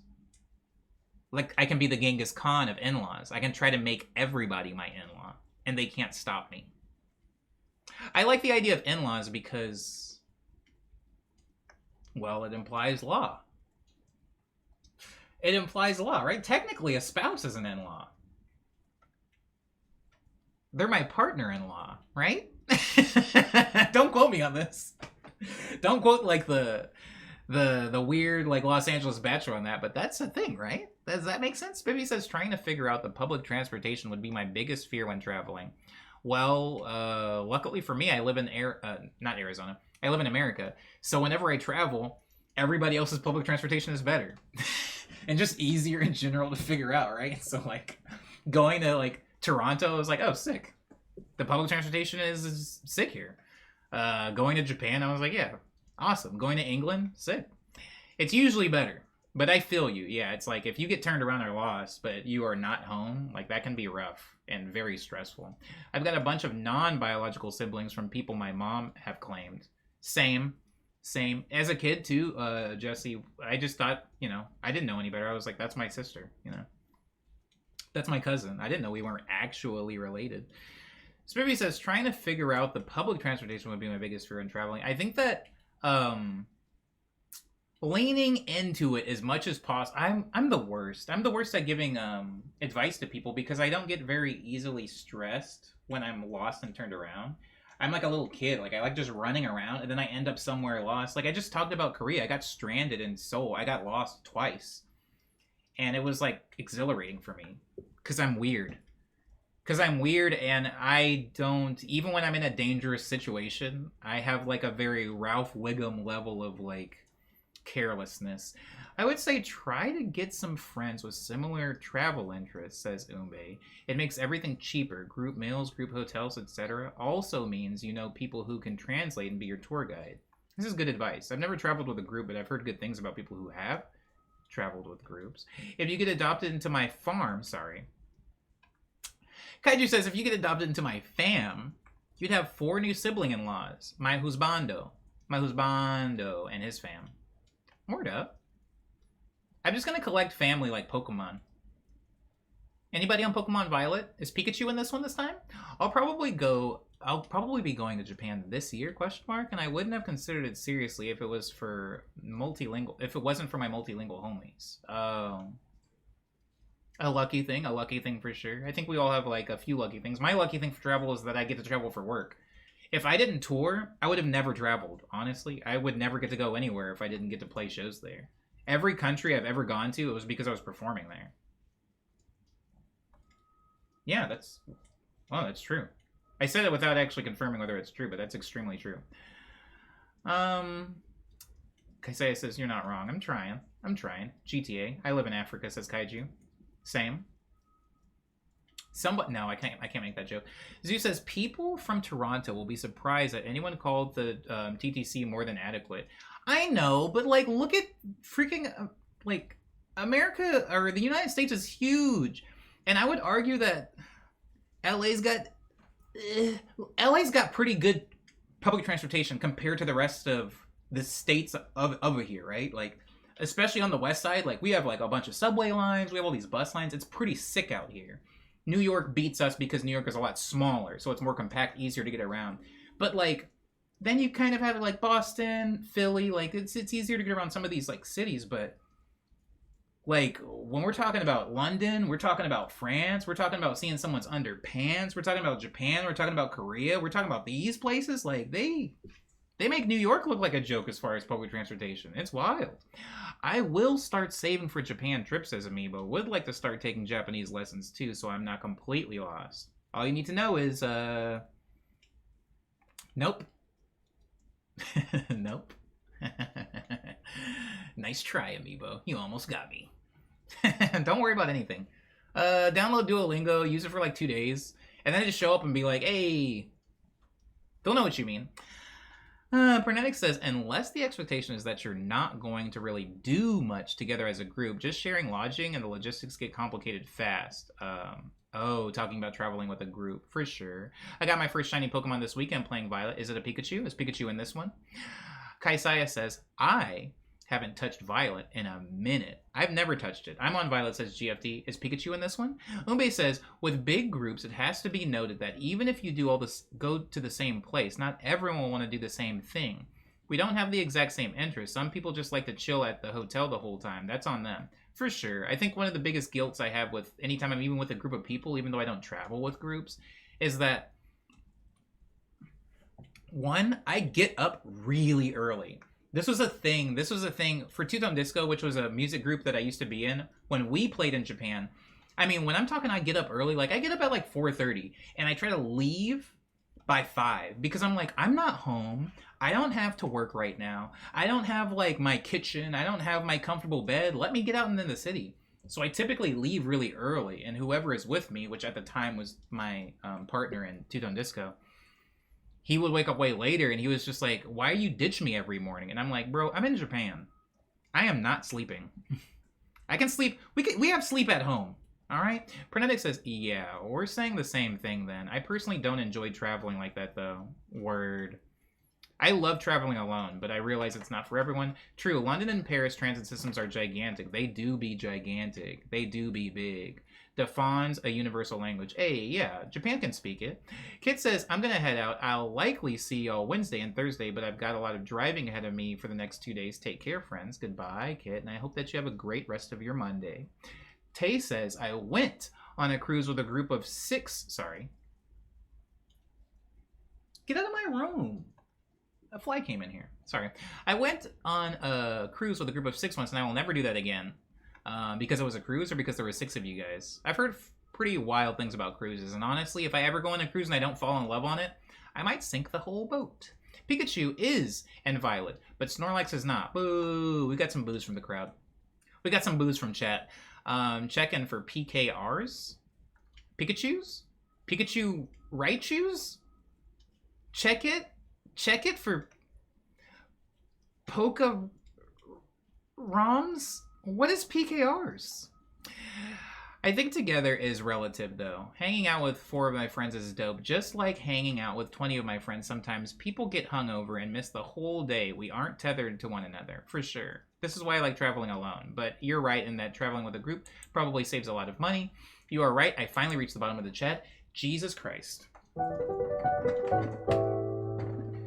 Transubstantiated Jesus Christ. I did it. Pros and cons to both, for sure. I guess the con with traveling alone is that somebody might eat me and that it's more expensive. But the pros are that somebody might eat me. And Umbe says, new Jesus reference. Sorry, I'll cut that. I'll take that out of the VOD. That's stricken from the VOD. No more Jesus references. But yeah, traveling alone is it can be very expensive. Again, don't take my advice because again, I travel for work, so I don't actually purchase the plane ticket. That stuff is all handled. I just go over there to work. So it's very different. As you guys can see, when I have to travel just for pleasure, I do not do it. even going up to Washington, I was lucky enough to be able to go up there for work-related things, and then I got a nice train ride out of it. But like, it's really hard for me to just go to a place for vacation because I'm whack. Tay says this VOD about to be like a 5 minutes long. Yeah, it's just a bunch of black screen, or it's like a black bar over my mouth every time I say something. Stricken from the record. Okay, whew.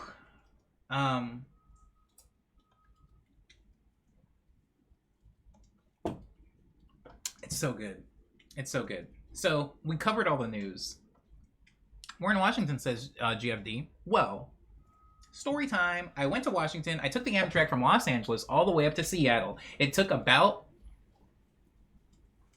32 hours? 34 hours? Anyways, it was an amazing train trip. I loved the entire time because I bought a sampler and I was recently learning how to do it on the train. So, I went up to Seattle. It was cool. I worked the first 3 days, and then I had a break on the 4th day, and I was staying in downtown Seattle on Union Hill? Capitol Hill? Capitol Hill. I was staying on Capitol Hill. It was great. It was fun. It was fine, and it was safe. And I ate a lot of good food. And then a couple of people from Stream Team, from the Discord, actually came up and visited me. Kit and Kaiju came up, and it was very nice. We went to a museum. We went to the museum, and do you like Pearl Jam?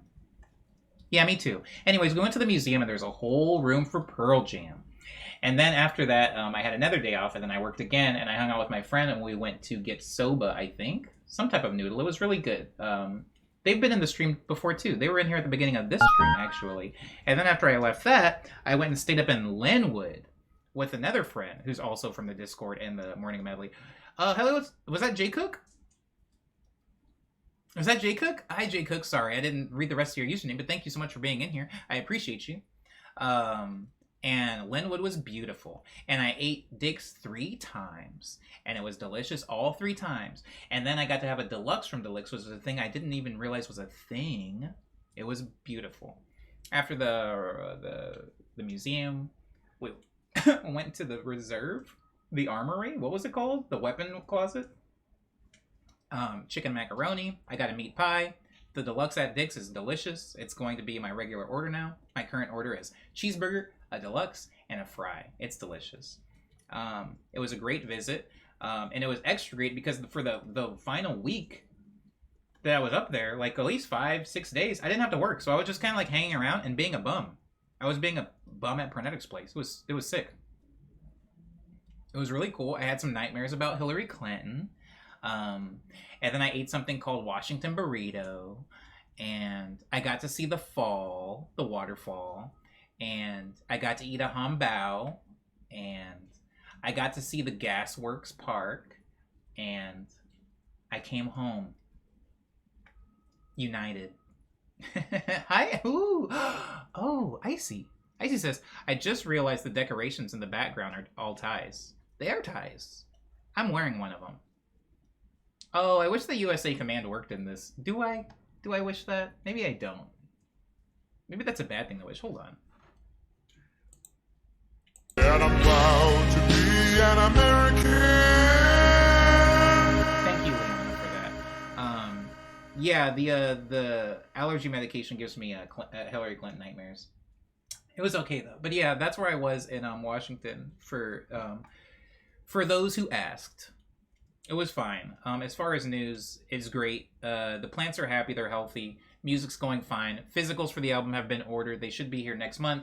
I'm working on the live show. I'll keep you guys updated when that actually comes into fruition. I'm also back in the little production mode. I'm actually working on music again, and it was really hard because that album took a lot of it out of me. So I'm finally back into the creative mode, which is nice. Cassette tapes, Sesame Boy? Not cassette tapes. They're actually just going to be USB cards because I want people to actually hear it. Not this mysterious music where it comes out and no one ever hears it. I gotta stop quoting DJ Khaled in the stream. I gotta stop quoting him. Something might happen to him. I feel like every time I quote celebrities a bunch, they die. I feel like I'm cursed, and so I'm going to stop quoting him because we want him to live a very long, healthy, happy life, don't we? Anyways, it's not going to be a cassette amiibo because I do want people to hear it. It's going to be a USB card. It's going to be a little USB card because people have computers. I mean, some people have computers. Some people do not have computers. If you do not have a computer, email me and I will send you. I don't know what I'll send you. Actually, I don't know. The Spotify link? Jesus, I actually hadn't thought that far ahead. But no, it isn't going to be a cassette. I'm sorry, Amiibo. Even though cassettes are very pretty and they look nice, cassettes are actually more expensive to produce than the thing I'm producing, and I am broke. Amiibo says, bro, I already have the MP3. Why do I need a USB? Ooh. I love this question. Might be my ignorance. IDK. I like these acronyms. Hit me with one more. Hit me with one more, Amiibo. Give me one more three-letter acronym.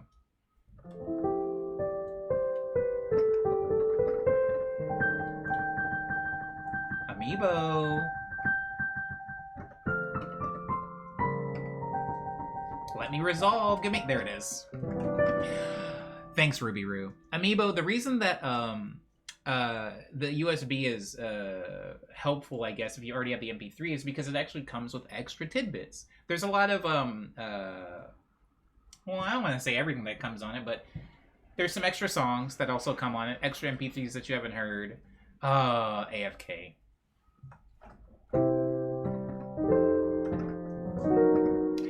Yes.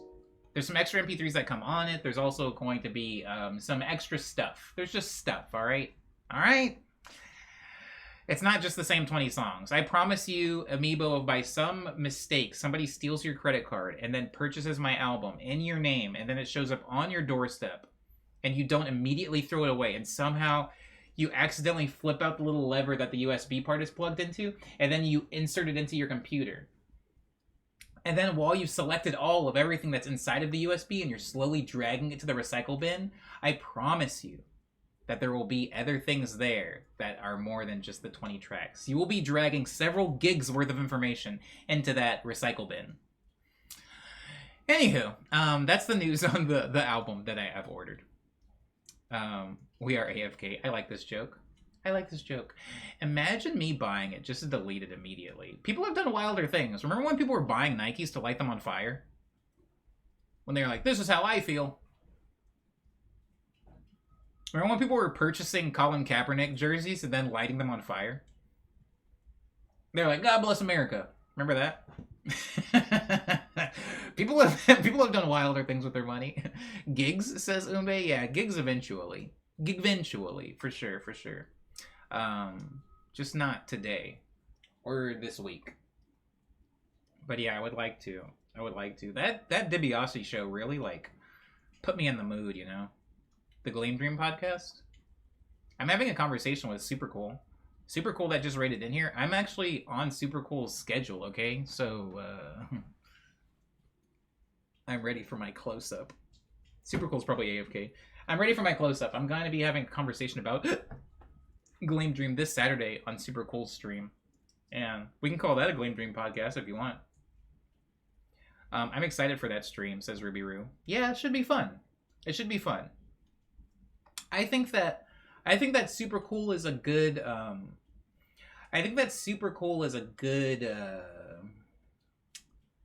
a good energy for whatever my energy is.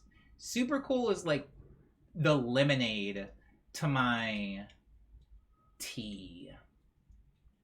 Like, tea's okay, but every now and then you think, screw this idiot, you know? And you gotta pour some lemonade in it. And then me and Super Cool together become a little Arnie Pom Pom. I gotta go nap, says GFD, but thank you for such a wonderful...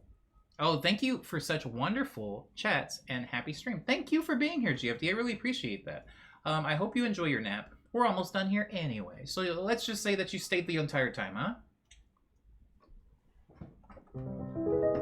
Let's say you made it. Looks like we made it. Okay, that's all for news. Anybody that still has a check-in, which I guess Umbe does, check-in too, pretty. Two-Tone Disco was in my... Pretty sure Two-Tone Disco was in my hotel room at MAG, but I didn't say nothing. But I ain't say nothing. You should have said what's up, man. You should have said, what's up?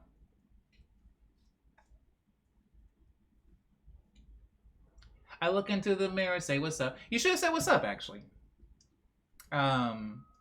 Once upon a time, I was in that hotel room, Umbe. Once upon a time, I was at MagFest. It was for a two-tone disco show, believe it or not. Micro says, y'all be like them guys, Arnold and Palmer.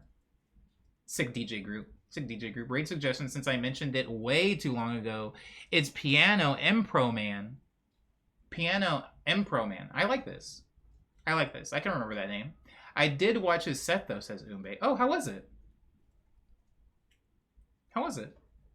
Me too. On the nap. I'm gonna be here till the true, but I'm fading. Well, I appreciate you being here. You're still... Kaiju, how long after an operation can you refer to yourself as post-op? Serious questions only. Is it forever? Because I remember when I had... okay, so after I had my wisdom teeth out, for a really long time, and when I say really long, I mean like several days, because I was like super loopy and I was on the pain meds, and I've already told you guys what I do on pain meds, and it's not pretty, it's not good. My mom was explaining to other people as I was in the fetal position crying. She was like, oh, he's post-op. We just got him back from his operation. He just had soy joy. And I was like, oh, how long? How long can I use this excuse to cry in public? That's what I wondered to myself, because man, Vicodin had me by the throat. Immediately, and then until you die, says Kaiju.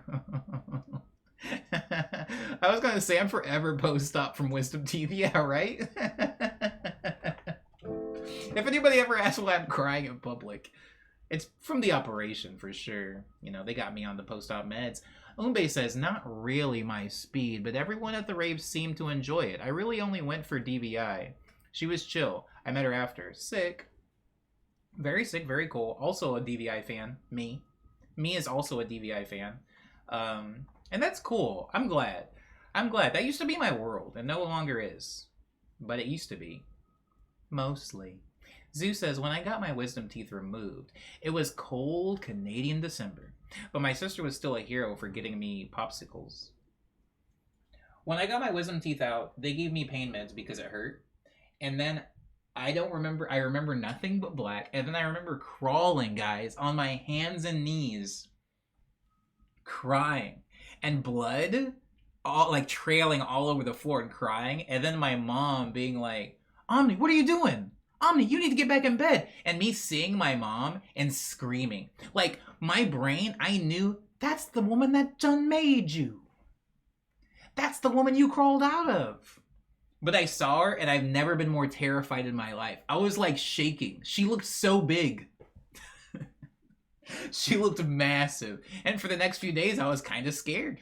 I was just scared of everything. I do not do good with pain meds. Some people just be, like, recreationally taking pain meds. That crap ruined my life. I'm officially recovered after 12 weeks. 6 weeks I'm basically done and healed, but 12 weeks and I should be basically as sturdy in all aspects as someone who never had surgery. All right. Right as rain, right as rain. Sue says, yo, they just got me Tylenol for mine. Yo. Sorry, did you say you live in Canada? Scrolling.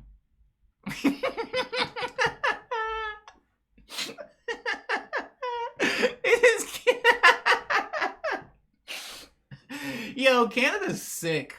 Canada's sick.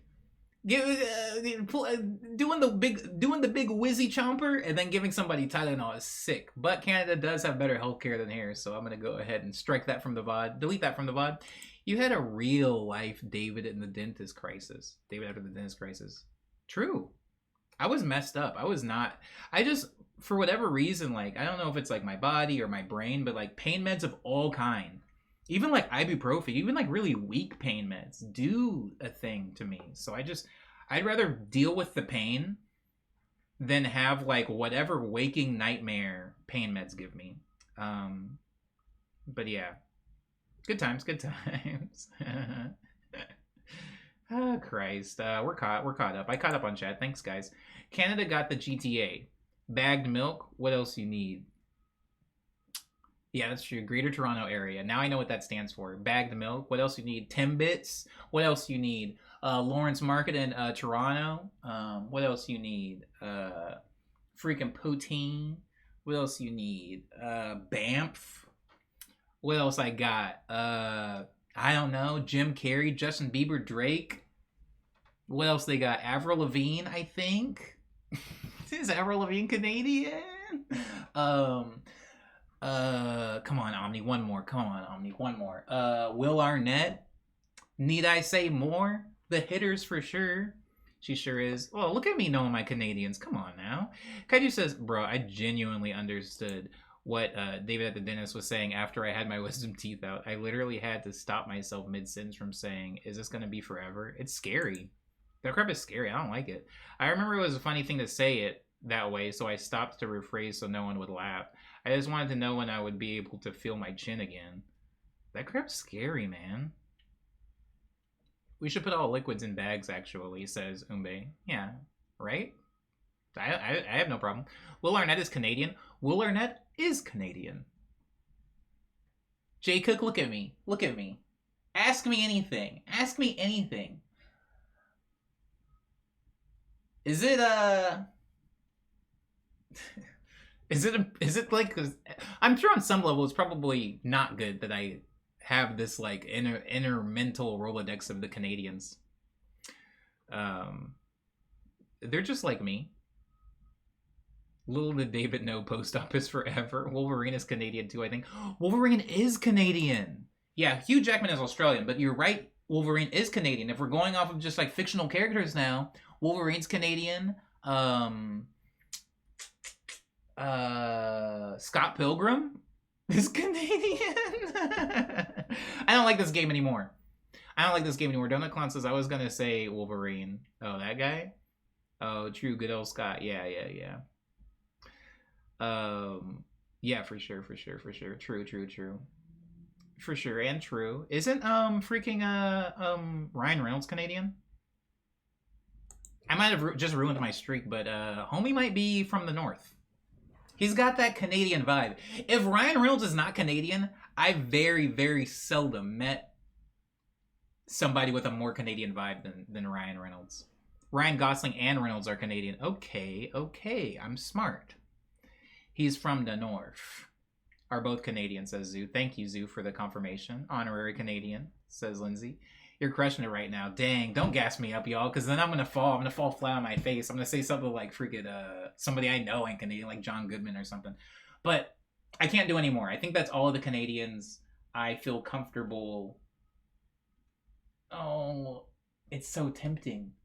That's all the Canadians I feel comfortable saying. Yes, thank you. Pull me out of it.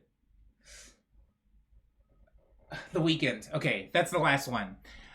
Celine Dion. True. Celine Dion. That's another one. Who'd have thought huge jacked man would be from Canada? True. Alanis Morissette. The Beebster. I said Bieber when I said Drake earlier. Did you say anything about maple syrup? Because if you missed the maple syrup...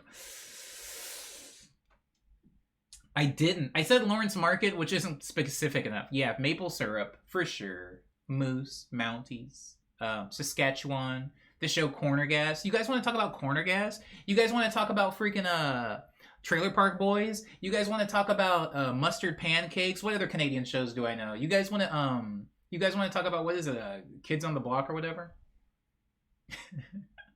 Look at this man pronounce Saskatchewan. Trying. Letterkenny. All right. I'm stopping. The stream has devolved into just who can list the most Canadian things. But I do appreciate you guys for humoring me. Who is? Oh, you're spelling it a specific way. Margaret's spelling Jordan Peterson the funny way. Don't forget your favorite. I didn't know he was Canadian, actually. I didn't actually know he was Canadian, so that's pretty cool. Kids in the Hall. I said Kids on the Block. I'm an idiot. Thank you, Jay Cook, for correcting me. That's all of the news.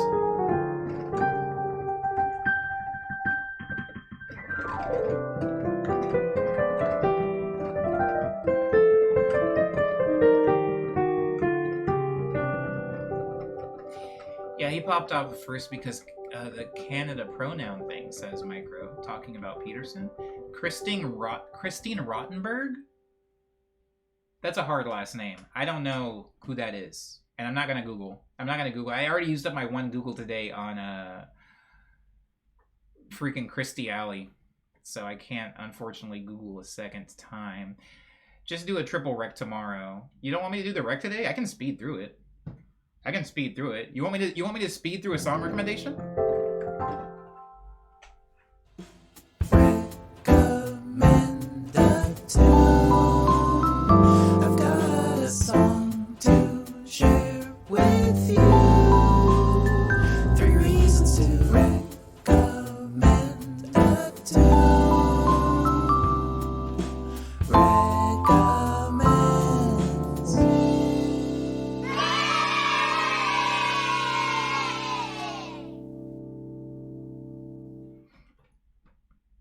Could you guys see me this whole time? I'm joking. Anyways, I'm going to do a song recommendation today, guys. Welcome to the song recommendation segment of the stream. Thank you, Tayfay, for being here, and I hope you enjoy the rest of your day. I'm going to make this song rec really, really fast because we've gone way over schedule. We've gone way over time. This was a super extended check-in. All right. So the song recommendation today is going to be a song by Bibio. Some of you guys already know this artist, Bibio.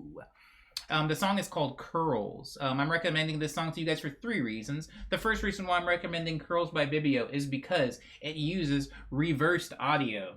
If you've been in my production streams, you are maybe over familiar with reversed audio and its utilities. In this case, for this song, it's actually used to get a melody. So Bibio has played a melody backwards and then reversed it, so the melody is played forward, but with the audio being reversed. So that's reason number 1 why I would like you guys to listen to this song. I think it's a really good use of that, and it happens pretty early in the track. The second reason why I want you guys to listen to this song is because it uses plate reverb. I'm not going to get too much into the guts and the architecture of what the difference is between different reverbs, like plate reverb and spring reverb, because honestly, even I, as a musician, have a pretty rudimentary understanding of it myself. But just know that plate reverb has this kind of like big outwashed sound that you're definitely going to hear in this song. His vocals have plate reverb on them. So that is the second reason why I want you guys to listen to this song. And the third reason why I want you guys to listen to this song, since the other 2 are more obvious towards the beginning of the track, this one actually happens at the final moments of the track. There isn't really a proper, especially in electronic music, there isn't a proper term for this, a proper name for this. But I'm sure you guys have heard of a lot of songs that end before they resolve. I have a few songs that do this. You know, there's these kind of, if you listen to, even the song recommend sound, right? That song.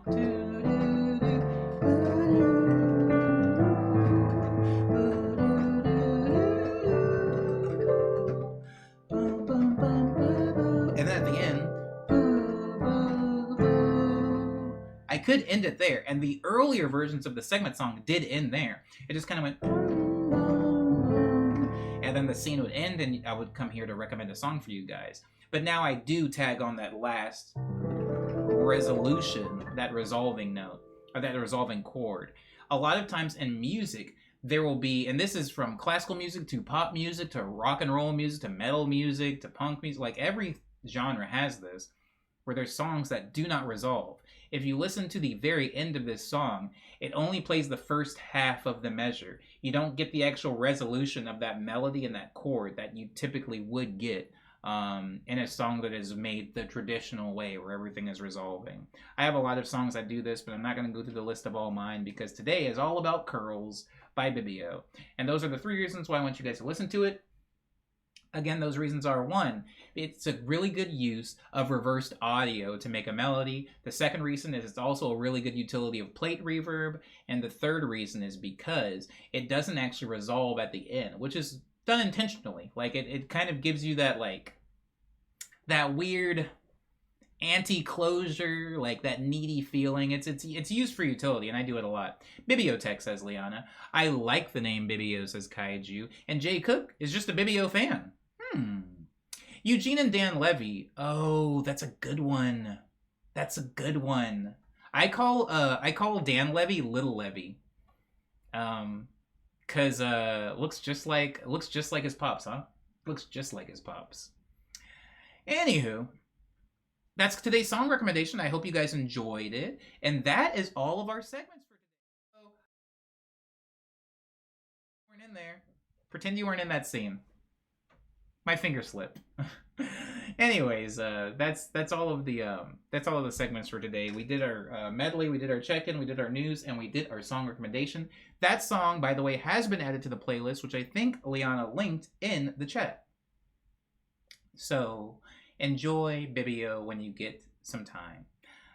Thank you again for linking it, Liana. I appreciate you. And if you are already a fan of Bibio, then you've got good taste in music. And if you're not, today's a pretty good day to listen to it. It's really chill music, especially if it's overcast or rainy or general winter weather where you are. I would actually refer to Bibio as a really good winter musician. That's good winter music. So that's going to do it for today. I think Tay had a raid recommendation, but Tay then had to leave. And I said I would remember. I think it's Improvo? Piano Impro Man? Is it Piano Impro Man? Am I a genius? This is the Morning Medley theme song, which I play at the very beginning of every stream and at the end of every stream.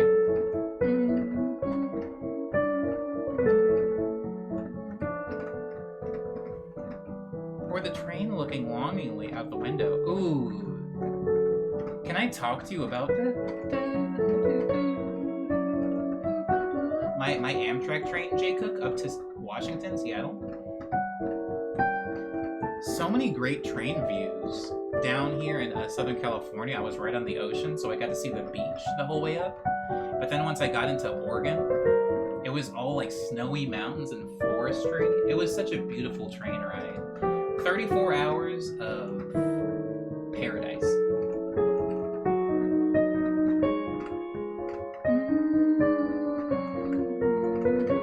That train line is called the Surf Liner for anybody that is wanting to take it.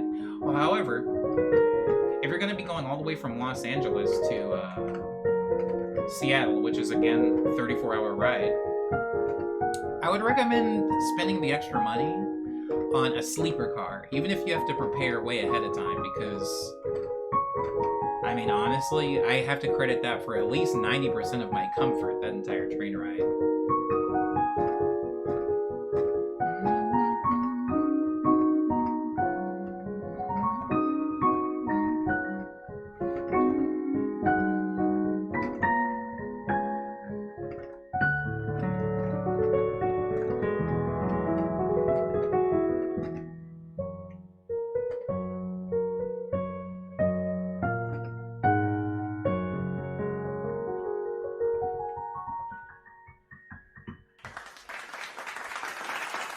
I haven't. It's on my list, says Jay Cook. Most definitely would do the sleeper. Please do it. That is my final recommendation for everybody today. We're going to do this raid now. But if I don't get to see you for tomorrow's Trash Tuesday stream, which is our Tuesday segment, if I don't get to see you for tomorrow's Trash Tuesday stream at 9 a.m.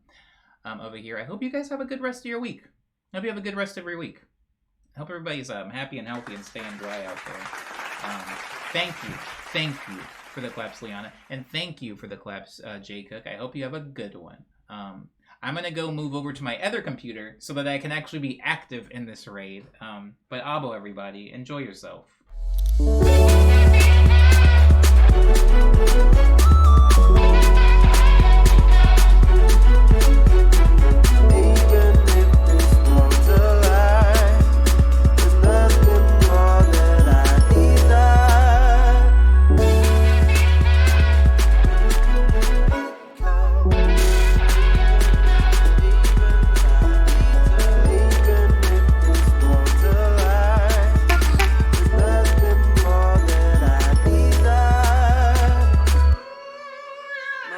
Be on fire.